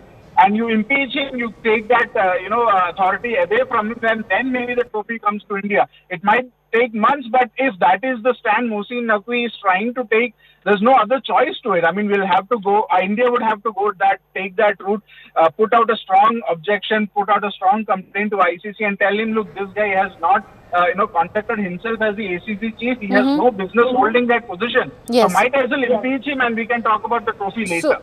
Absolutely. So this also puts the ACC chairperson, his position in jeopardy, and that is something that India can look at. There is already complaints that are registered with the ICC, but particularly in the domain of this trophy controversy, which way will that be headed, considering Naqvi is also standing his ground? If not this way, that way, he says ask the Indian team and his captain to come and collect the trophy.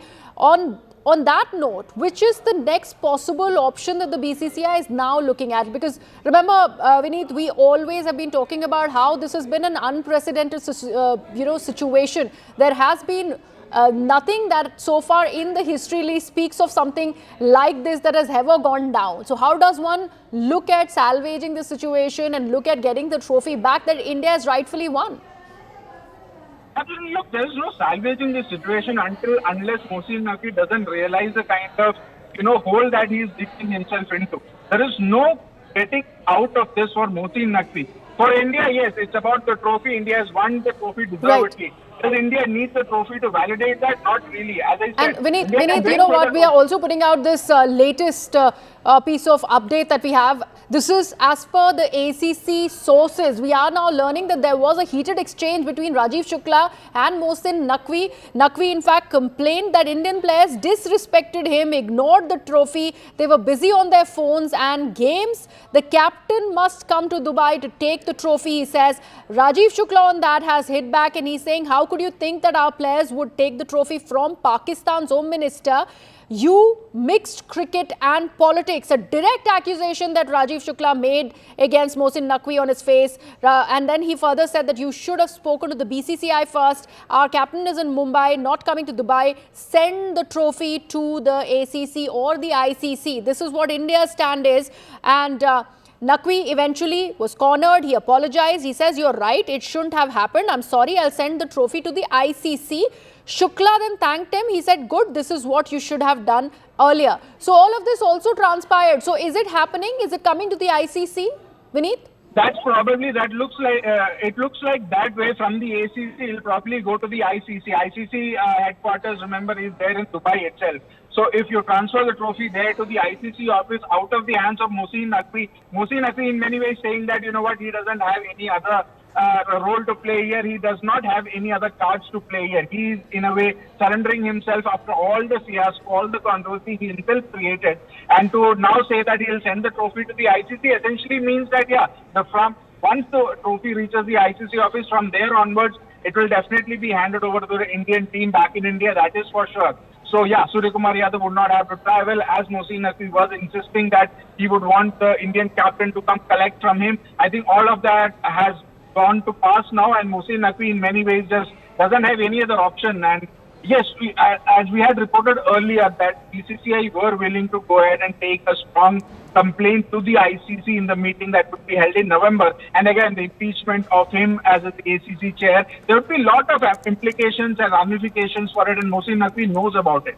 So, one, in many ways, you would have thought, there's no other way to salvage the situation other than to surrender and give it to the ACC, the trophy, and from there onwards they will take. So in many ways, it seems like Mohsin Naqvi has surrendered, and all the fiasco that we have been hearing for the last 72 hours since India won the trophy probably might be put to rest with Naqvi agreeing to get the trophy back to the ICC headquarters in Dubai. Absolutely. Thank you so much for that, Vineet. We will keep an eye on this big controversy that is coming out of the cricketing field, and it's refusing to die down, with Mohsin Naqvi, the PCB chief, holding his ground that he wants Surya Kumar Yadav to come to Dubai and collect the trophy. But now the latest update is that the ACC will be handing over the Asia Cup trophy to the ICC office. Let's see what happens from here on. But right now, we are moving on from that story. We're getting some more breaking news on the broadcast. We're learning that the Russian President Vladimir Putin is likely to visit India in the first week of December for key meeting.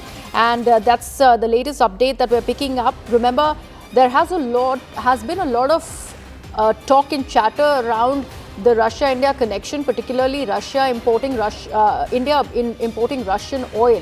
And that was the reason that US had given to slap further tariffs against India, something that did not go down well here in the country. And in the midst of all of that conversation, there is this big meeting between the Russian President Vladimir Putin and the Indian Prime Minister Narendra Modi that is being planned. Early December, especially between 5th and 6th of December is what we are learning of. This is a high-level summit with Prime Minister Modi that is going to take place in New Delhi. This, remember, marks the first trip of Putin to the country since the onset of the Russia-Ukraine conflict in February 2022. That makes it even more significant. My colleague Siddhant with all the details. Siddhant, the big meeting between the Russian President Vladimir Putin and the Indian Prime Minister Narendra Modi. Well, that's right. In fact, this was already announced when there was the high-level meeting between the two countries. When NSA Doval visited Moscow, that later this year, President Putin will be coming to India for the annual summit-level talks with Prime Minister Modi. In fact, now we're getting to know that things are still being finalized, but most likely it could be first week of December, perhaps. The first week of December, President Putin could come to India. Right. So what all could be on the agenda? And I was just mentioning about the extra tariffs that have been slapped against India, and the reason was the camaraderie and the importing of oil from Russia. All of that is going to be part of the discussion, Siddhant. Also, defense cooperation becomes an important discussion. Well, absolutely. In fact, EMS Shankar was in Moscow. In fact, he met Foreign Minister Sergei Lavrov, and both foreign ministers finalized the agenda for the summit-level talks. So, in fact, if I talk about the agenda, then they discuss infrastructure, they discuss cooperation in defense, cooperation in nuclear energy.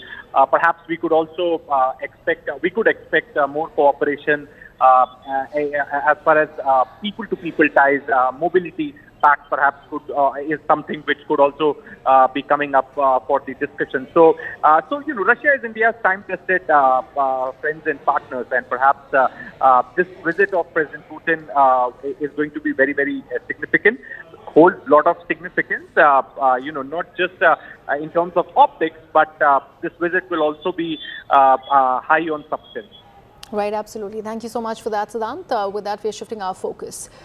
Bareilly remains tense following violent protests on the 26th of September, sparked by demonstrators carrying I Love Muhammad placards who allegedly pelted stones outside the Ala Hazrat Dargah.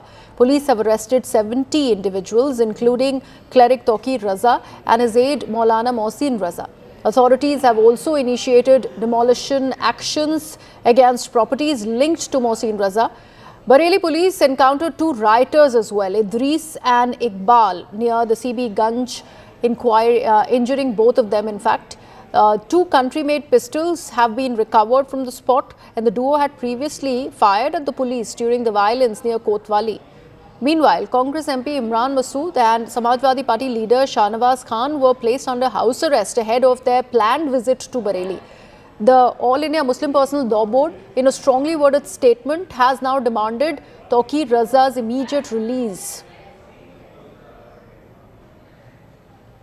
Party का delegation हम लोग जा रहे थे, और हम तो दो ही लोग थे यहाँ से, मैं और शाहनवाज साहब दोनों ट्रेन से जा रहे थे, और ट्रेन से ही वापसी भी थी। 11:30 बजे पहुँचना था और 1:30 बजे हमारी वापसी भी थी। लेकिन ऐसा हालात हो गए, मुझे नहीं समझ में आता कि बिल्कुल एकदम हर चीज़ के ऊपर पाबंदी, कि देश के अंदर जो माहौल है, जो हालात बने हुए हैं कि आप पोस्टर दिखाने के ऊपर टांगे तोड़ दे रहा हूँ। फतेहपुर के अंदर मस्जिद में मज़ार में घुस करके तोड़फोड़ की जाती है, कब्रों को तहस नहस किया जाता है, पुलिस की बैरिकेडिंग तोड़ दी जाती है, पुलिस का डंडा नहीं उठता है। चुनाव हारने का डर सता रहा है, इसलिए मुसलमान के ऊपर लाठी डंडा बुलडोजर गोली सब चलाने का काम हो रहा है। और ये जो नफरतें हैं, इन नफरतों की बुनियाद के ऊपर उन तमाम नाकामियों को छुपा करके चुनाव के एजेंडे को अपने चलाना चाहते हैं। 26 तारीख को शुक्रवार को जुमे की नमाज के बाद में जो उपद्रव हुआ था उसके अंदर कुल मिला के 10 FIR पंजीकृत की गई थी।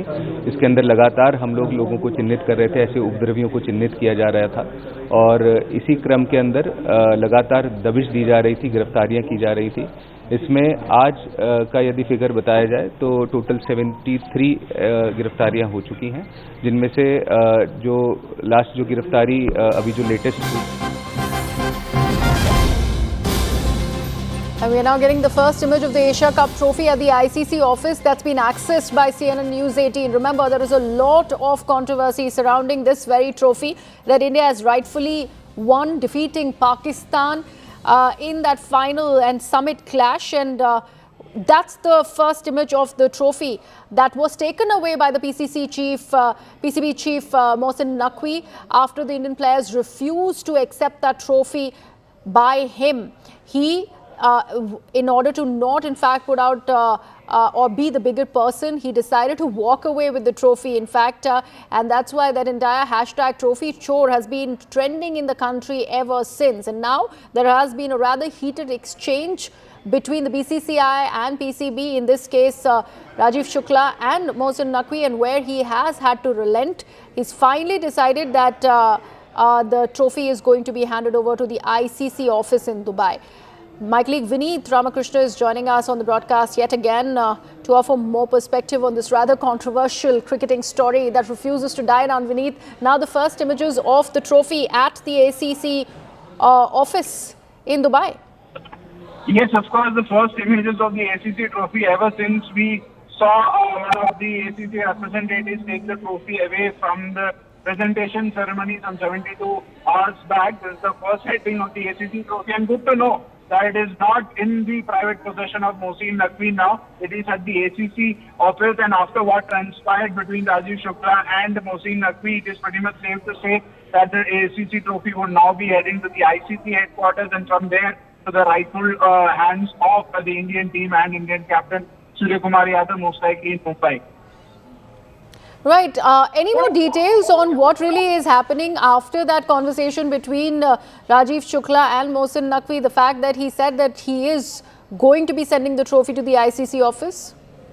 Yes, during that meeting, what we could gather is that Rajiv Shukla, did hit back at Mohsin Naqvi, saying that if you wanted this trophy to be handed over, by yourself, or you wanted to keep it there, you should have informed the BCCI duly. And because the captain Surya Kumar Yadav is not in Dubai, he is in Mumbai, so there's no way that he can come and collect there. So what we are hearing is that Naqvi apologized that the entire situation during the presentation ceremony, whatever happened should not have happened, and he had actually went ahead and apologized for it and said that we'll be sending the trophy back to the ICC. That is what we know as of now. After that meeting, we are not really sure what would happen, but yeah, the images there of the ICC, the Asia Cup trophy at the ICC office pretty much tells you that the next way forward would be the trophy would be now transferred to the ICC headquarters, which incidentally is in Dubai itself. And from there onwards, it would be taken to India. It would be sent to India, rightly to the Indian team. That is what we are hearing. And from a Mohsin Naqvi's point of view, look, he had played all of his cards and he was losing. He was fighting a losing battle here. He knew that it was just one person's ego trying to harness that as much as possible, but with all the options around him really closed, with BCCI going ahead and saying that they'll complain to the ICC for all the fiasco, which they should eventually go ahead and complain also because of the kind of conduct or misconduct rather from Mohsin Naqvi. But then again, at this point in time, Mohsin Naqvi had no other option to save his face. He has lost all of his face, all of his credibility as the ACC chair, and he had no other option but to really relent. And Rajiv Shukla really giving it back to him, saying that this is not the proper way you conduct bring and to ask Suryakumar Yadav to now come to Dubai and collect the trophy while you had the option to give it to him or somebody as representative, whoever it was, hand over the trophy rightly to India that India had won. To miss that opportunity, so in many ways, Mohsin Khan had no other option but to relent, and good to see that it has really happened, and 72 hours of whatever controversy, whatever drama saga that we were witness to could probably be put to an end now. Right. Also, Vineet, I would like to understand, so far there have been series of complaints that have been registered with the ICC. India, of course, had suggested that the BCCI will be raising a formal complaint against the initial set of actions by the Pakistani players. So far, what has been the ICC's response? And if we look at that, we can definitely make a conjecture on what will be the response of the ICC be now, considering the trophy will be headed to their office. Well, of course, the players' complaint is another aspect because it is governed by the ICC player code of conduct and everything. So the rules are pretty much clear there, even if India would be contesting that 30% finance to Suryakumar Yadav, so would be the Pakistan PCB on their players as well. But when it comes to these kind of administrative issues, this is unprecedented. This is first of a kind where you see an ACC chief, somebody of that authority, really conducting himself in such a bad manner. This is the first time, and even if BCCI goes ahead and complains it to the ICC head, this would be the first time a complaint of this sort would have to be looked at. So that is where the issue of how to proceed with it really comes in, that BCCI are mulling to move an impeachment for Mohsin Naqvi to be removed as the ACC chair, because his conduct has been really, really poor as the ACC chair. So it will be very interesting, but as I said, the meeting in November is where all these things would be raised. Not now. It would be done in a very procedural manner, and there is a meeting that is scheduled in November from the ICC side, and there the formal complaint, everything would be put down there itself. So we'll have to wait for the November's meeting for BCCI to really formally put a formal complaint against Mohsin Naqvi on the misconduct of his authority as the ACC chair. Right, and the fact that his position as the ACC chair is in jeopardy, something that we were discussing earlier also, Vineet, when he put out that stance daring the Indian captain Sky to come and collect the trophy from Dubai, from the ACC office. How much of that could turn out to be a reality? No, that was probably the final nail in the coffin for Mohsin Naqvi, to be honest, because even before the entire presentation controversy, right from the start of the Asia Cup, if you remember, the handshake saga, it was Mohsin Naqvi who put out a tweet saying that, they'll boycott the UAE game, Pakistan will boycott the UAE game. From a PCB chair perspective, okay, he can put out those kind of tweets, but not as an ACC chair. Secondly, then afterwards, after what Haris Rauf did with his plane crash antiques, Mohsin Naqvi was the one who put out a tweet of a Cristiano Ronaldo video pretty much justifying or giving credibility, credence to what Haris Rauf did. Again, from an ACC chair's point of view, these are the things that you are not supposed to do from authority position.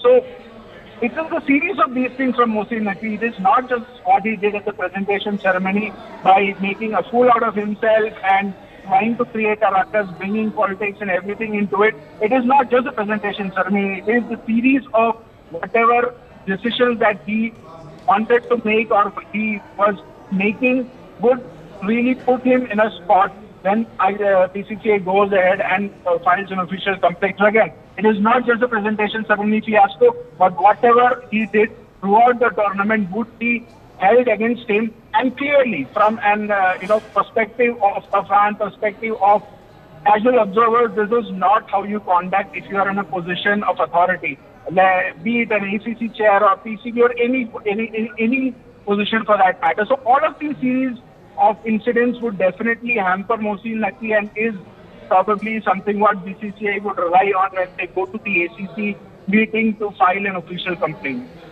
Right, we're also putting out those visuals of that meeting, Vineet. Of course, we have been talking about that exchange between Rajiv Shukla and Mohsin Naqvi, and the fact that Naqvi had to relent after some serious accusations that were leveled point blank against him on his face by Mr. Shukla, also claiming that how can, in fact, there you can see Mr. Shukla remotely joining that particular meeting, where Mr. Shukla said that how can you even expect the Indian players to accept that trophy from your hands when you are an interior minister of Pakistan, who has been known to, in fact, percolate the kind of terror that it has been doing into India.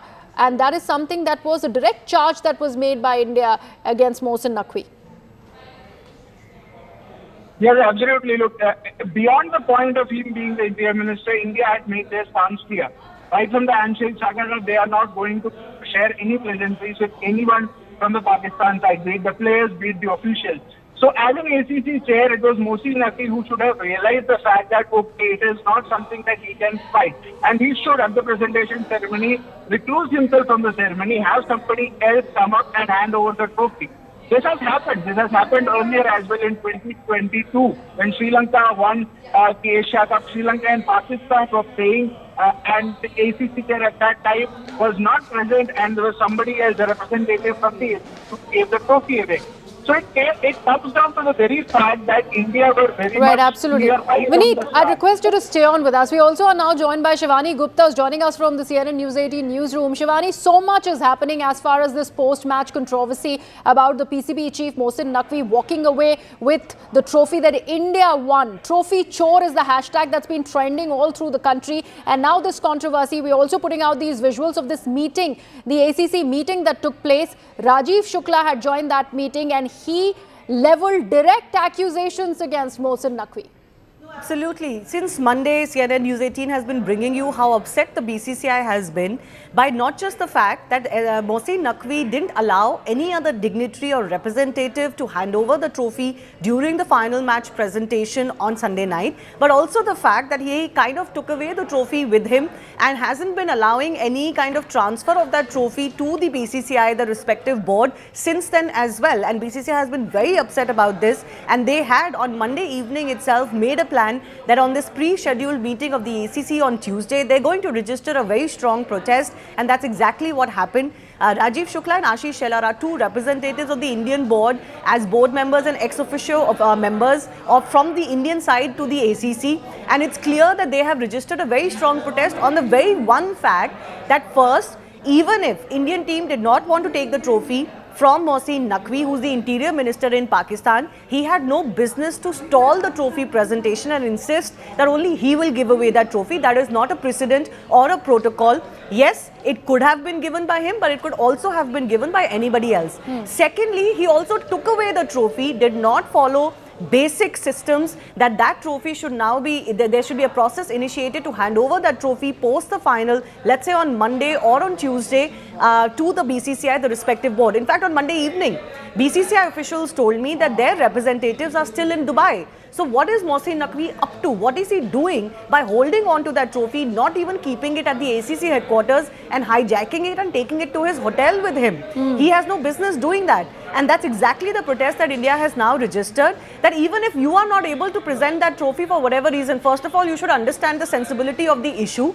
And secondly, why are you still holding on to it? Why are you not initiating the process that, okay, I'm going to send it to the BCCI headquarters in Mumbai, or somebody from the BCCI can come and collect that trophy? I think that is the stance that the BCCI has taken. And on the second part, now Mohsin Naqvi has no excuse. Yes. He could have still said that, oh, I was supposed to present the trophy, the team didn't come up to take the trophy from me, so that is why the standoff happened, although cooler minds could have settled it down. But the fact that he took away the trophy, is withholding it and is kind of, taking it in his personal custody, that has gone horribly wrong against him, and there is no defense for it, for, making such a political hullabaloo about this. Clearly, he's getting instructions from Rawalpindi and Islamabad to do so, because remember, Pakistan has been smarting from the stance that India has taken, an unprecedented stance that they're not going to shake hands, they're not going to indulge in any friendly gestures, and they're not going to accept the trophy from Mohsin Naqvi. They didn't see it coming. So they are now looking at Mohsin Naqvi's position as the chair of the ACC as some sort of a hit-back tactic that, okay, you did this, so we'll ensure that now you have to virtually grovel for the trophy. Obviously, India doesn't have to do that. even if the trophy is not handed over to India anytime soon, it doesn't matter, to be honest. It has happened that players who won a certain trophy don't have that actual trophy in their possession. For various reasons it has happened in the past. That doesn't take away the fact that they are the champions. And that is why the Indian team also, the players, if you notice, on the night of the final were very clear. We're not going to take it from you, but we're going to celebrate, even if it means celebrating sans a cup. And they did all their celebrations. They were happy. They did not let the absence of an actual cup affect how they behave or they celebrate. And I think that also pissed off the PCB chief and the ACC chief, that, you know, they are just going ahead and celebrating despite the fact that we withheld the trophy from them. So what next is this, that ACC, other board members, there are 30 board members of the ACC. There are about 6 permanent members and other associate members, and all of them are going to see through this. I don't think there's any country in the ACC that is going to stand by the behavior of Mohsin Naqvi. They're going to build pressure on him and make sure that within the next few days, this is my understanding and feeling, that within the next few days, both an official letter and the trophy is going to be handed over to the BCCI. The modalities of it will be worked out, but there is no chance and there is no way that Mohsin Naqvi can withhold this trophy much longer from India. But Shivani, I really want to understand from you, so far, how has Mohsin Naqvi managed to show this kind of clout? The fact that he took that trophy away to his hotel room, did not even leave it at the ACC office, and nobody in the ACC could do anything about it. So see, it's pure and simple, Greha. He has misused his position as the chief of the ACC. So certainly his word carries some weight. He can give directions, but nobody would have anticipated that he would do something like that. Remember, when that final presentation was delayed by more than an hour and 15 minutes, it was already midnight in Dubai. It was clear that the presentation is not going on. In fact, I spoke to Devajit Saikia, who's the BCCI secretary, and he told me very categorically that, boss, when you are given that trophy on a platter to present to a team, it's not your trophy. You are only a facilitator to hand it over to the deserved team, and anybody can do that role. That role is not contingent to Mohsin Naqvi handing over that trophy. So leave that aside. After that, I don't think anybody anticipated that Mohsin Naqvi would go to this length, that he'll now take personal custody of the trophy and not even put it in the ACC headquarters to decide, okay, whatever the board decides will happen. In fact, it's natural principle and commonsensical that if the trophy handover couldn't happen at a designated time or slot, it has to happen at a later time. And it could have been easily couriered or handed over to the representative of the BCCI who were there in Dubai till Monday evening. But he misused his position as the chief of the ACC, but that misuse obviously will not be allowed to carry on for too long. Right, absolutely. We also have Payal joining us here in the studios. Payal, I'd like to understand from you now the response that will come in from India. We already have seen the heated exchange between Shukla and Mohsin Naqvi. He, of course, had to relent after a point in time, and then he said that that trophy is going to be sent to the ICC office. But before that, there was an open dare that was sent out to the Team India cricket captain, that was Surya Kumar Yadav, to come to Dubai and collect the trophy. How is India looking at this brazening it out from Pakistan? Well, do you expect any better from the Pakistani side? Certainly not. Mohsin Naqvi has fallen to every low level that you can really think about, but India is not going to hold back. While Rajiv Shukla also, because he was chairing that particular meeting on behalf of India, was very aggressive in his approach to Pakistan and the Pakistani side. Ashish Shelar was also equally, he was very, very aggressive. So much so that Ashish Shelar actually quit the meeting midway, saying that he was quitting in protest as well. So the Indian side will not let anything come very, very easy Mohsin Naqvi or the Pakistan way. India will raise at every appropriate level, and that's why we are saying that that meeting that is going to take place of the ICC in November is going to be of great importance. That is a meeting on which India is garnering support to make sure that Naqvi is sacked from his position as the ACC chief. They're building consensus on that because Naqvi has been misusing his position. Forget about India calling out Naqvi as well. You've seen media reports today, Agriha, where Shahid Afridi, the former cricketer from Pakistan, has called out Naqvi and told him to focus on one thing. Either he can choose to become the PCB chief or choose to become the interior minister of the country. He is actually playing with fire in that way because he is acting more like a, more like a person who's the interior minister of the country rather than, somebody who's playing a cricket as well. It was just absolutely brazenness at its best display to see the way in which he just got off the dais and walked away without anybody's knowledge as well. And any sane mind would have just left the trophy. If he really wanted to, teach India a lesson, he should have just left the trophy at the ACC headquarters and allowed India to pick it up from there as well. But he went on to take it to his own hotel room where he was staying. And there are several memes of that also saying that, this is a trophy chore, and trophy chore is what he's being addressed by now. Right. Also, Vineet, I'd want your inputs here because there was one particular video that was tweeted out by our own politicians here in India, which of course became a lot of controversy on how members of the Indian cricket team, like the Indian captain Sky, are shaking hands with Naqvi before the start of the tournament. And that was being, in fact, put out on social media.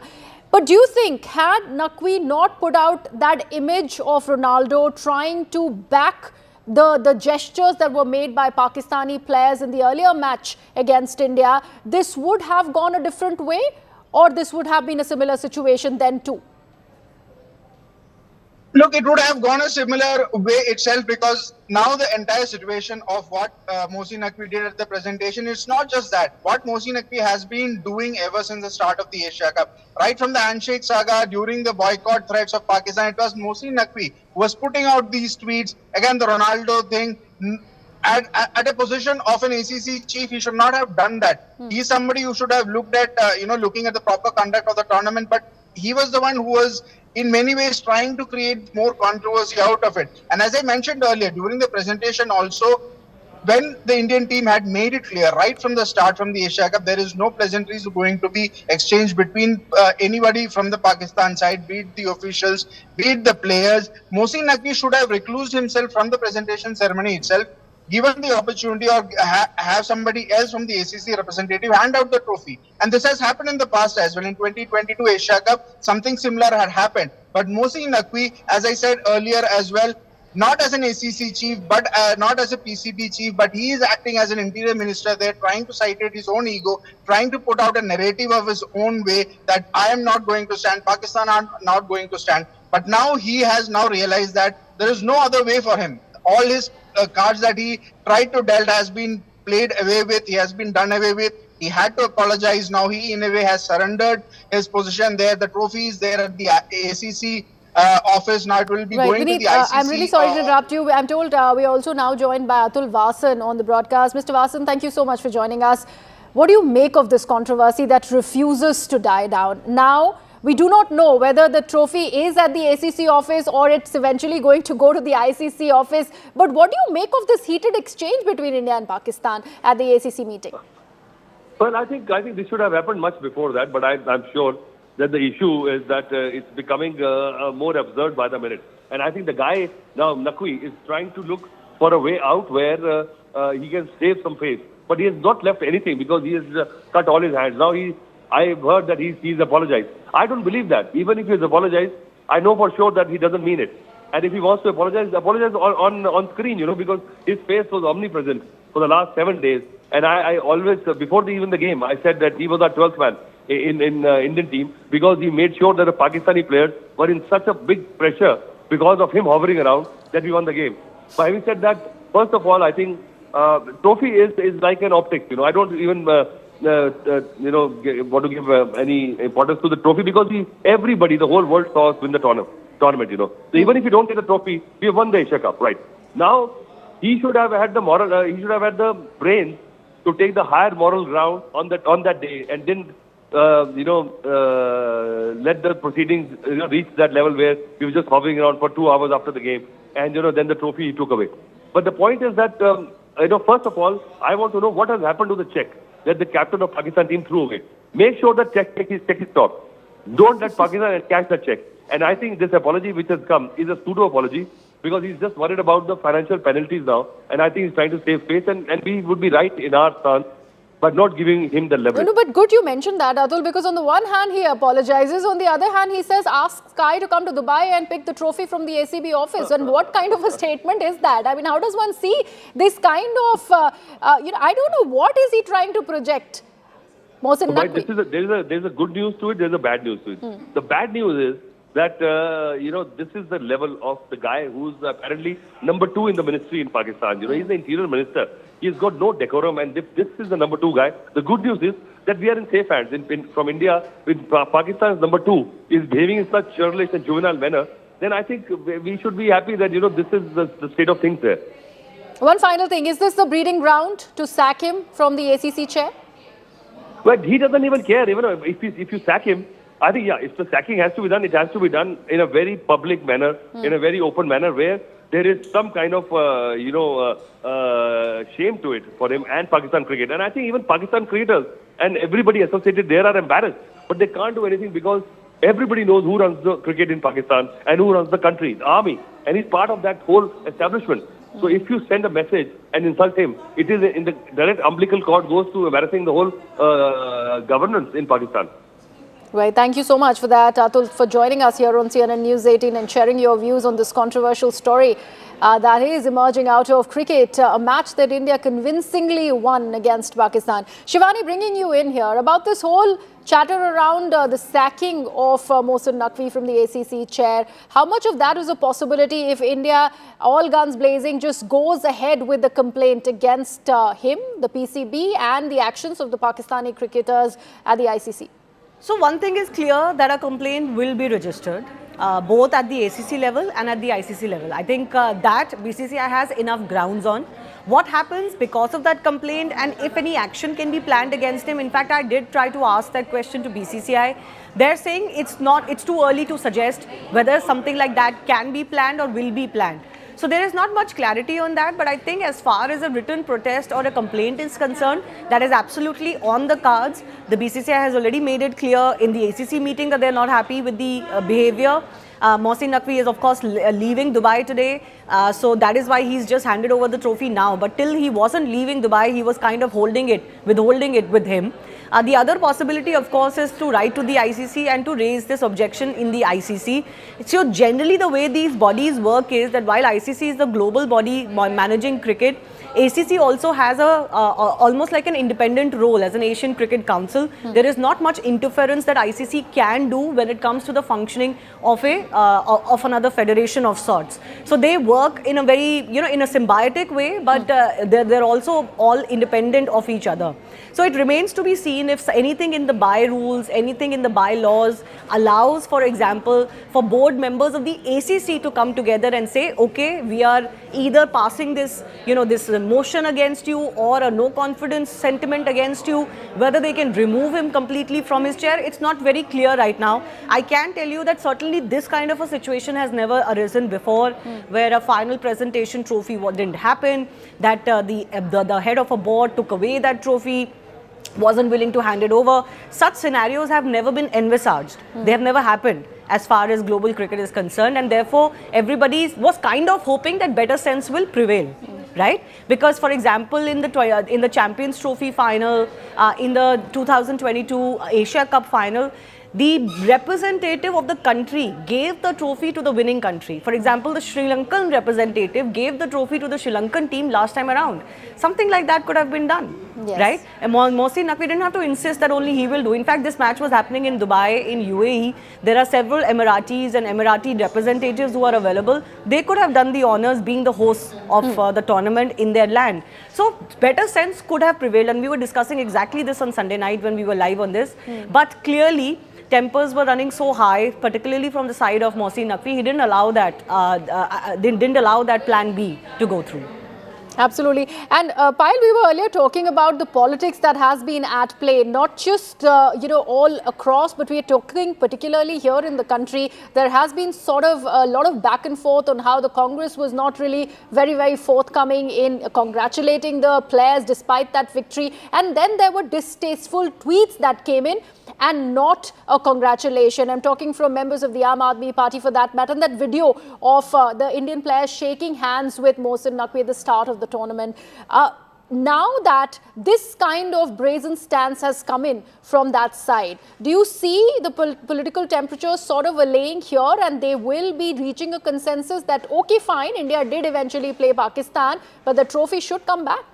If better sense prevails amongst the opposition people, then they should be speaking exactly what you're really saying.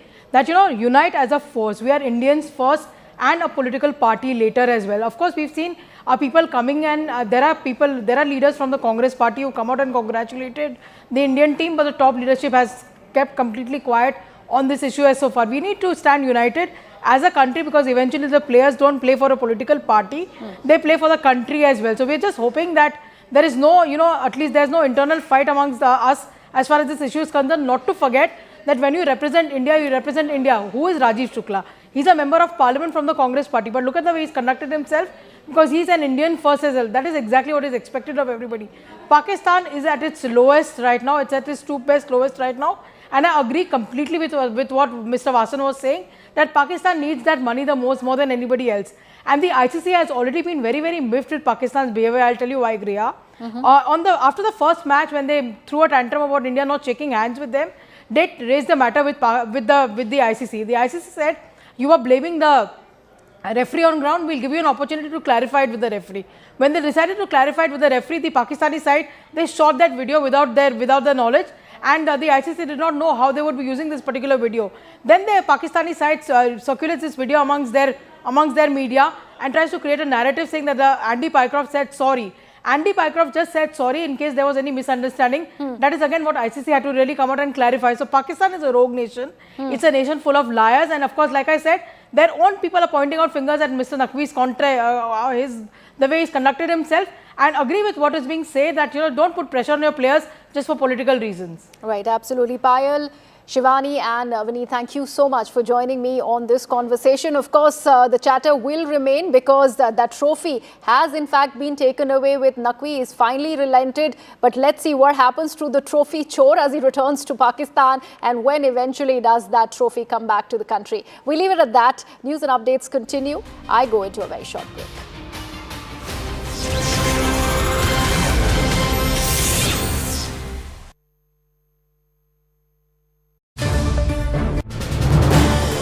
This is News 18 Network.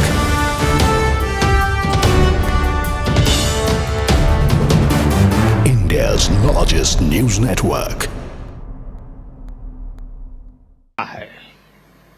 हम सभी जानते हैं 26 जनवरी को गणतंत्र दिवस की parade की कितनी अहमियत होती है। 1963 में 1963 में आरएसएस के स्वयंसेवक भी 26 जनवरी की उस राष्ट्रीय परेड में शामिल हुए थे और उन्होंने आन बान शान से राष्ट्रभक्ति की धुन पर कदम ताल किया था। इस टिकट में उसी ऐतिहासिक क्षण की स्मृति है। साथियों, संघ के स्वयंसेवक जो अनवरत रूप से देश की सेवा में जुटे हैं, समाज को सशक्त कर रहे हैं, इसकी भी झलक एक स्मारक डाक टिकट में है। मैं इन स्मृति सिक्कों और डाक टिकट के लिए देशवासियों को बहुत बहुत बधाई देता हूं।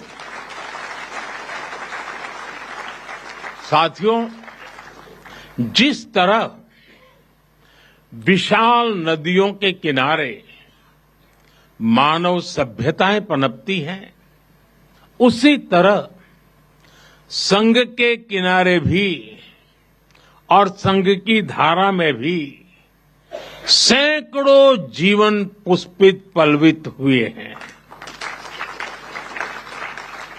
जैसे एक नदी जिन रास्तों से बहती है, उन क्षेत्रों को, वहां की भूमि को, वहां के गांवों को सुजलाम सुफलाम बनाती हुई अपने जल से समृद्ध करती है, वैसे ही संघ ने इस देश के हर क्षेत्र, समाज के हर आयाम को स्पर्श किया है।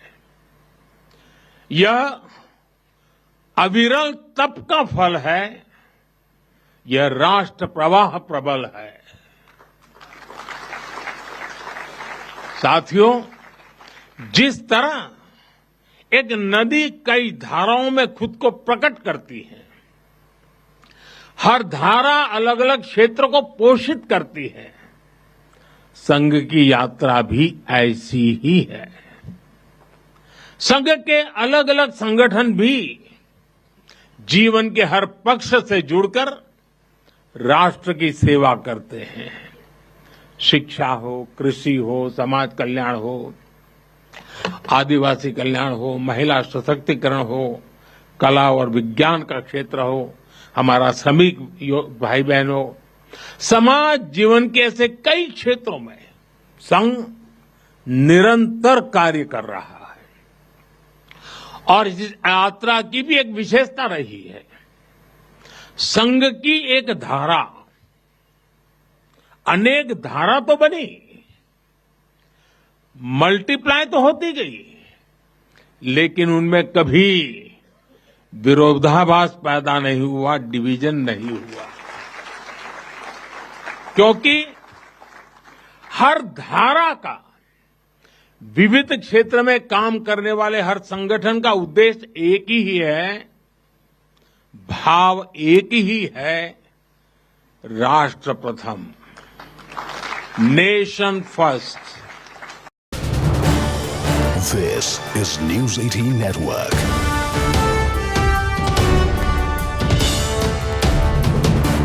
India's largest news network. हम सभी जानते हैं 26 जनवरी को गणतंत्र दिवस की परेड की कितनी अहमियत होती है। 1963 में 1963 में आरएसएस के स्वयंसेवक भी 26 जनवरी की उस राष्ट्रीय परेड में शामिल हुए थे और उन्होंने आन बान शान से राष्ट्रभक्ति की धुन पर कदम ताल किया था। इस टिकट में उसी ऐतिहासिक क्षण की स्मृति है। साथियों, संघ के स्वयंसेवक जो अनवरत रूप से देश की सेवा में जुटे हैं, समाज को सशक्त कर रहे हैं, इसकी भी झलक एक स्मारक डाक टिकट में है। मैं इन स्मृति सिक्कों और डाक टिकट के लिए देशवासियों को बहुत बहुत बधाई देता हूं। साथियों, जिस तरह विशाल नदियों के किनारे मानव सभ्यताएं पनपती हैं, उसी तरह संघ के किनारे भी और संघ की धारा में भी सैकड़ों जीवन पुष्पित पल्वित हुए हैं।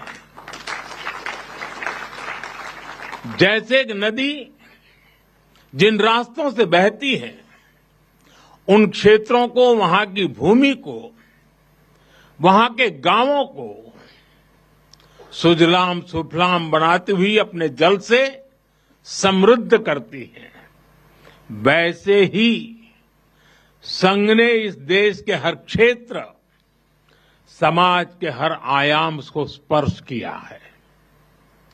यह अविरल तप का फल है, यह राष्ट्र प्रवाह प्रबल है।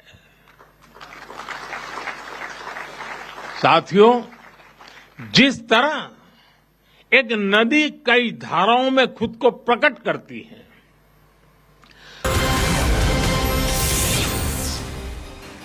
Good afternoon, you're watching CNN News 18. I'm Akanksha Swaroop. Let's begin with the headlines we're tracking at 4. It's another embarrassment for Pakistan as PCB chief Mohsin Naqvi apologizes at the ACC meeting, agrees to send the trophy to the ICC. Prime Minister Modi attends the RSS Centenary celebration, says Sangh's 100 years reflects sacrifice, nation building, and has also launched commemorative coin and a postage stamp. The Prime Minister has reiterated his call to tackle demographic change at RSS's Centenary event, says demographic change is a conspiracy which must be tackled in a mission mode as it can become a threat to social harmony. The Delhi government is mulling a chapter on RSS in revised school syllabus being finalized for government schools. The Congress cries foul, says move akin to propaganda and indoctrination. 8 lakh Ladakh student associations write to whom, in fact, my apologies, 8 Ladakh student associations write to the Union Home Minister Amit Shah demanding confidence-building measures set to restore normalcy, seeking judicial probe into the violence and release of detained youths. Congress MP Imran Masood and SP leader Shahnawaz Khan placed under house arrest ahead of a planned trip to Bareilly. Actor Vijay, in a video statement, alleges conspiracy, accuses Stalin of taking revenge. DMK is hit back saying this is not a film set. Tollywood actor Dimple Hayati and her husband booked after their house help alleges non-payment of dues, assault attempts and harassment at their home. All right, let's quickly dive in with some breaking inputs coming in from cricket after the showdown over the Asia Cup trophy. Another embarrassment awaiting for Pakistan. This as the PCB chief Mohsin Naqvi has apologized at the ACC meeting, agreeing to send the trophy to the ICC. And in fact, CNN News18 has accessed the first image of the Asia Cup trophy at the ACC office, which has been accessed by us. Naqvi was also admonished by the BCCI for demanding that the Indian skipper visits Dubai to collect this trophy. But that certainly means there's going to be more trouble brewing for Mohsin Naqvi. Now, will India be accepting this apology? Because remember, there was already news coming in that indicated that BCCI was all prepared to go ahead with an impeachment of Mohsin Naqvi. Will that happen or not? But for now, Mohsin Naqvi has in fact offered an apology. What does this apology mean? Not just for the PCB, but also for Pakistan, given that India is already highlighting the stance that Mohsin Naqvi is in fact holding a position which is also marking a conflict of interest, and that his actions in Dubai were more to do with being Pakistan's interior minister than being the ACC chief. And so India will now be demanding that he should be removed from that position. But BCCI Vice President Rajiv Shukla has also told the ACC that the trophy belongs to the council and not to any individual. Let's quickly go across to Vineet Ramakrishnan, who is joining me with more inputs on that news story. So Vineet, take us through what will be India's point of attack right now as it takes the case now to ICC. Well, India's point of attack is very much clear that Mohsin Naqvi has not been able to conduct himself from the position of an authority that he's supposed to be as the Asian Cricket Council chair. Right from the start, not just the presentation ceremony fiasco, after that taking the trophy back to his own hotel room, having it in his possession. Beyond that as well, right from the start of this controversy, the handshake saga, it was Mohsin Naqvi who put out a tweet saying that we will boycott the game. He put out a tweet against Andy Pycroft, and then the Cristiano Ronaldo meme that he also shared. So none of these acts pretty much tells you that he is an ACC chair or he conducted himself as the authority of the ACC chair. So there are a lot of points that India could attack. And finally, look, from all the perspective, what we can see is that he did not conduct himself as the PCB chair or the ACC chair. It was more of the interior minister at play. That is what everybody could really pretty much see here. And his antics at the presentation ceremony, not reclusing himself from the presentation ceremony, when India clearly said that they are not going to take the trophy from anybody from the Pakistan side, yet making his stand, standing there saying that taking it in his own ego, saying that I'll be the one who will be presenting the trophy, making himself bigger than the tournament itself. So these are the point of attacks for India, and pretty much everywhere you have seen that the Indian team have been very much clear in their conduct right from the start. They have given their messages very much clear, but it was Mohsin Naqvi who tried to undermine the Indian team and their decision at every juncture. And again, I have to say that this was not an ACC chair at his position or a PCB chair. It was more so from an interior minister of Pakistan trying to get his antique right there or narrative in question out there. All right, stay with me, Vineet. Let me quickly go across to Shivani as well, who's joining us from the newsroom. Shivani, reports are also indicating that there was a softening of tone and tenor as far as Naqvi was concerned during the ACC meeting of 30th September. What are you learning from your sources? Is the apology too little, too late? And why is India now in no mood to forgive Naqvi?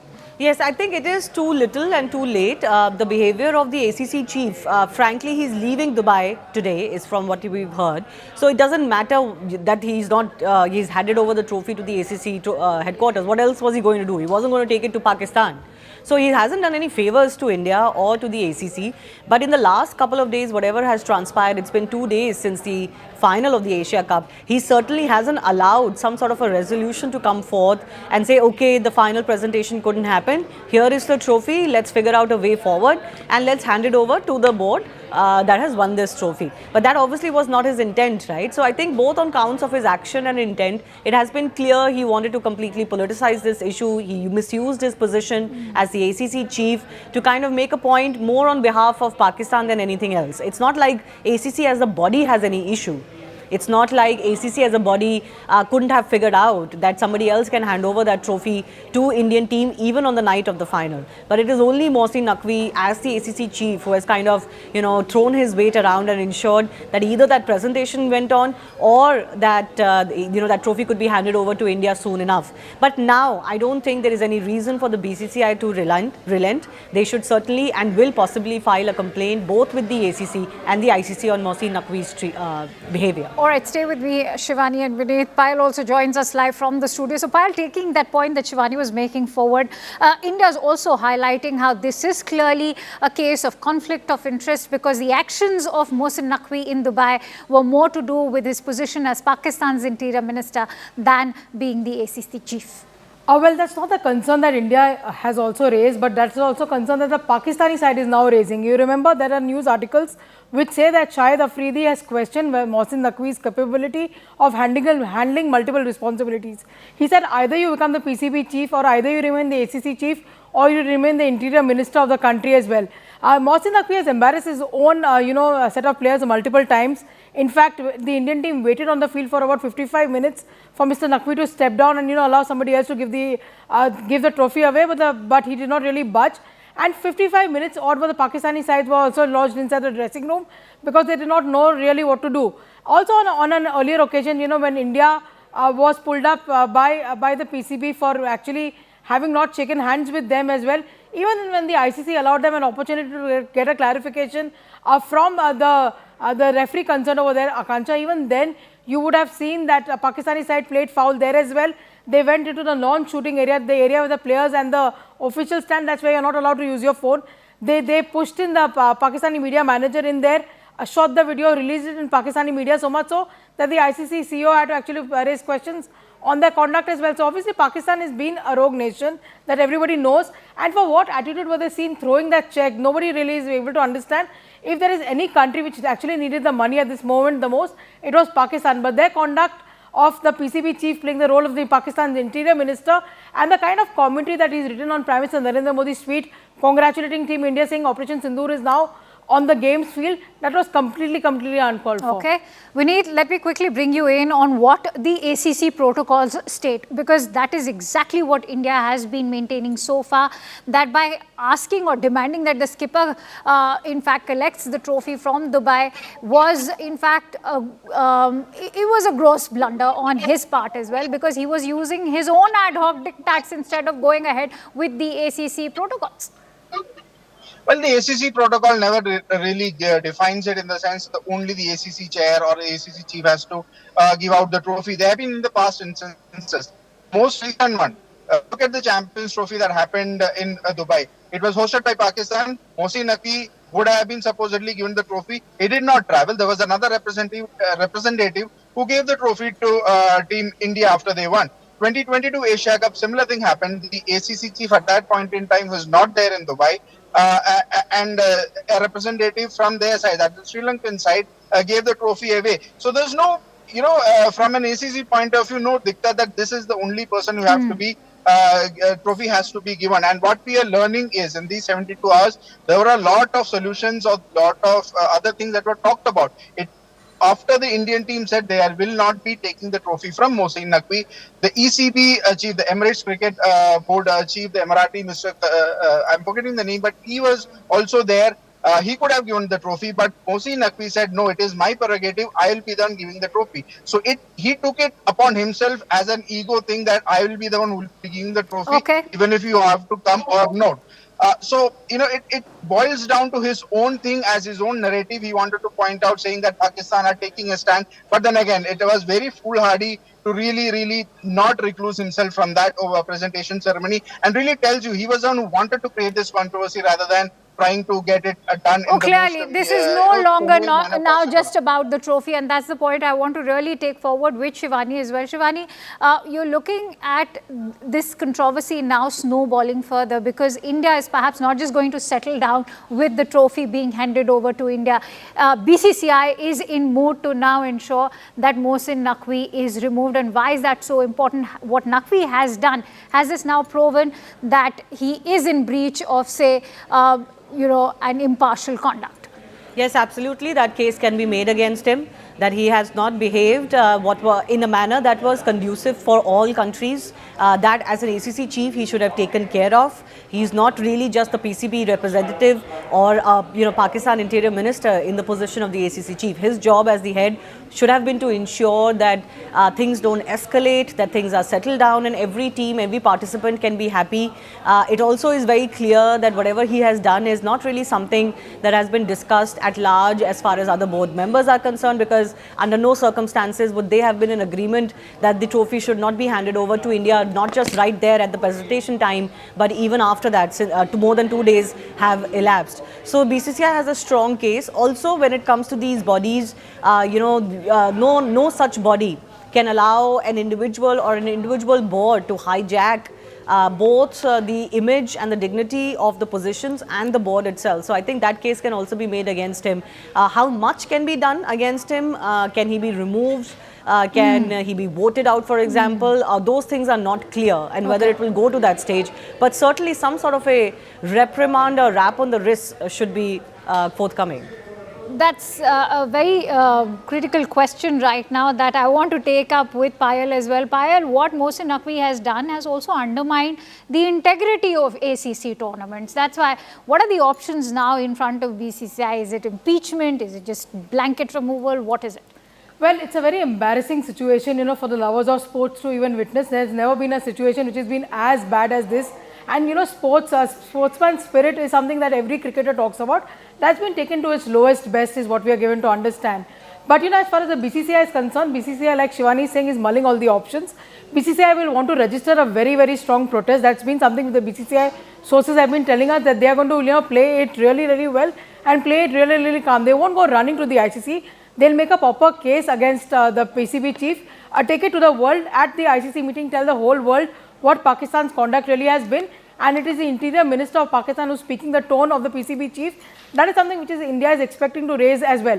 And like I said, the PCB during that episode of Mr. Pycroft has also thrown a lot of allegations on the ICC, essentially because the ICC chairman happens to be an Indian, essentially saying that they were biased towards them. They also blamed the match referee who had no business to make sure that they shook hands, also accused him of being biased toward India. So all of these things lie in the purview of the ICC. The ICC is also very aware of the fact that they've sought answers, in the past, when that episode that I was just telling you about, the ICC has sought answers from the PCB as to why did they record the video and with whose permission did they release the video as well. So all of these things are adding up as far as Pakistan's case are concerned. But be rest assured, India is going to stand very, very strong with its team, with its player, and nothing is wrong with what our players have really done.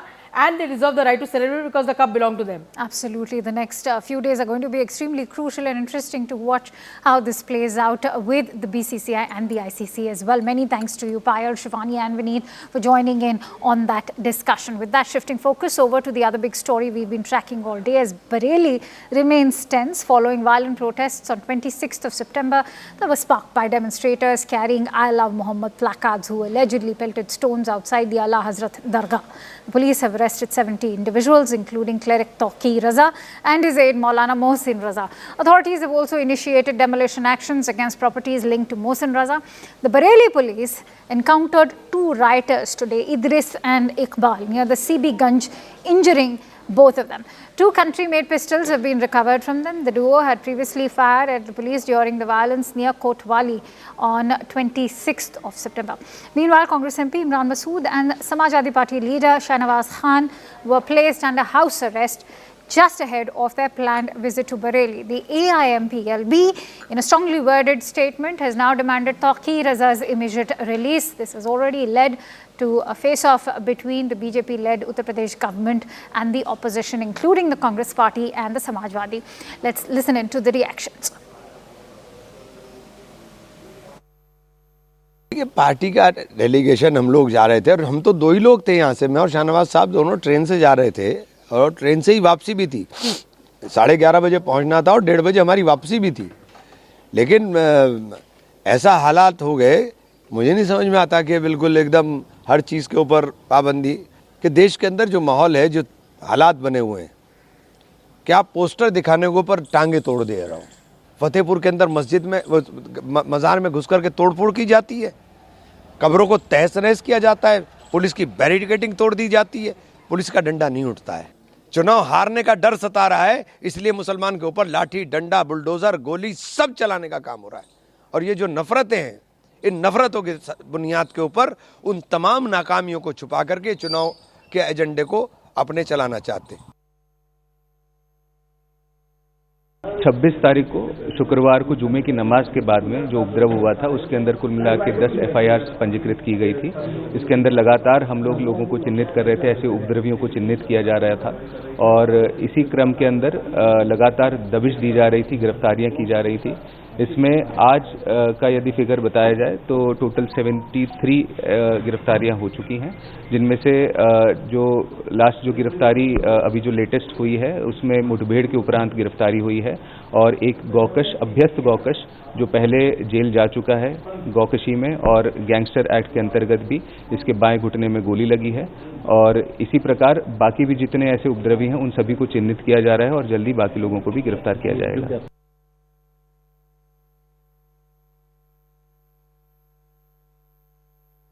जो भी कानून के साथ खिलवाड़ करेगा और कानून के साथ खिलवाड़ करके आलीशान अट्टालिकाओं पर बैठ करके क्रूर अट्टहास करेगा, निश्चित तौर पर उन पर कार्रवाई तो होगी ही। जिन्होंने भी अवैध अतिक्रमण कर रखा है, कब्जा करके आलीशान मकान बना रखे हैं, निश्चित तौर पर उन पर विधि की परिधि में बुलडोजर तो चलेगा ही। अब किसी को पेट में दर्द हो रहा है तो हो, ऐसे दर्द की कोई दवा नहीं है। बेहतर यही है कि कानून का अनुपालन सुनिश्चित करें। और जिन्होंने भी कानून में कब्जा कर रखा है, समाजवादी पार्टी के एक पार्षद ने वहां अवैध चार्जिंग स्टेशन बना रखा था, ऐसी गतिविधियों को बर्दाश्त नहीं किया जा सकता है। ऐसे लोगों के खिलाफ तो कार्रवाई होगी। Anshul's been tracking that story for us. He's joining us live on the broadcast from Bareilly. Let's quickly go across to Anshul. Anshul, all the arrests that have been made of the rioters, whether the 2 who have been encountered today, there was a cleric who was arrested earlier, there was a cattle smuggler also who was arrested earlier. Going by the arrests that have been made, is there an indication this is a larger criminal conspiracy at play? Well, definitely that is what the Bareilly police believes at this point in time, especially the direction in which this entire investigation is going. As you rightly mentioned, that the people who have been arrested have definitely had a history of being involved in criminal activities, and probably some of them is what the Bareilly police suspects could have been called from outside the borders of the district as well, just for the purposes of creating ruckus and tension out here in the district of Bareilly. Till now, more than 12 people have already been arrested by the Bareilly police. All of these people are being said to be somewhere or the other being involved and to be the masterminds of this entire planning and then executing this on the ground. Apart from this, more than 55 people have already been detained by the Bareilly police. So somewhere or the other, the Bareilly police is trying to make sure that each and every person who was involved in rioting that happened on the 26th of September, all of them could be identified and then eventually brought to the books. But definitely there is this angle of larger conspiracy that is still being investigated by the Bareilly police, and the manner in which the investigation is going ahead and evidences are coming to the fore. It is becoming abundantly clear that this was not an organic protest that happened, but this was a well pre-planned protest that had happened over here with the only intention of not only giving out a message, of not only projecting that they are against the FIR that has been registered in Kanpur, but the message was the message that was being given out from here, that there is a lot of unity and things could turn and things could take a very strong sharp turn in a very short period of time, and that is something that we saw happening. If I could quickly bring you in well. on the aspect of social media, the role that social media has played in mobilizing the kind of rioting we saw on 26th of September. We are being told that the rioters used WhatsApp. Secondly, internet was suspended till yesterday, mobile services, SMS. What is the situation today? Has the government allowed for internet services to be resumed now? Well, the internet services have started in some pockets of the district at this point, but the exact location where the riots happened, the internet services in and around that area are still suspended. The curfew restrictions that were put in place from the side of the government, they are also slowly being lifted, and if you could just see behind me as well, the traffic movement can be seen on the roads at this point in time. But even as Bareilly continues to simmer under a lot of tensions, there is a sense of normalcy that is slowly returning to this entire district. All thanks to the strict action that has been taken by the administration to make sure that the law and order situation is not allowed to spiral out of hand and is brought under control very, very quickly. And that is what we saw happening on the 26th of September. And even today, almost 1 week down the line, things are slowly getting back to normal. But the next Friday, that is day after tomorrow, that is yet again going to be a very, very crucial day. And if at all that Friday passes off peacefully, then we can come to a conclusion that finally their sense of normalcy has returned back to this district of Bareilly. Given that the last time we saw those protests and the rioting happen was after the Juma Namaz prayers. Many thanks to you, Anshul, for bringing us all those inputs from Bareilly. With that, we're slipping into a quick break. Stay tuned to CNN News 18 as we return with the latest.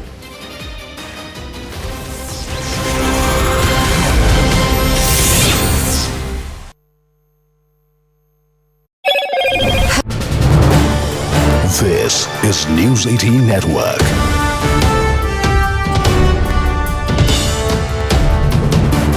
India's largest news network. हम सभी जानते हैं 26 जनवरी को गणतंत्र दिवस की parade की कितनी अहमियत होती है। 1963 में 1963 में आरएसएस के स्वयंसेवक भी 26 जनवरी की उस राष्ट्रीय परेड में शामिल हुए थे और उन्होंने आन बान शान से राष्ट्रभक्ति की धुन पर कदम ताल किया था। इस टिकट में उसी ऐतिहासिक क्षण की स्मृति है। साथियों, संघ के स्वयंसेवक जो अनवरत रूप से देश की सेवा में जुटे हैं, समाज को सशक्त कर रहे हैं, इसकी भी झलक एक स्मारक डाक टिकट में है। मैं इन स्मृति सिक्कों और डाक टिकट के लिए देशवासियों को बहुत बहुत बधाई देता हूं। साथियों, जिस तरह विशाल नदियों के किनारे मानव सभ्यताएं पनपती हैं, उसी तरह संघ के किनारे भी और संघ की धारा में भी सैकड़ों जीवन पुष्पित पल्वित हुए हैं। जैसे एक नदी जिन रास्तों से बहती है, उन क्षेत्रों को, वहां की भूमि को, वहां के गांवों को सुजलाम सुफलाम बनाती हुई अपने जल से समृद्ध करती है, वैसे ही संघ ने इस देश के हर क्षेत्र, समाज के हर आयाम को स्पर्श किया है।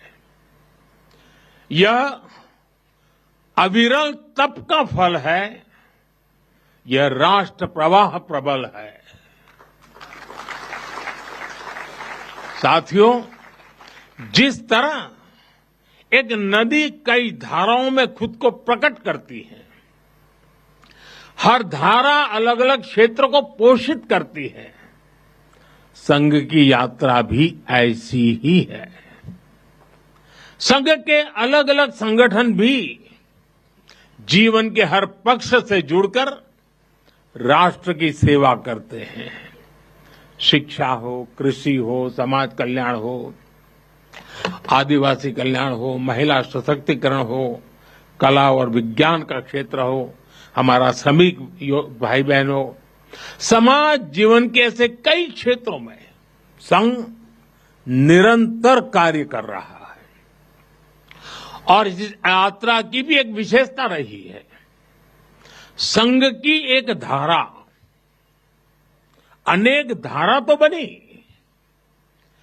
मल्टीप्लाई तो होती गई, लेकिन उनमें कभी विरोधाभास पैदा नहीं हुआ, डिवीजन नहीं हुआ,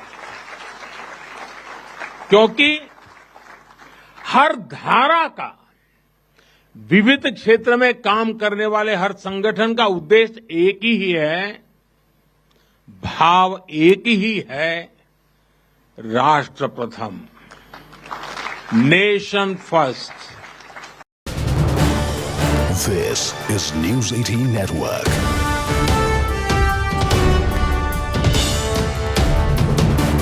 India's largest news network. है, हम सभी जानते हैं 26 जनवरी को गणतंत्र दिवस की परेड की कितनी अहमियत होती है। 1963 में, 1963 में आरएसएस के स्वयंसेवक भी 26 जनवरी की उस राष्ट्रीय परेड में शामिल हुए थे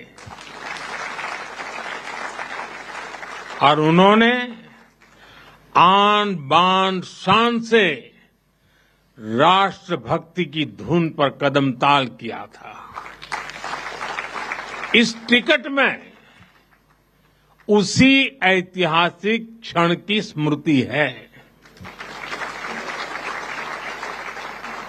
साथियों, संघ के स्वयंसेवक जो अनवरत रूप से देश की सेवा में जुटे हैं, समाज को सशक्त कर रहे हैं, इसकी भी झलक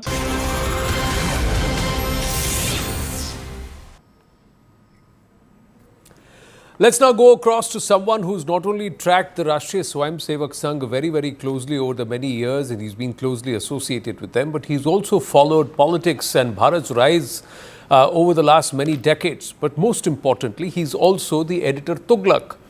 And the state of Tamil Nadu is not bereft of its own brand of politics and developments, recent developments. So let's go straight across to S Gurumurthy ji, who's with us right now. Gurumurthy sir, namaskaram. Thank you very much for your time.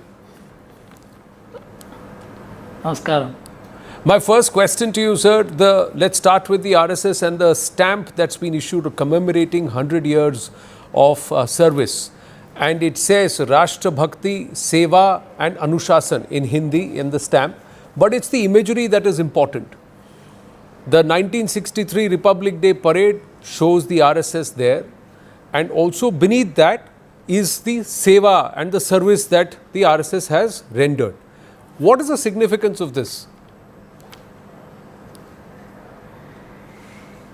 See, the RSS is probably one of the most unjustly defamed organizations in the whole world. As someone who has lived through it and also seen from the outside perspective, whether it is business or journalism or public affairs, politics, I have felt how unjustly this organization has been treated, because it never sought publicity. It never even thought of speaking about what it was doing. It is only the contextual compulsions, the historical compulsions that an organization must speak about itself, which made the RSS even to say what it was doing. I remember in 1972, the Swayamsevaks gave a book which contained the record of services done by the Swayam Sevaks during the Bangladesh war to Guruji Golwalkar. He was so upset that for doing service to your own mother, you want to publish a book and advertise it. This is the origin of the RSS. But the world is such that unless you speak about yourself, there is nobody who is going to talk about you. The RSS suffered from this. In fact, when Khushwant Singh met the RSS chief Guruji Golwalkar, he said the same thing. You say so many wrong things about the RSS. Have you said anything about the great service that they render to the society? So, secular politics in India, this vote bank drift, has made the RSS one of the most, what I can say, even dreaded organizations. And how unjust and unfair it was, I knew. So I think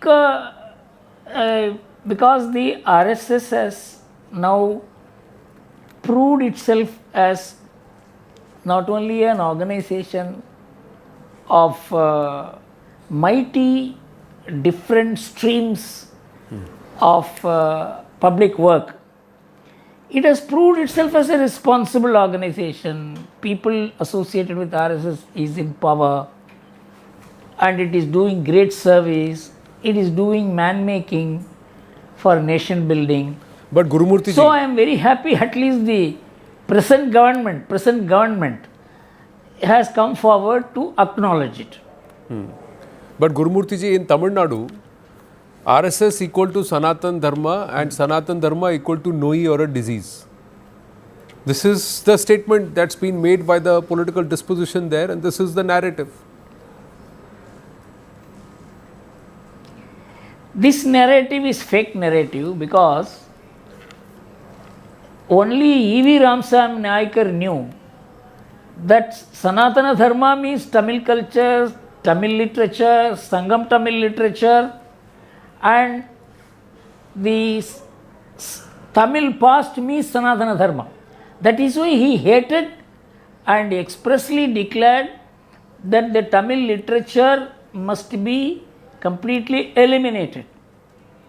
He said Tirukural is human stool kept on a golden plate because it explains Sanatana Dharma. Tolkappiyam explains Sanatana Dharma. So the current generation of leaders do not know about it. The person who spoke about Sanatana Dharma as an evil doesn't know that this is what the great Periyar, whom they worship, told about the Tamil society. So it is ignorance that makes them speak like this and create these narratives. But these narratives will be washed away very soon. Why do you say that? Because somewhere many believe that the BJP, the political offshoot of the RSS, and the RSS has failed in Tamil Nadu to bring a Rashtriya narrative and to also perhaps break away some of these perceptions that have been created by so-called Dravidian politics. Anand, I will tell you, it is actually the failure of the Congress party. The Congress party failed to explain what the Tamil culture, Tamil literature, Tamil personages were. And one of the failures of the Congress party was not to have addressed the regional aspirations, regional pride, regional languages. And so it left a huge vacuum, which the DMK grabbed in 1965, as late as 1965. Till 1965, the DMK did not touch Tirukural or Tamil literature or Tamil culture. It is only when the Hindi agitation came, they suddenly shifted their loyalties to Tamil. You know, the first book Karunanidhi wrote about Tirukural was in 1996. So it is the failure of the Congress. When the mainstream political party fails and it joins the adversary, the DMK. You can understand the kind of defection that took place from nationalism to parochialism. Yes. And the RSS had to begin from the scratch. So now what is the current situation, sir? Is the RSS, the BJP anywhere in the discourse? Is a nationalistic narrative anywhere in the discourse? Even with TVK, Vijay, he seems allergic to anything to do with the NDA or the BJP. You see, for some people who look at the Tamil politics from outside through statistics, they will not be able to understand the qualitative shift that is taking place in Tamil Nadu politics at the social level, at the ground level, at the cultural level, at the religious level. You know, in 1970s, when the DMK was ruling the roost, the temples were almost forgotten. Gods were forgotten. The gods were removed from the public life of Tamil Nadu. Today, the only place of attraction is temples. Political leaders are trying to find their pictures aligned with God's pictures during temple festivals. That is the only place where people assemble without taking money or without any benefit being received from the political parties and the system. Right. The society has changed completely. So it is only a matter of time when politics will also change, and it is changing. Otherwise, the DMK, BJP would not have got 18% of votes in 2024 elections. It was not merely vote. It was a shift. It was politics aligning itself with the society. So what do you see happening now? How would you see the Karur tragedy, the reaction of the BJP, the reaction of the DMK? How do you read the current situation now? You see, unfortunately in Tamil Nadu, after M.G. Ramachandran succeeded in breaking the DMK and establishing a political party which became more powerful than the DMK, every cinema actor began feeling that he could do what MGR did. But MGR was not an individual, he was not just a charismatic actor. His fan club grew within the DMK and it did 15 years of work at the booth level, at the different capacities in the DMK, MLAs, ministers, MPs were there. So ADMK was the integral part of DMK and it came out, and so he had an organization. No other political cinema actor who wanted to enter politics could create an organization. They had only a crowd. This was the problem in Karur.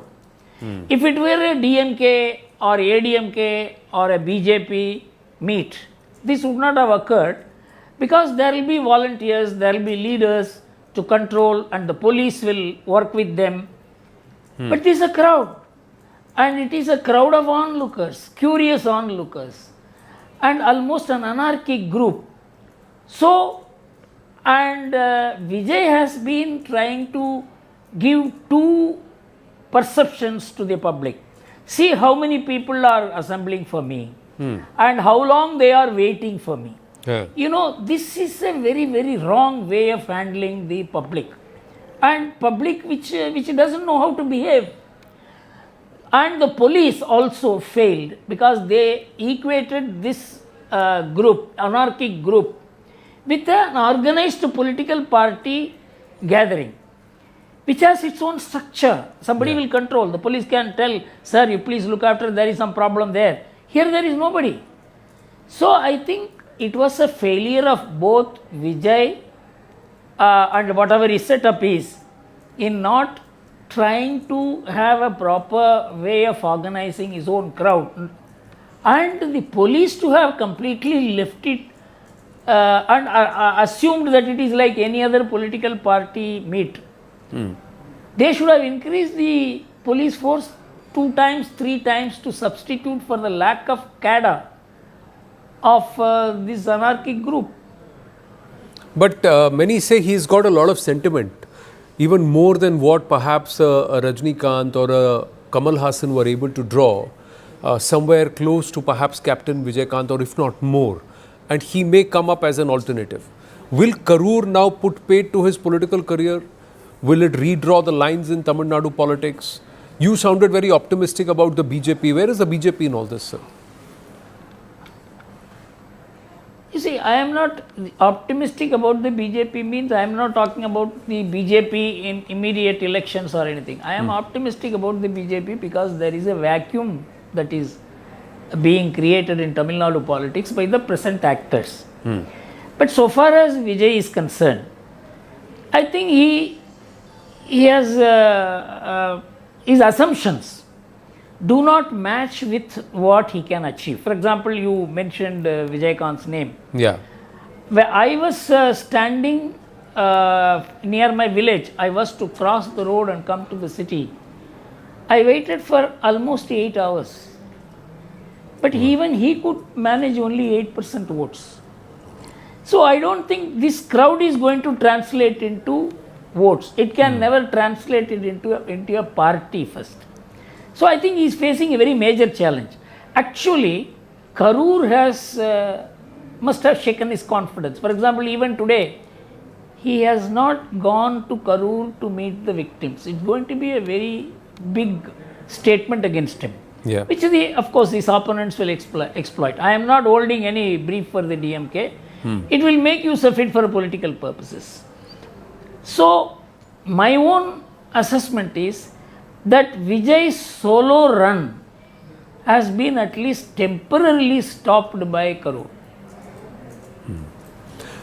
He has to reformulate his strategy. Right. But then that means that this is a DMK one-way trip altogether. There is no societal change that's going to be influenced. Do you think one of the few tasks for the Sangh going forward is to look at areas like this where societal transformation towards a Rashtriya Bhav has not happened even politically in terms of alignments? Kerala, Tamil Nadu, no, I don't Northeast, some states. No, I think it's an underestimation of the work that is taking place. In Kerala, what is the difference between the Congress and the CPM? They are established political parties. They are surviving by the continuity of power either in the opposition or in the ruling party, and the same principle applies in Tamil Nadu. Even the Congress with all its power at the center, even Mrs. Gandhi, when she rode back to power in 1980 and shared almost equal number of seats with the DMK in the 1980 assembly elections, to the shock of the DMK people and the entire political system of Tamil Nadu, could not make sense. Right. Because unless you create an alternative mindset in the people, because ADMK and DMK share the same principles, same policy, same source, same leaders, but with one difference. ADMK became the pseudo-nationalist party, which never allowed any other nationalist party to grow. Right. So Tamil Nadu is a very peculiar situation. ADMK is not DMK, but it is still DMK.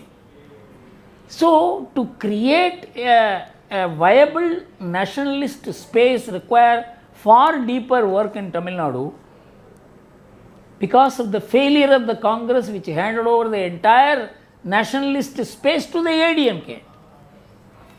Sir, my final question to you.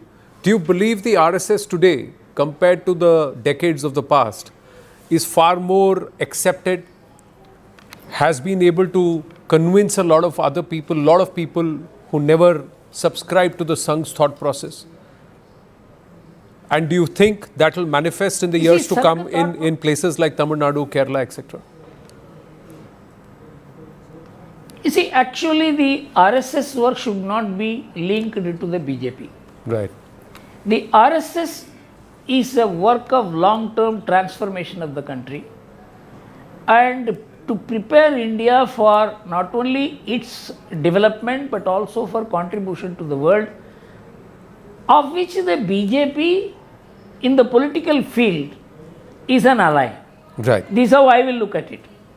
So the RSS being defamed, defiled and brought to infamy through false propaganda. That false propaganda is losing credibility. Right. It is not that the RSS is tom-tomming about what it is doing and all that. In fact, the RSS Swayam Sevak would not, it is not in his DNA to talk about what he is doing outside. He has been made to work without saying he is working for the country. That Correct. is the organization's DNA.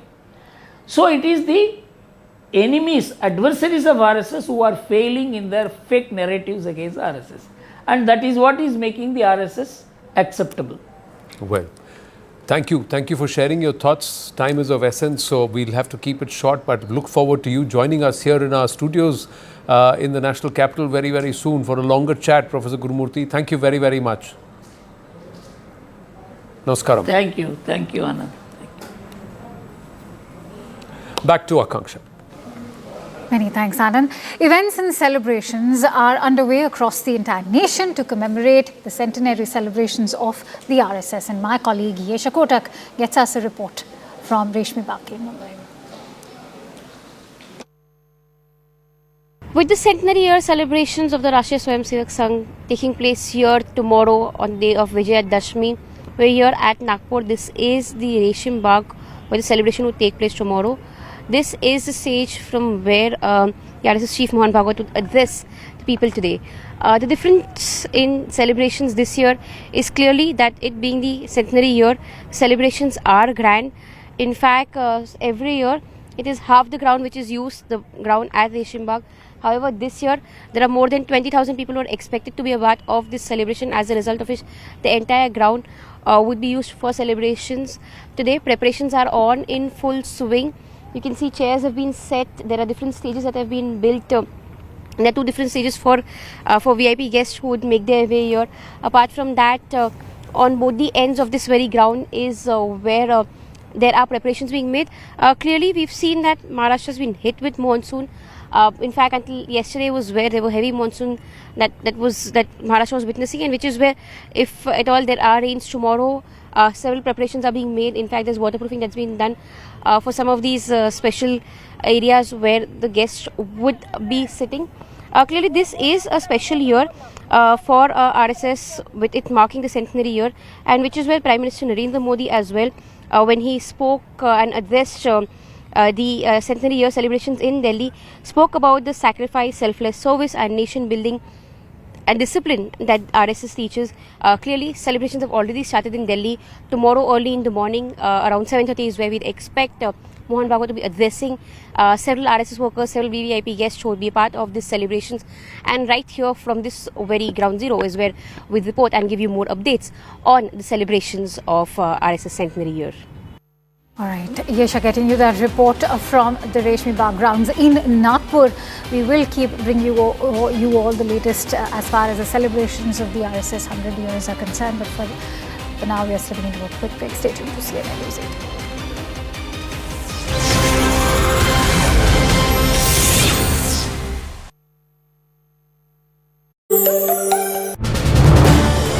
This is News 18 Network.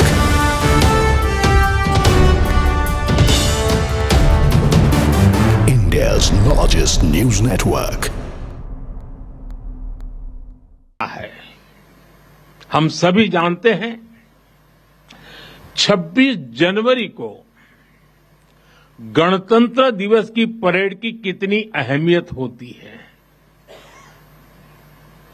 1963 में 1963 में RSS के स्वयंसेवक भी 26 जनवरी की उस राष्ट्रीय parade में शामिल हुए थे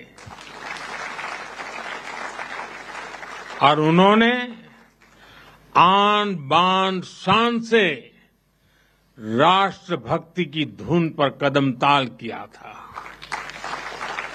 इस टिकट में उसी ऐतिहासिक क्षण की स्मृति है। साथियों, संघ के स्वयंसेवक जो अनवरत रूप से देश की सेवा में जुटे हैं, समाज को सशक्त कर रहे हैं, इसकी भी झलक एक स्मारक डाक टिकट में है। मैं इन स्मृति सिक्कों और डाक टिकट के लिए देशवासियों को बहुत बहुत बधाई देता हूं। साथियों, जिस तरह विशाल नदियों के किनारे मानव सभ्यताएं पनपती हैं, उसी तरह संघ के किनारे भी और संघ की धारा में भी सैकड़ों जीवन पुष्पित पल्वित हुए हैं।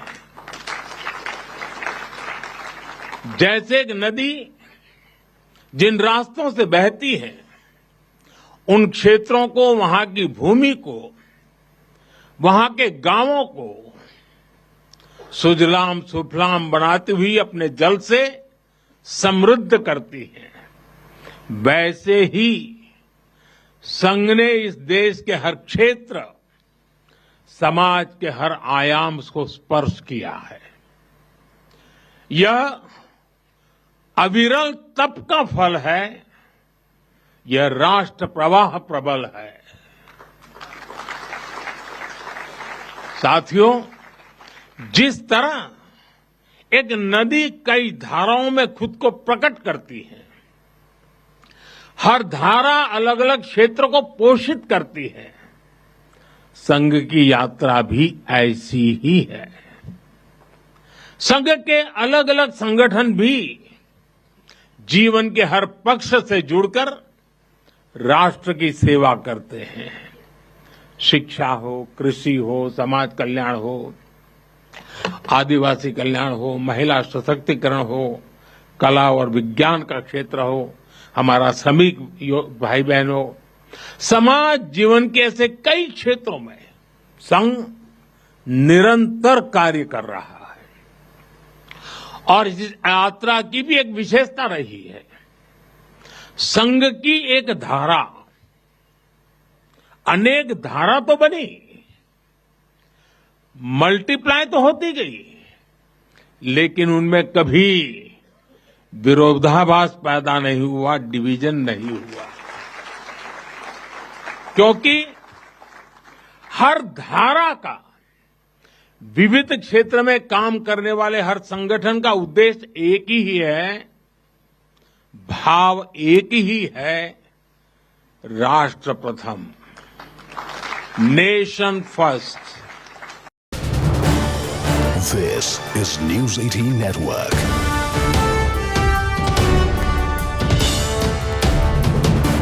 India's largest news network. हम सभी जानते हैं 26 जनवरी को गणतंत्र दिवस की परेड की कितनी अहमियत होती है। 1963 में, 1963 में आरएसएस के स्वयंसेवक भी 26 जनवरी की उस राष्ट्रीय परेड में शामिल हुए थे और उन्होंने आन बान शान से राष्ट्रभक्ति की धुन पर कदम ताल किया था।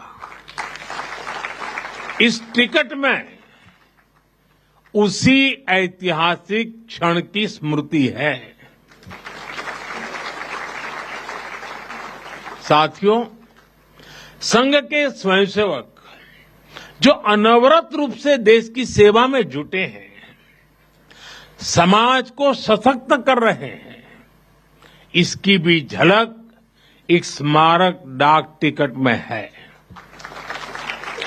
मैं इन स्मृति सिक्कों और डाक टिकट के लिए देशवासियों को बहुत बहुत बधाई देता हूं। साथियों, जिस तरह विशाल नदियों के किनारे मानव सभ्यताएं पनपती हैं, उसी तरह संघ के किनारे भी और संघ की धारा में भी सैकड़ों जीवन पुष्पित पल्वित हुए हैं। जैसे एक नदी जिन रास्तों से बहती है, उन क्षेत्रों को, वहां की भूमि को, वहां के गांवों को सुजलाम सुफलाम बनाती हुई अपने जल से समृद्ध करती है, वैसे ही संघ ने इस देश के हर क्षेत्र, समाज के हर आयाम को स्पर्श किया है। यह अविरल